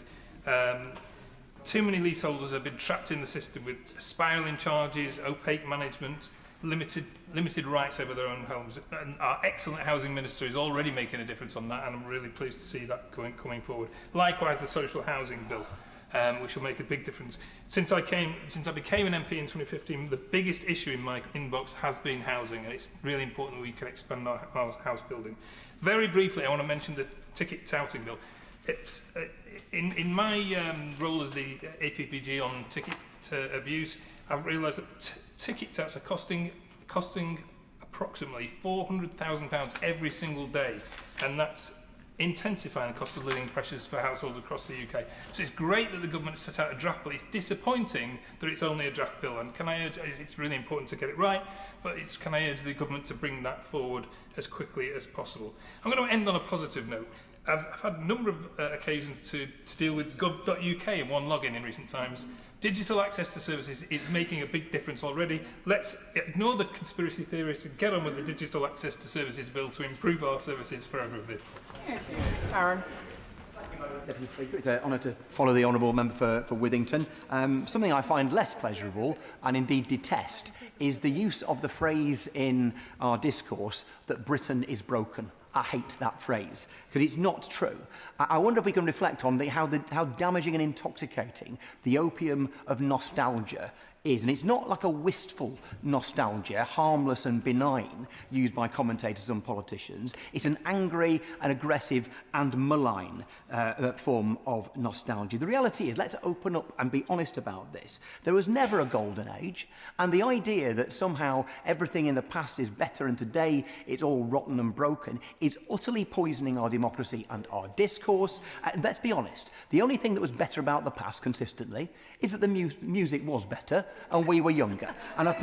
So let's not fall for witless, unpatriotic guff about Britain being in terminal decline. We are a wonderful people with a history strong and rich and resources second to none. We are not broken, but we must be better. A wise government would acknowledge our challenges and strengthen our alliances with NATO, with the Commonwealth, and indeed reconnecting with Europe, not least on energy security. John Maynard Keynes famously said, "When the facts change, I change my mind." What do you do, sir? You don't need to love everything about the European Union to know that our security and sovereignty now obviously depends on our deepening and widening alliances. We need to see Europe as the third bloc alongside the US and China, and if we are not part of that, if we are detached, then we are not safe. But our security involves looking internally too on energy and food security. Over the last few weeks, the energy market has been in the eye of the storm, of course. The loss of 14.4 million barrels a day of crude oil. I will give way. Yes, sure.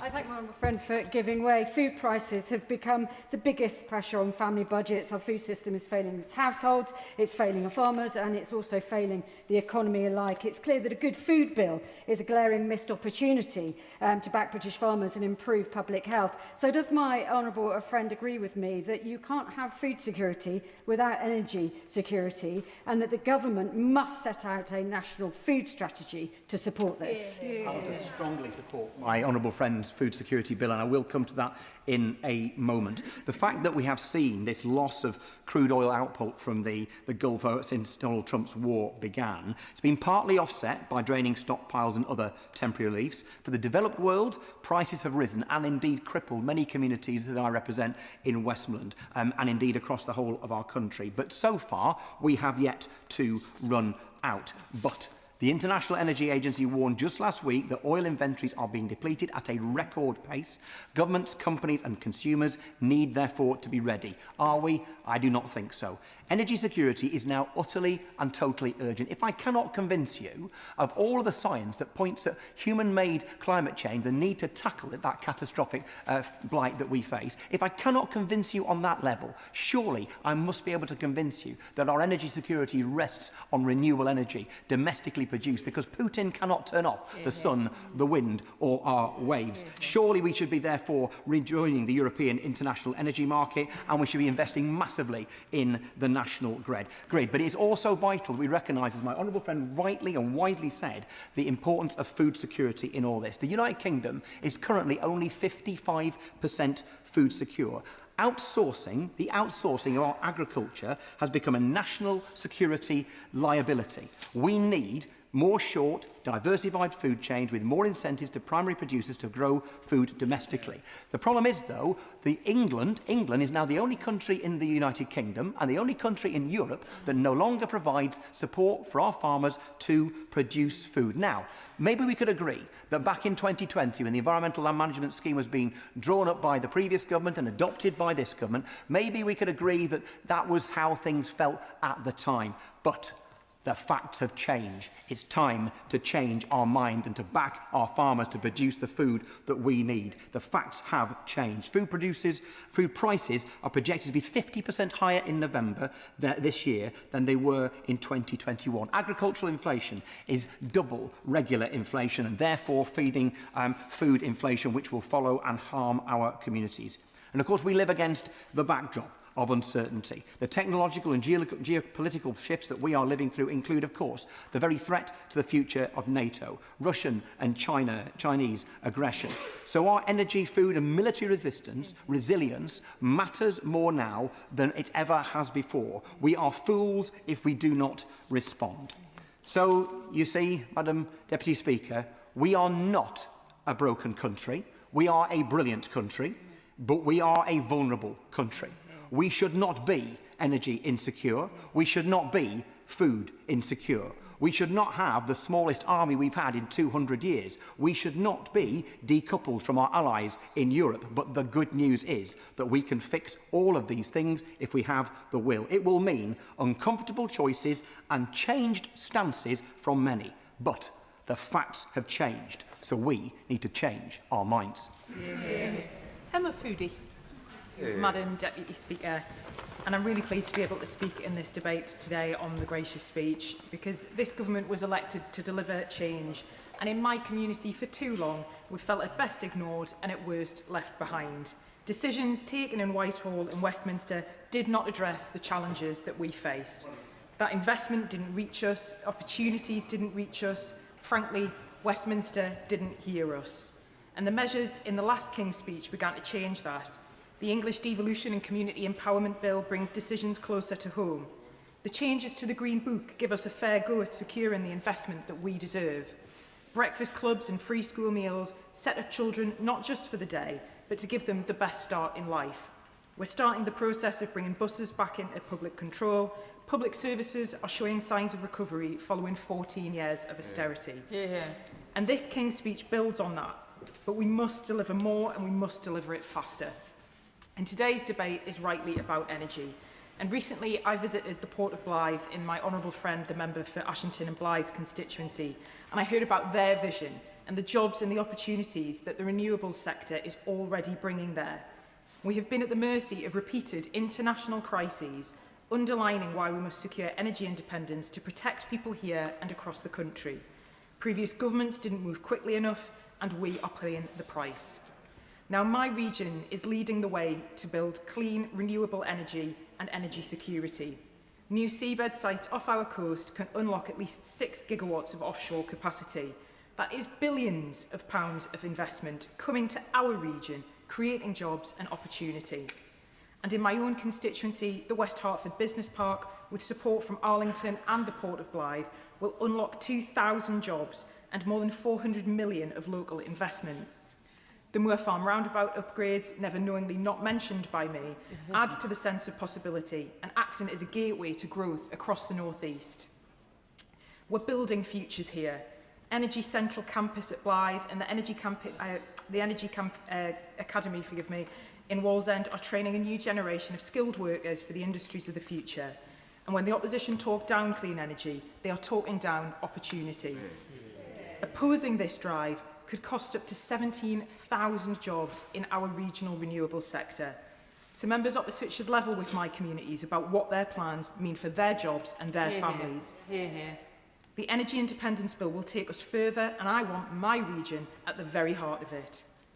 Now, as a Labour and Cooperative MP, I'm proud that we're delivering community energy and the local power plan too, ensuring that by 2030 every community can benefit from a local energy project, transforming our energy future and giving communities a stake in clean, affordable power.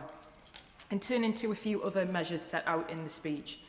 Since being elected, I've championed the rights of leaseholders and freeholders. It is a huge issue in my community. In the 60s new towns of Cramlington and Killingworth, many homes were built as leasehold and too many are now trapped without the protections that they deserve. Similarly, our new build estates, although some of these have been around for over a decade and push the definition of new build, still have not been adopted. And I know ministers are passionate about ending these injustices and putting the protections that are needed in place once and for all. And also, building on the work of my honourable friend, the member for Washington and Gateshead South, around ticket touting. Since being elected, I've worked alongside the Cooperative Party, calling for action to tackle ticket touts and price gouging for culture, music and sport and events. Because it's fans that make events, whether gigs, matches or shows, and are at the heart of these.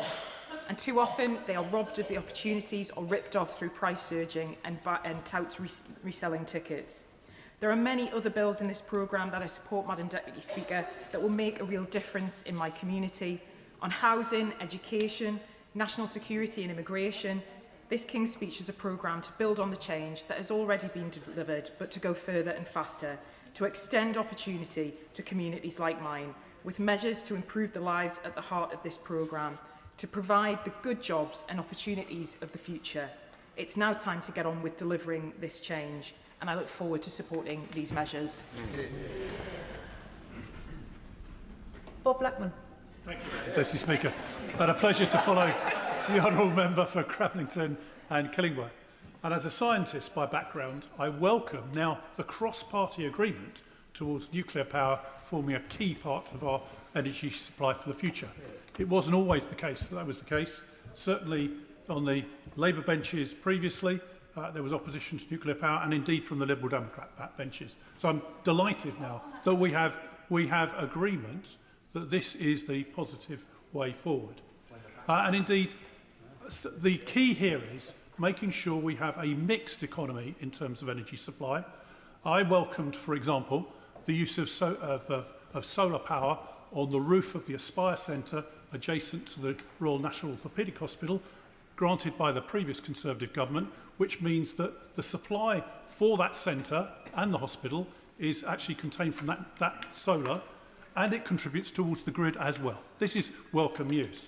But I can't understand why the government doesn't agree to actually exploit the North Sea to a further extent. It won't come on stream straight away, but surely we must be thinking about it for the future. To cover one or two other areas, Madam Deputy Speaker, the Vagrancy Act has come to an end, but we still require from the government, and there's no commitment in the King's Speech, for the necessary statutory instrument to make that happen. Can we see that happen? Equally on the Social Housing Renewable Bill, the government's ambition is huge, but timid. We must go faster and further to provide the much-needed social housing that is required in this country that has not been built for more than 30 years.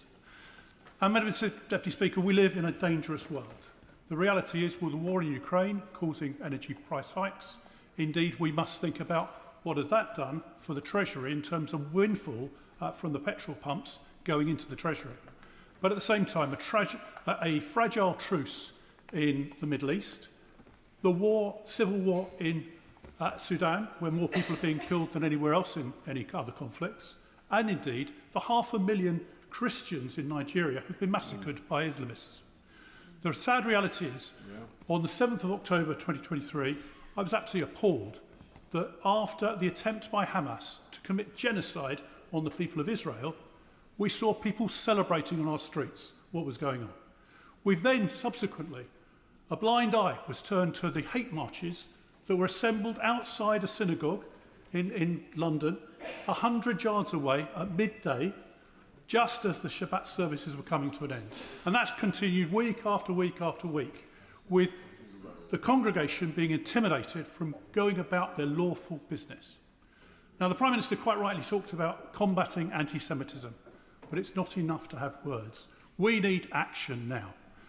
A blind eye was turned to the Hamas flags and the Hezbollah flags in those marches. A deaf ear was cocked to from the river to the sea, Palestine will be free, which means the destruction of the State of Israel. Equally, a deaf ear was cocked to globalise the Intifada. And what have we seen as a result? We have seen Jewish businesses attacked. We've seen restaurants attacked. We've seen synagogues attacked. And now we see Jewish people on the streets being attacked purely because of their religion. This is absolutely unacceptable, and we have to start somewhere. So I welcome the decision by the government to bring forward the legislation on prescribing the IRGC, long overdue, and I've led that campaign in this Parliament for many years. But we must go further. Why is the Iranian ambassador still here? He should be kicked out. So should the embassy closed down. And all those so-called diplomats refused entry to this country. Iran is the head of the snake that controls all the terrorism in the Middle East, and we must recognise that. I'll give way to the honourable gentleman. One thing that the government here hasn't done, but which they could do, and honourable gentleman I know will want to see that the same as I would, and probably many others in this House, that's the Iranian assets owned by the government that are in London, and they're all well known where they are. Does the honourable gentleman feel like I do, that it's time that those assets were taken away from them here in London where we have some control? I thank the honourable member for that. And clearly the assets from the IRGC and the despotic regime that exists in Iran must be sequestrated and brought into use for the people of this country. There are 11 well-known properties which are detached houses that are not used at the moment but owned by this despotic regime. They could be used for homeless families. They could be used for Brits that need somewhere to live, but we don't take the necessary action. Equally, Madam Deputy Speaker, as I've raised previously, we have 13 charities that get their funding from Iran. They have their headquarters in the UK, and they're banned in Arab countries. Why is it they are allowed to exist and spread their poison? Equally, we must go further on university campuses. Vice-Chancellors have a duty to protect Jewish students, but don't carry out that duty. And perhaps we could start in our schools by teaching our children the true history of the Middle East. In 1948, the Arab countries tried to prevent Israel from being set up. they encouraged and almost forced the Arabs to leave the state of Israel so they could go in and kill everyone. The reality is Israel won that war, and no one's ever forgiven them since. The sad fact is that if we go into 1967, 1971, where Israel fought wars once again to protect itself, those are not taught in our schools. And we need to understand that if we don't educate our children in this right way, then unfortunately propaganda will be allowed to grow. Why is it that one of our colleagues from the Labour benches was banned from going into school in his constituency solely because he's Jewish? That cannot be acceptable. So words are not enough, Madam Deputy Speaker. We need prompt action and firm action to root out anti-Semitism and anti-Jewish hatred once and for all. Rachel Hopkins. Deputy Speaker, and I welcome the opportunity to speak in this debate on the gracious speech. And I'm proud, since our Labour government took office in July 2024, that we've introduced a number of policies to improve our country's energy independence and therefore our energy security by increasing domestic clean energy production and reducing reliance on imported fossil fuels. And one of the best examples of this is the creation of Great British Energy, a publicly owned energy investment designed to support British clean energy projects. And I also welcome our Clean Power 2030 plan, which will mean most UK electricity comes from low-carbon domestic sources by the end of the decade. And this includes expanding offshore wind, removing planning barriers to onshore wind, increasing solar power generation, investing in grid infrastructure and supporting nuclear and carbon capture projects. And this King's speech has outlined our plans to go faster and further, taking definitive action to protect the energy, defence and economic security of the United Kingdom for the long term, including the introduction of an energy independence bill to scale up homegrown renewable energy and protect living standards, helping to tackle the affordability crisis, particularly for low-income households, including through our Warm Homes plan. We've seen firsthand... Sorry, I'm going to continue, short on time. We've seen firsthand the devastating impact of exposure to volatile international gas markets, which caused major price rises after Russia's invasion of Ukraine in 2022. This government is taking measures to protect our citizens and ensure such stark and unaffordable increases are never passed on to households again, regardless of global conflicts, supply disruptions and sudden rises in international energy prices. With the war in the Middle East being felt in the pockets of people at home, this is more important than ever. And I welcome the fact that more stable energy costs for households and businesses in Luton South and South Bedfordshire and across the country is a priority, while giving the government greater flexibility during international crises. Our government's mission to secure our energy independence is just one facet of the work this Labour government is doing to strengthen our sovereign capability, using the economic freedom gained after leaving the EU to have greater democratic oversight and to intervene more directly in the economy through our industrial strategy and public investment, with a focus on backing British business and good, skilled, unionised jobs. There's no better example of this than our commitment to safeguard the domestic production of steel through the Steel Industry Nationalisation Bill, which we will debate later this week. This highlights the importance of the role of an active state in supporting its citizens, protecting our national resilience, our economic security, and our ability to act independently in the interests of our citizens in an increasingly volatile and uncertain world. I've spoken about the sovereignty and security of energy, but part of building a more secure Britain for my constituents is to ensure that everyone has access to a safe and secure home. And I welcome our Labour government's commitment to address long-term housing shortages, which have driven up rents, made home ownership harder and placed increasing pressure on social housing and public services.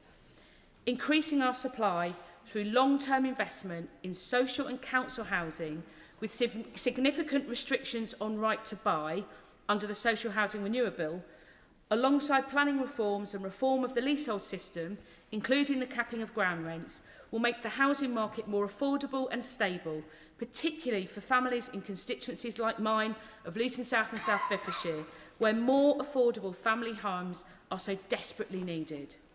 Indeed, expanding our housing supply goes hand in hand with our efforts to strengthen our national resilience, reducing housing inequality and creating a stable foundation for long-term social and economic security, all part of building a stronger and fairer country for all.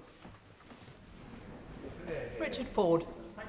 Speaker, last week in the gracious speech, the government pledged to introduce a new representation of the People Bill. Now, constitutional issues like the electoral system can seem far removed from people's daily lives, but that could not actually be further from the truth, because with a better electoral system, politicians and parties will be more focused on the issues that really matter to voters. Electoral reform is a necessary step to ensure a fairer society with better schools, better hospitals, safer communities, clean air and clean water. The representation of the People Bill has the potential to be the latest chapter in the evolution of our democracy. Ours is a proud history of a franchise that has expanded across the generations, extending the vote to an ever broader base of people. From the 1832 Great Reform Act to the 1918 Representation of the People Act, which granted the right of voting to women, to the 1969 Act, which made the UK the first democracy to give votes to everyone 18 and above. This is a story of progress, and we should continue it. So I welcome that the government is continuing this trend with votes for 16 and 17-year-olds. When I trained 16 and 17-year-old recruits in the regular army, some of them were bound months later to serve in places like Iraq and Afghanistan, which they did. If 16-year-olds can join our armed forces and pay tax, they deserve a voice in how both of those are used. The new representation of the People Bill has the potential to occupy a place in the pantheon of progressive extensions to the franchise. First past the post, by contrast, is our current system, which enables parties to turn a small plurality of votes into a massive majority of seats. And 2024 showed this at its worst. The general election of 24 was the most disproportionate in modern British history. Turnout was the second lowest since records began in 1885. Less than 60% of the electorate cast a vote. They were unconvinced and uninspired by both Labour and the Conservatives. Labour won 1/3 of the vote, Labour won 2/3 of the seats, and Labour won 3/3 of the levers of power. The 2024 general election result was a direct consequence of the first-past-the-post voting system. This winner-takes-all approach threatens to reward populists who thrive in divisive and adversarial politics.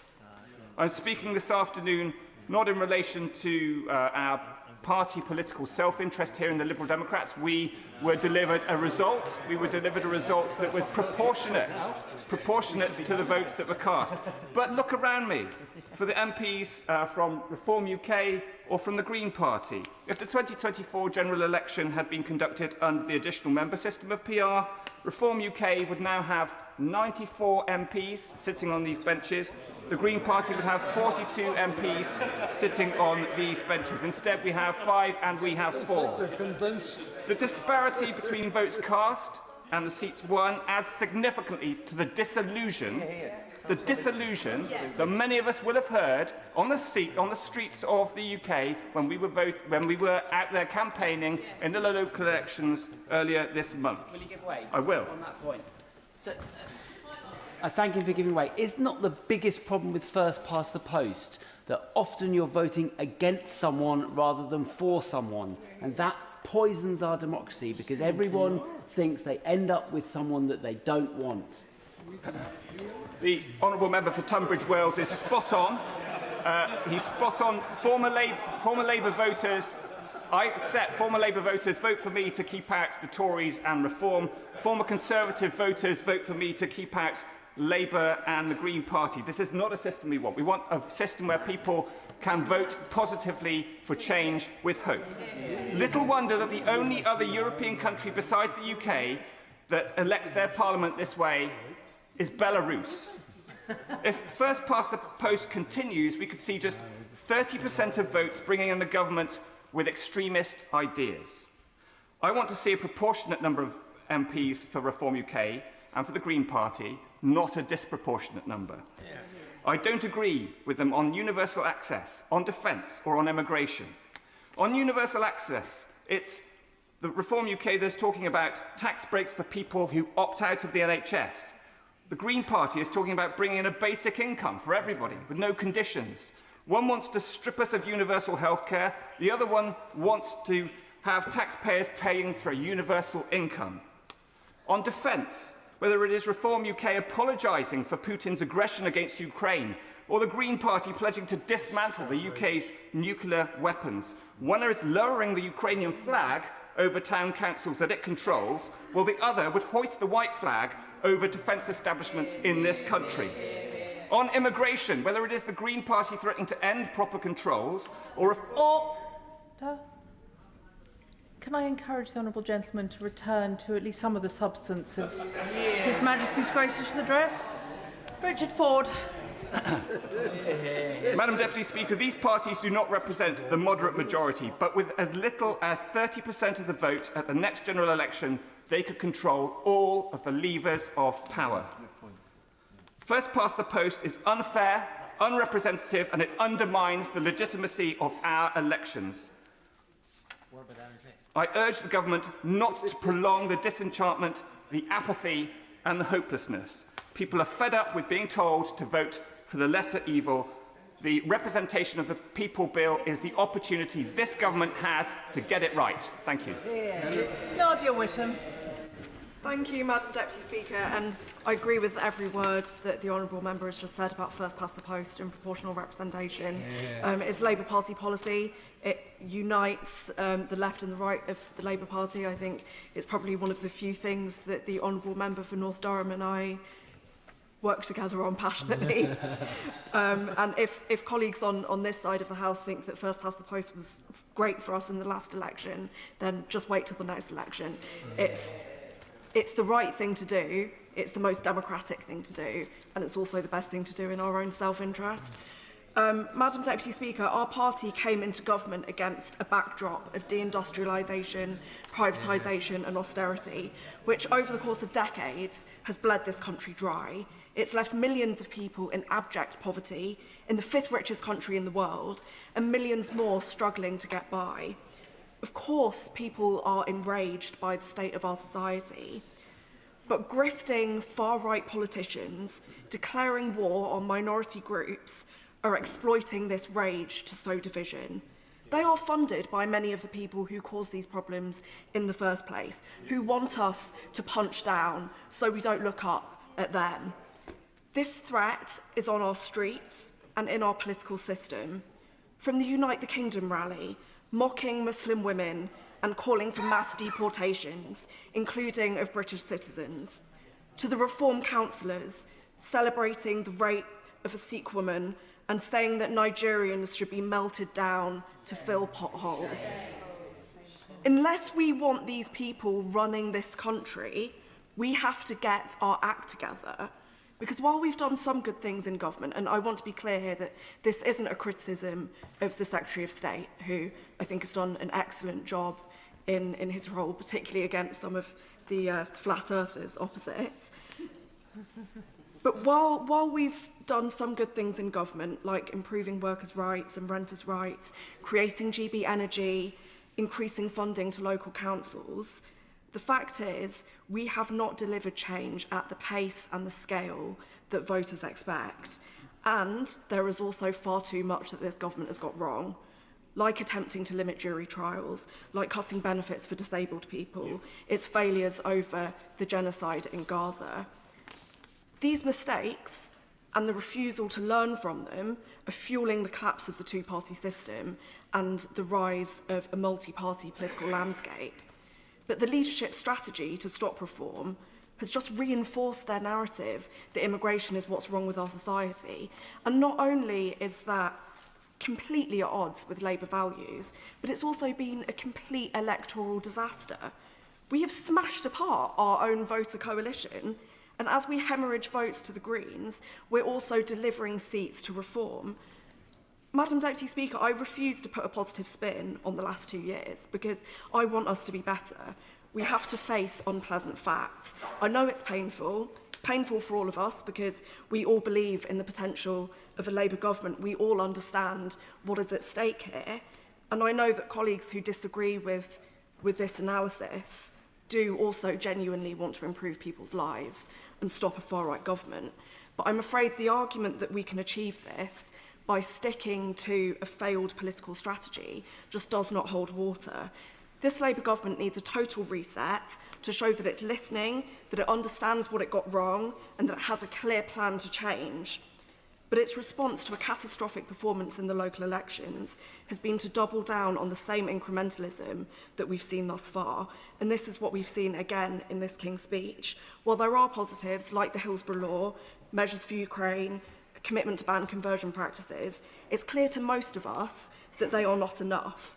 There are much bolder measures that we should be taking to tackle the cost of living crisis and to rebalance the economy so that it works for working class people. Just two examples: rent controls, so housing costs are affordable and people aren't priced out of their communities; nationalising utilities to prioritise public need over private profit and bring down bills. And we need to do that at the same time as unashamedly standing up for the full diversity of the working class, wherever people were born, whatever the colour of their skin, their religion, their sexuality or gender identity, whether they're disabled or not, whether they're in work or not. Madam Deputy Speaker, tinkering around the edges was never going to cut it. Chasing the far right, yes. I thank her for giving way, and I agree with so much of what she's saying. We need to be ambitious. We need to be looking at the big picture and fixing systems as well as situations. Like her, I want to see us stepping out in a far more ambitious way from here onward. And I see the headings of these bills in the King's speech offer huge potential for us to do things that are far more transformative and meaningful and address the root causes of many of the problems that we're facing. So does she agree with me that there is a chance, with the bills under this King's speech, but with a radical different approach to working them through, to bring the kind of change and delivery that we've been hoping for? I thank my honourable friend for his intervention. I feel like to have a candid discussion about this, it would probably be best not to have it in the chamber. But yes, I think that the King's speech provides headings, but I'm afraid I think that's all they are. They're hints to what we need, and they're not the sum of it. And we haven't been. It's not just that I don't believe that the change is coming, but it's been promised. It hasn't been promised. We're doubling down on the same mistakes that we made. And what we've heard from the Prime Minister is we've done great things in government, you just haven't realised it yet. So, Madam Deputy Speaker, tinkering around the edges was never going to cut it. Chasing the far right on immigration was never going to work. And if we don't learn these lessons now, then it will be too late. We will be squandering the generational opportunity of a Labour government to transform this country for the better, and we will be allowing the far right to win. And I refuse to sit here quietly and let that happen. Kruger. Thank you very much indeed, Madam Deputy Speaker. It's a pleasure to follow the Honourable Lady, because I think she made a very important point at the end there. She is right. I'm afraid to say this is a very underwhelming King's speech. There are some welcome headlines there, but the fact is the ambition is very diminished, and the reason for that, and she represents it, is that the party opposite is fundamentally split. They're unable to move forward boldly in any direction that is needed. And I don't make a personal accusation against them. I know what it's like. I sat on those benches in the last Parliament supporting a government that was also fatally split and unable to move forward. This is the consequence of the politics that we're in. And by the way, I welcome the very eloquent and elegant repudiation of her previous position by my friend, the Shadow Secretary of State. I think she made an excellent speech about the difficulty of the government's policy, and she's now in the right place. But across the board, and particularly on this topic of energy security, Madam Deputy Speaker, we see bold ambition, the right statements being made, particularly about energy independence and resilience. But then the detail that follows is utterly underwhelming, and indeed explicitly in this area, we see a decision not to exploit the enormous opportunities, the reserves we have in the North Sea. So I'm afraid the aspiration of energy independence that we should all welcome, including eventually to get to the huge benefits of the abundant natural resources that we should be using for energy, we're not going to get there this way. Likewise, in other areas, crucial areas, Madam Deputy Speaker, of national priority, defence being the main one, we hear the right language about the need for investment, the need to recover our defences, which have been sadly depleted over many decades. We have a chronic weakness in our national defences, and yet we see Still no defence investment plan, still no clarity on where the money is going to be spent or even where it's coming from. And the reality is, and I represent a military constituency with many amazing tech firms and military firms developing the kit that we need for our defences, they are laying off staff as we speak because the money is not promised, is not available to them. It is absolutely scandalous. In all of the sectors where the United Kingdom has real current and enormous potential advantages, in these high-tech sectors of fintech, agri-tech, and AI itself, all areas, by the way, which, thanks to Brexit, we are able to drive ahead boldly and independently on. In all of these sectors, we are being hobbled by a lack of ambition and as a chronic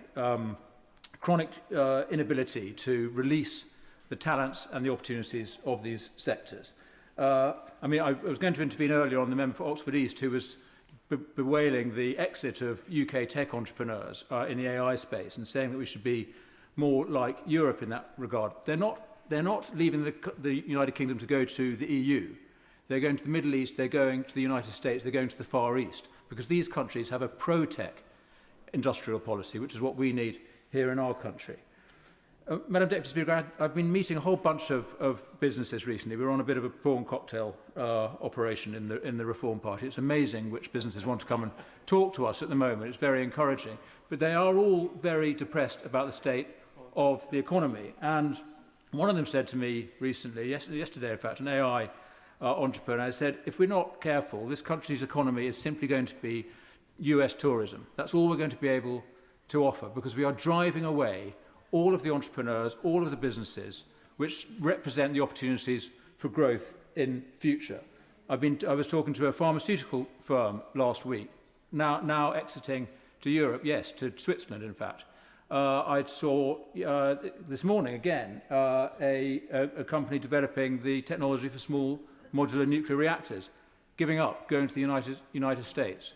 This is what we are doing. We are driving away the talent that we need for the future. And lastly, Madam Deputy Speaker, I'm very enthused by the opportunities that our high-tech sectors represent and what we could be doing. But there is also the ordinary economy. Labour used to talk a lot about this. The Chancellor wrote a book called The Ordinary Economy, I think, The Everyday Economy, some years ago. That's absolutely a vital focus for us. But what are we doing for those businesses that are the backbones of our high streets, national businesses and SMEs? We're ramping costs onto them, NI contributions, business rates, and the small businesses, the VAT threshold, way too high, inhibiting growth, inhibiting job creation. So a government that wants growth, wants productivity, is going in directly the opposite direction. And I would just end with a plea to the ministers. I extol and I applaud their aspiration for a clean transition, but right now we are in a national emergency and we need to crowd in every possible source of electricity that we have to get our economy growing. And that includes nuclear and it includes fossil fuels. Thank you. Alex Sobel. Thank you, Madam Deputy Speaker. It's a pleasure to speak in this King's Speech debate, and I'd like to thank the Energy Secretary for another very clear case for the energy transition. Regarding the energy security part of the transition, I welcome the Energy Independence Bill, which is one of the most significant and pragmatic piece of legislation we seek to work on in this Parliament. This bill is directly entwined to our national security. Energy independence sets us free from the energy cost chaos caused by Putin's erratic warmongering. This is another step that enables us to stand in strong solidarity with the people of Ukraine. The stabilisation of energy security will enable us to work on Jo Cox, whose 10th anniversary of her tragic murder is coming up shortly. Work on her agenda of progressive internationalism by improving our capacity to be a force for good.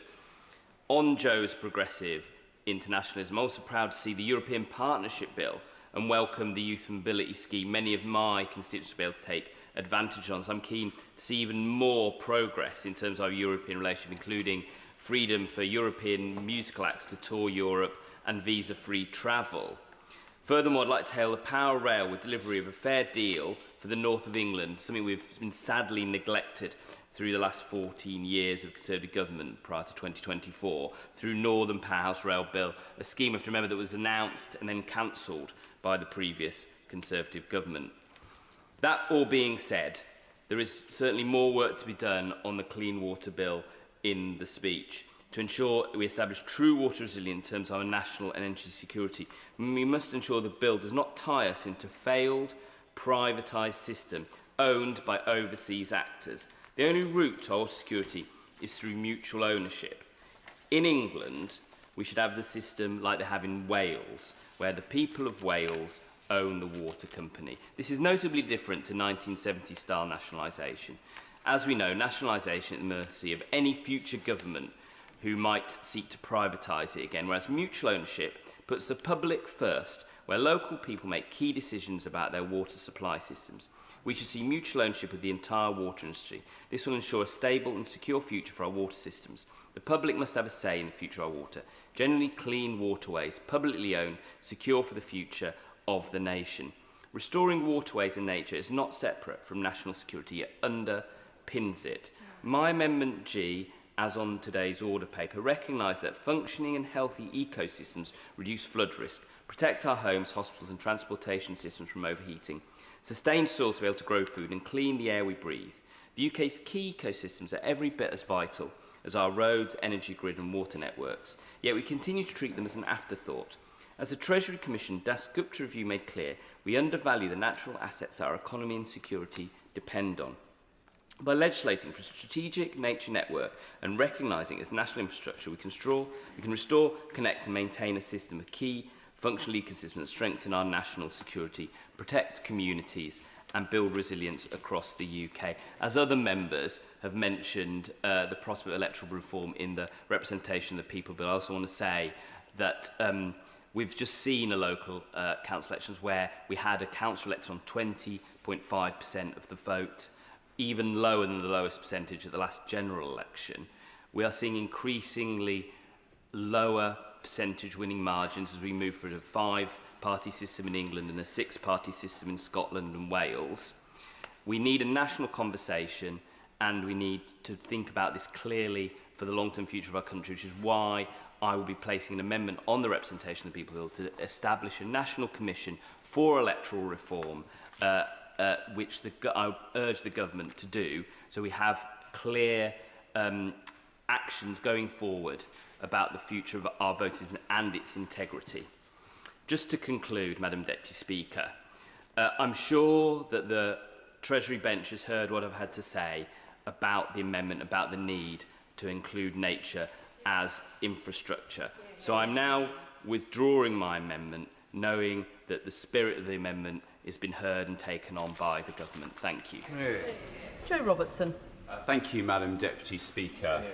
The security of energy, the price of energy, is something that affects every household, every individual and every business up and down the country in every constituency.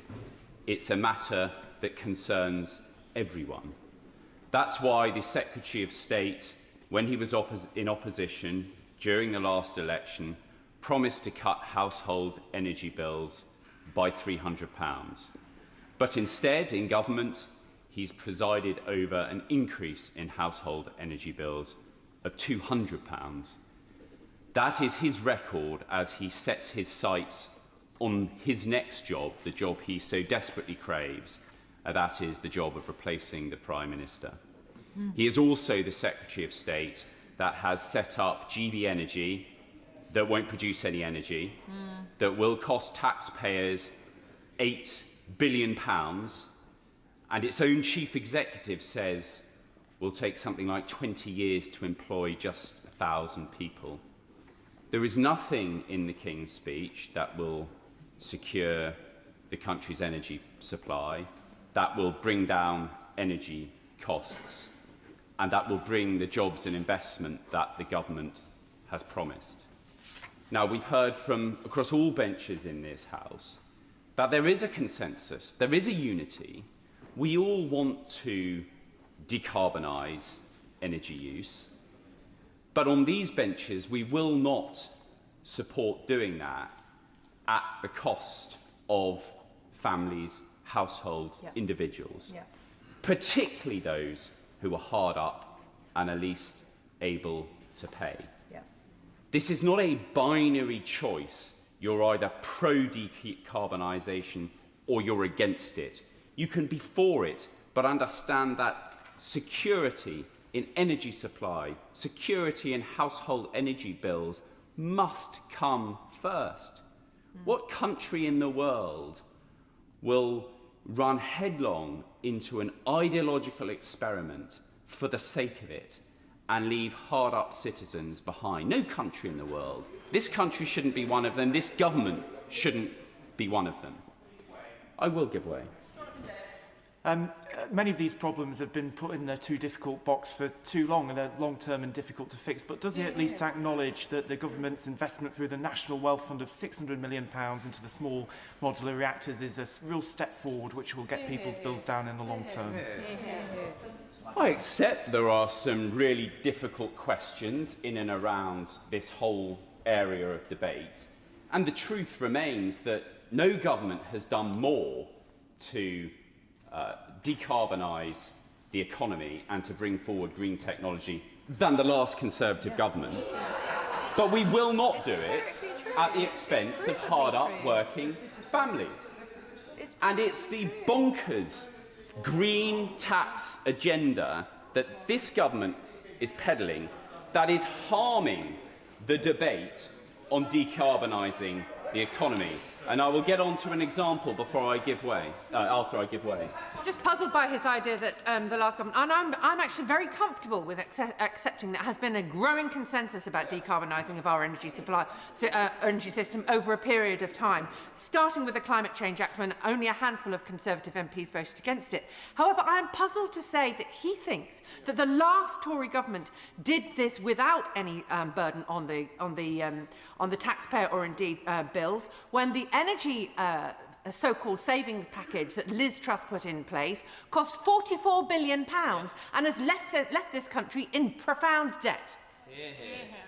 I acknowledge the last government made mistakes. I don't have a problem with that. But it's not an excuse for her government to do even worse on some of those hardships for hard-up working families. No excuse to her government whatsoever. Bonkers green taxes harm the debate, and I will give this House an example. UK ETS levies on the maritime sector, levied on ferry companies that my constituents on the Isle of Wight rely on in order to access things that everyone else takes for granted, like health, like education, like jobs, like seeing friends and family. Next month, you could travel across the Solent to the Isle of Wight and take your car on one return trip for £511 for a 5-mile return crossing. The government, instead of helping us, they say they'll help, and I'm still holding out hope that they will help. Instead, the following month, in July, will levy a tax on the Fishbourne to Portsmouth route. They will levy a carbon emission tax that the ferry company cannot avoid because it cannot decarbonise its ferries and go electric because there is no grid charging capacity in Portsmouth Harbour. There is no grid charging capacity in Southampton either. These aren't strange little harbours. This is the naval base of the United Kingdom and one of the biggest export container ports. Yet there is not the grid capacity to charge an Isle of Wight ferry, but the ferries will pay, and the ferries, guess what, have passed on that charge to consumers, my constituents. I'll give way to the Honourable Lady to try again. Briefly on the point specifically on Southampton, it was under the Tory government that the Labour-run Southampton Council wanted to clean up and have that grid connection in order to be able to decarbonise shipping in that port, specifically to tackle air quality in that city and to be able to help exactly the problem. 14 years the Tories had, and they did nothing. I generally say to the Honourable Lady, the reason her government is in such a mess and polling at under 20% is because she and her colleagues think the universal excuse for her government's inaction is to blame a previous government. She won that argument at the last election, and since then her government has done nothing. Southampton will have that grid charging capacity for boats in mid-2030s, yet the government is bringing in a charge in July of this year. And do you know what the irony is, Madam Deputy Speaker? One of those ferries does have batteries on board. It's a hybrid boat and can use batteries in order to cross the Solent and not burn fossil fuels. But it's being charged because it cannot use its batteries because it's not got nowhere to plug into. Now, when the EU are bringing in this charge, they are ring-fencing the money they get from ETS to invest in grid capacity imports. Not the UK government. They're taking the money and shoving it in the Treasury and making no promises about investing in grid capacity. That's not the last government, that's this government. So I say to the front bench, it is bonkers green levies which make no sense, which harm ordinary people, which undermine their entire case for their green agenda. Thank you, Madam Deputy Speaker. For more and more UK households and businesses, the monthly energy bill is one of the largest bills, and it is increasing, in large part due to rising international oil and gas prices, which have been exacerbated in turn by the recent war in Iran. And so it's exactly for this reason that for too long we have been energy insecure. So, Madam Deputy Speaker, energy security is needed to give us cost of living security. If we get this right, if we can cut bills, we can cut emissions, and we can cut our dependence on volatile foreign oil and gas markets all at the same time. And Madam Deputy Speaker, I haven't heard yet a single argument from the party opposite as to why continued dependence on those markets is a good idea, including from the Honourable Member for Isle of Wight East, who I follow, as opposed to a driver of price shocks and increases. But most of the last 50 years, the UK has been a net importer of electricity, much of it coming through interconnectors like the one in my constituency of Folkestone and Hythe. And the growth in British renewables is at long last rightly being pushed forward by this government, and it's starting to reduce our heavy reliance on imported energy and fossil fuels. Last year, our energy production was the most British and clean it has been for years. Energy production under this Labour government has defied the doubters who decry the decline of North Sea oil and gas and who urge us to open new fields. I will. Thank the Honourable Member for giving way. I just want to make sure that everyone's clear. I think he's talking about electricity, power, not energy. The power that makes up just 20% of our energy mix, not the oil and gas, which makes up the 75% of our energy mix. They're very different things. I'm interested to hear that she came up with no justification why continuing to be in hock to the international oil and gas markets is not a good idea. So I'm reinforced in that argument from her intervention. I want us to be energy independent and eventually energy dominant, where we are exporting our energy around the world, generating more revenue for the Treasury, creating more jobs here at home, and helping to fix our current account deficit. The new Energy Security Bill rightly seeks to hardwire in strong consumer protections, a stronger watchdog and a more flexible, modern grid, giving Ofcom a clearer duty to protect households, changing how support is targeted to low-income and vulnerable families, and making local grids smarter so people can benefit from cheaper off-peak energy. All of this is not a technical tweak, they are frontline issues on the fight against fuel poverty. The vast majority of my constituents in Folkestone and Hythe and Romney Marsh want to tackle climate change. They do want to lower energy bills, and they want Britain to be energy independent. And the best way of achieving all of these objectives is to deliver a balanced energy mix and to make sure that savings and opportunities reach people's front doors. And that means including a serious warm homes programme, upgrading insulation, modern heating systems and clear duties on landlords so renters are not left shivering in leaky homes while their landlords take all the profits. And solar finance has evolved to the point where there can be no excuse not to have solar on every domestic rooftop, which can allow tenants to benefit from lower bills as well as landlords. And the government must do everything it can to make this a reality.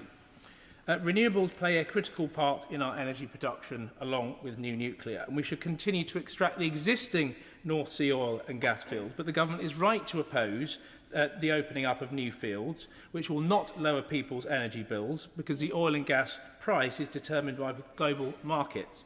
And opening up new fields would undermine our mission, as many colleagues have said, to tackle climate change and would weaken our global leadership role that we have on this issue, and I pay tribute to work of the Secretary of State and the Department on this. The real jobs plan is for energy to invest in clean power, grids, storage and efficiency, and to give workers in existing industries a clear path into those new roles. I will. I'm grateful to the honourable gentleman.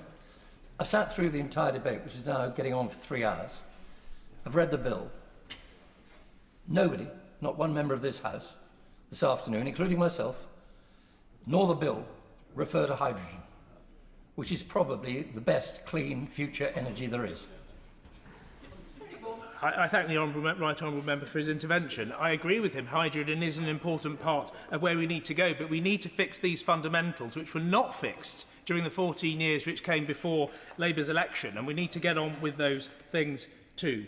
New nuclear creates jobs, and in my constituency we have 2 old nuclear power stations at Dungeness that are currently being decommissioned. And Dungeness is a brilliant candidate for new nuclear technologies with an existing grid connection, land available, close to population centres and with high electricity demand. And fundamentally there is also strong support from the people of Romney Marsh for new nuclear at Dungeness, who understand that this is about good jobs, clean power and long-term investment in their community. And I recently helped organise an event at the community hub that was packed out about new nuclear, with local residents who are desperate for new nuclear power generation to return to their community. And so I commend the actions of this government to help speed up new nuclear technology development. And it was something that my predecessor pushed the Tory government for, his own party, for many years, to bring back Dungeness new nuclear to Dungeness. But he got nowhere, I'm afraid, Madam Deputy Speaker, because his party were just not interested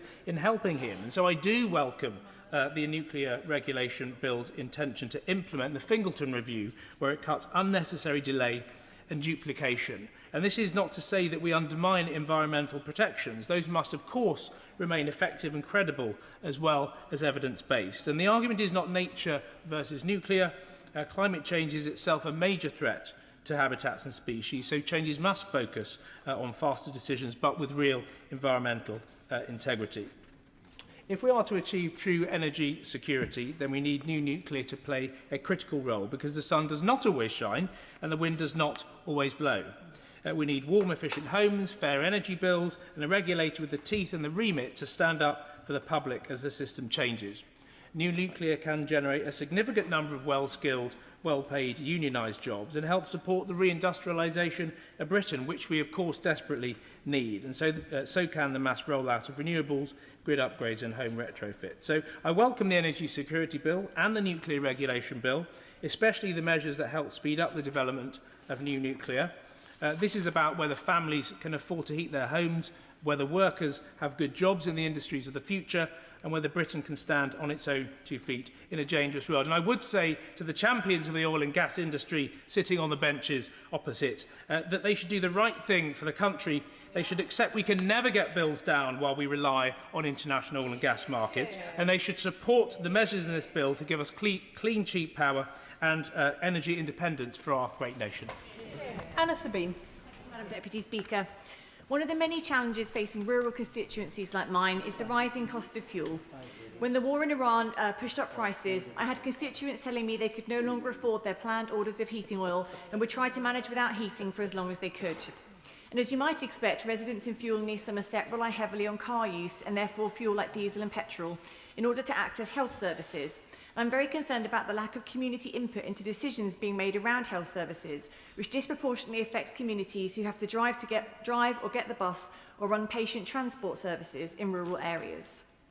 The King's Speech brings forward plans to abolish NHS England, but in my constituency of Frome and East Somerset, NHS Somerset has been running what it calls a test and learn exercise at Frome Community Hospital. For 6 months, the number of beds was temporarily reduced from 24 to 16. And at the end of that period, the test and learn was simply extended for another 6 months, meaning that for a full year, capacity has been reduced and no full consultation with communities about these changes has been required.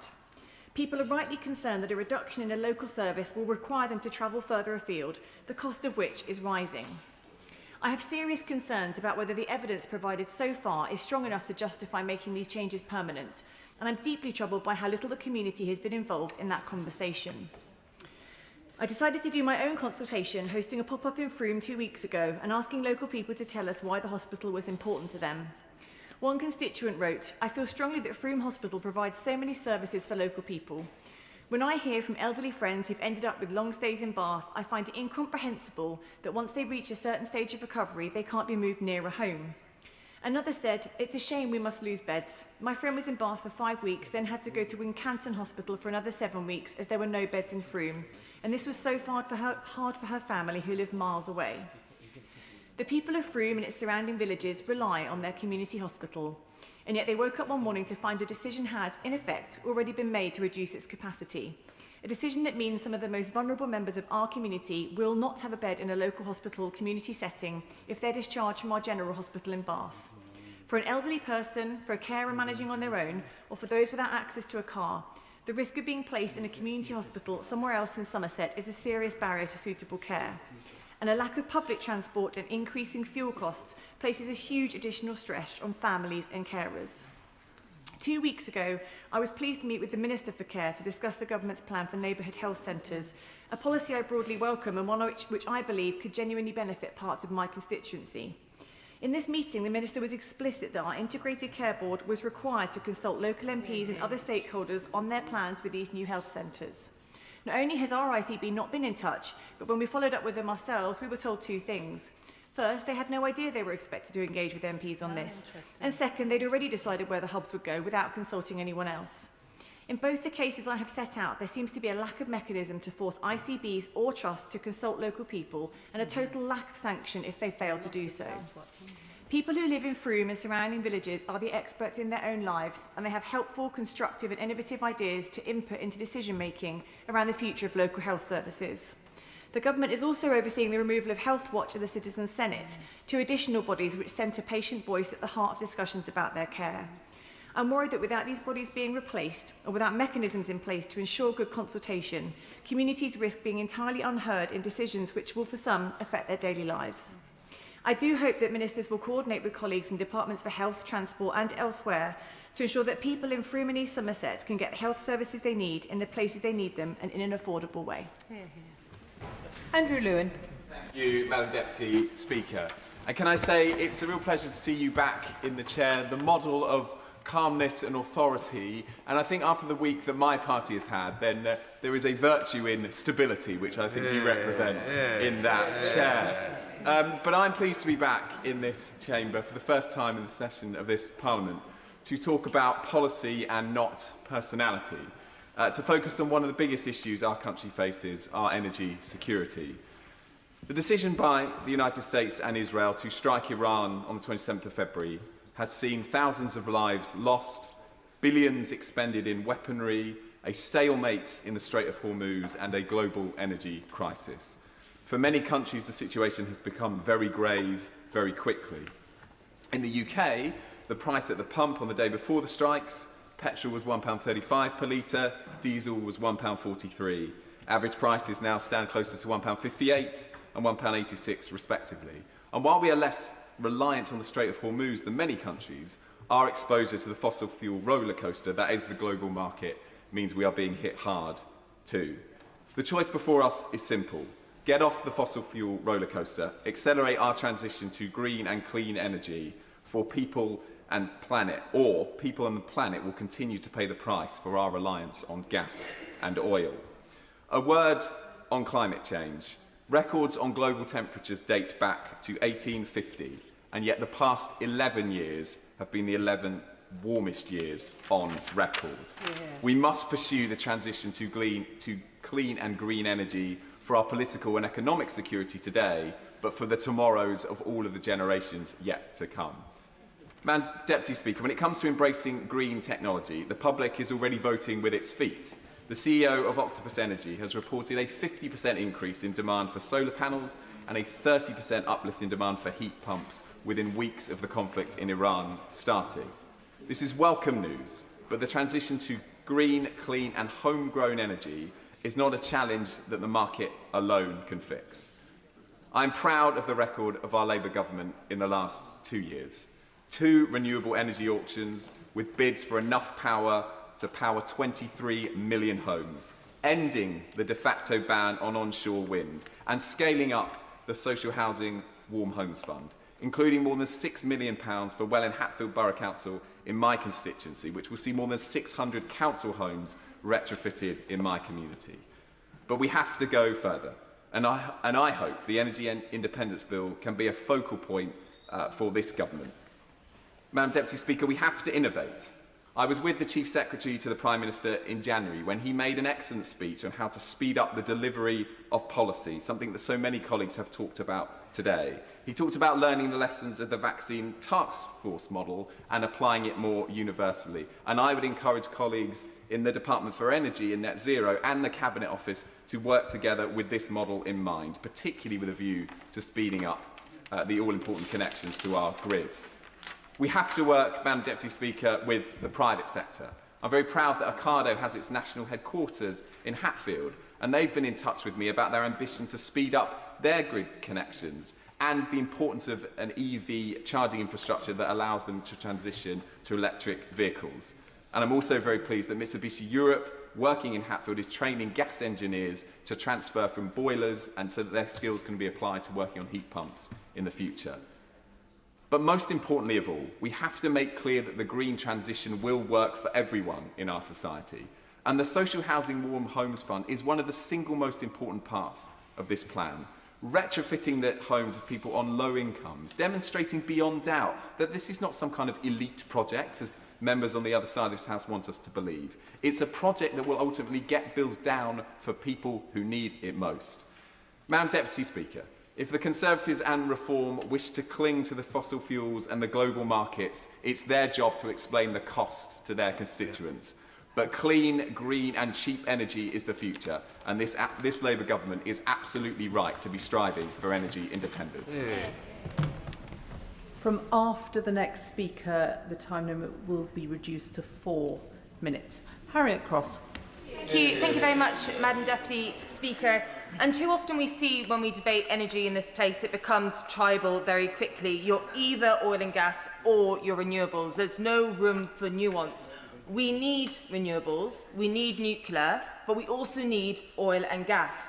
And many members today have spoken about the cost. The cost is one element, but supply is vitally important, because oil and gas makes up 3/4 of the energy we need every day. The energy we need in the 24 million homes who still rely on gas, the energy we need in over 500,000 businesses that need oil and gas, the oil and gas that goes into different industries such as pharmaceuticals, petrochemicals, all of these need oil and gas. So this energy independence bill assumes that just by calling it energy independence, we suddenly do not become dependent on oil and gas. That is not true, and it will not be true so far into the future because we have not developed the systems to move us away from needing oil and gas as quickly as we need to. So if we look at our nearest neighbours in Norway, who many people rightly think have their energy system done correctly. There are 5 flights a day from Aberdeen to Norway, bringing workers, skilled workers, from the oil and gas, what was capital of Europe, to Norway to work in their industry there. Norway, which has just said is going to open up 3 more existing gas fields. Norway, which has just announced a licensing round for 70 new licenses, who incentivise drilling because they recognise how important oil and gas is to their energy security.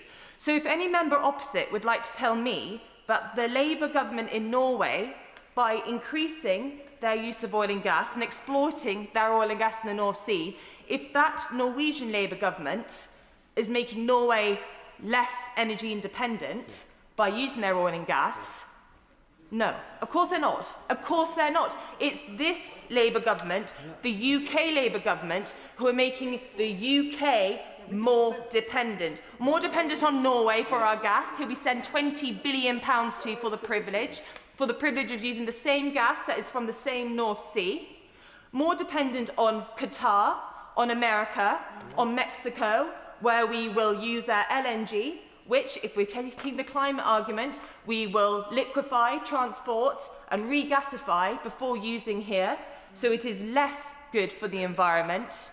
And then we come on to jobs. And I still can't understand, and I will never understand, why anyone can sit on the Labour benches and not understand the importance of protecting jobs in the oil and gas sector. And they mention new jobs in renewables, and I understand there are new jobs in renewables, but they are not coming on stream fast enough, they are not comparable, and they're not for the same skill sets. And yes, some are transferable, but loads are not. And the highly skilled people who really have secured our energy security for the last few decades, those are the ones who are really going to struggle to transfer. And if Labour want to say that they're happy to sacrifice those jobs and those livelihoods and the communities that those jobs live in, particularly in the northeast of Scotland, they can do so, because that is the message they're sending. And those skilled workers are moving abroad and taking with them the skills that will help us with our energy security and our energy independence. They talk about price a lot. And we understand that the price of oil and gas goes up and down. That's understandable. AR7 signed us up to higher prices for 20 years. For 20 years, we have committed to paying those high prices. And they are higher than what oil and gas has been for the last few years. I don't need Wales. I appreciate oil and gas is high at the moment. But it is not always high. It has been low. The minister says that's the issue. It is the issue if you look at one time horizon. Over the last few years, has oil and gas been low? The gas price has been low, the oil price has been low, and yet we still use it. So we are sacrificing jobs in Aberdeen and the northeast of Scotland. We're sacrificing our energy security just to deliver green energy, because that's all this government wants to focus on.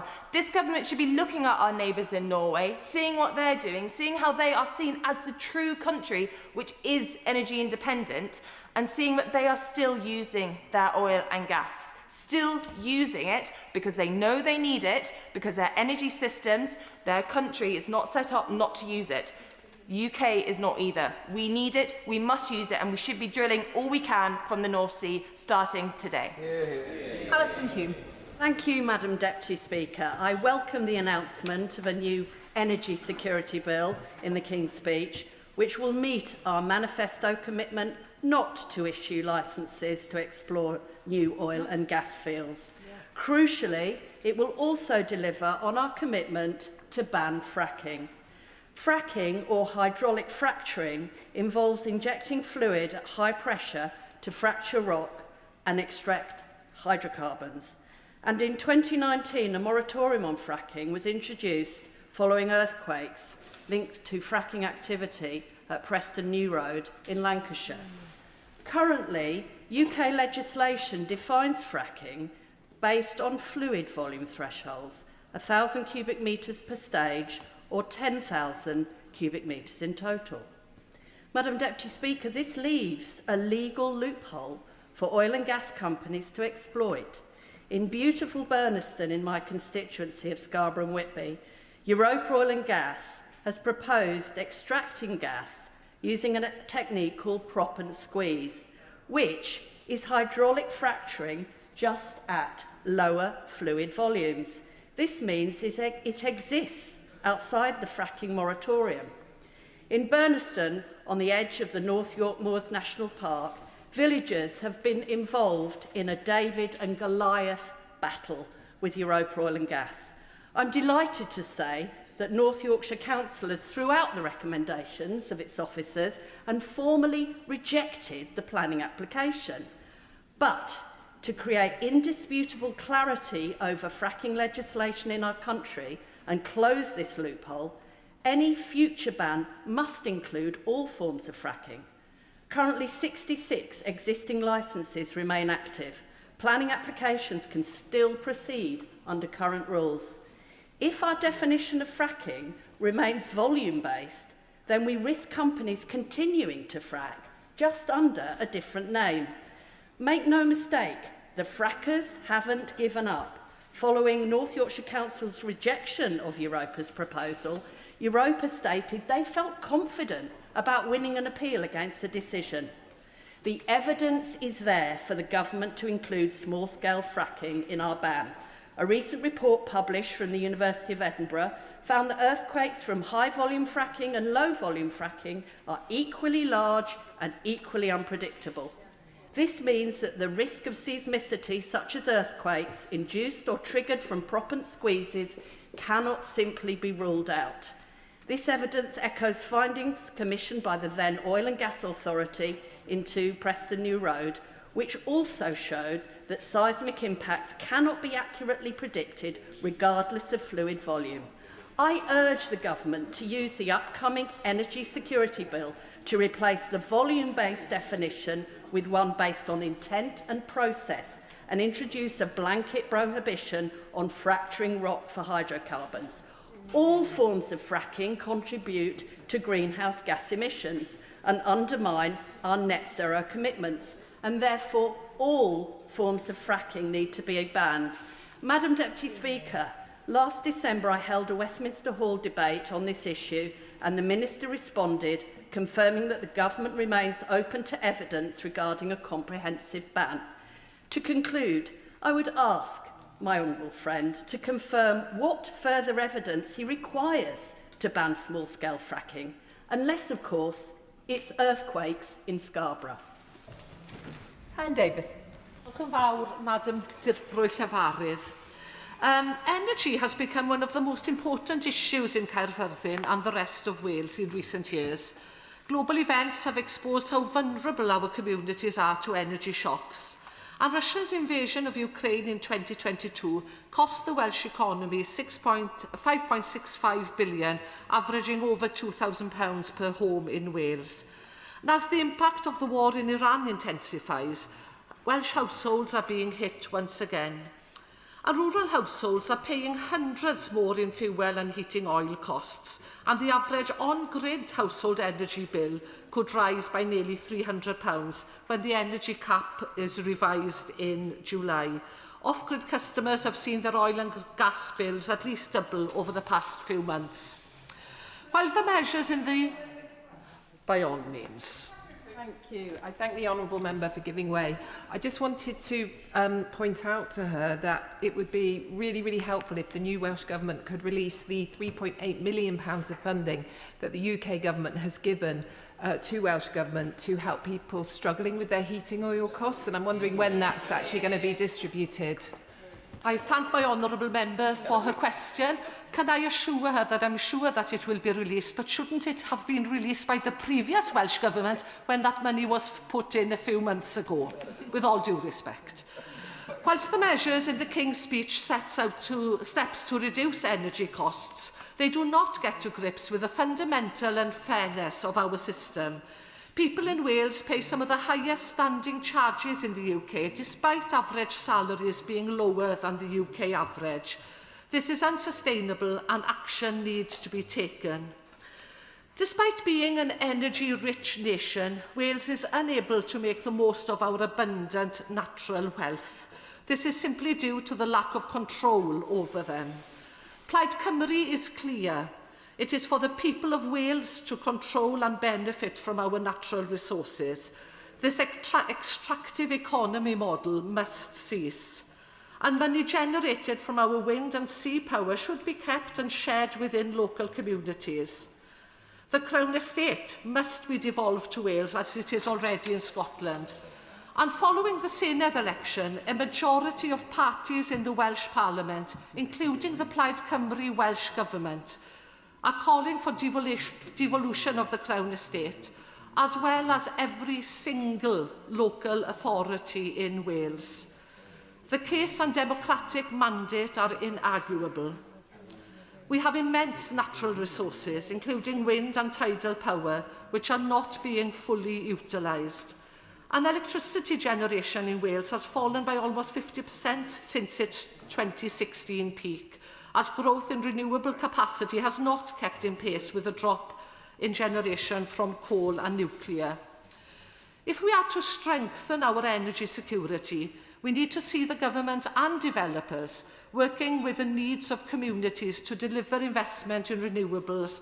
We need to see in a sustainable and fair way, with an emphasis on offshore wind and community-led onshore developments. And developers need to be totally transparent in costs and how their investment is being funded. The King's Speech does include the new coal licensing ban, which is welcome.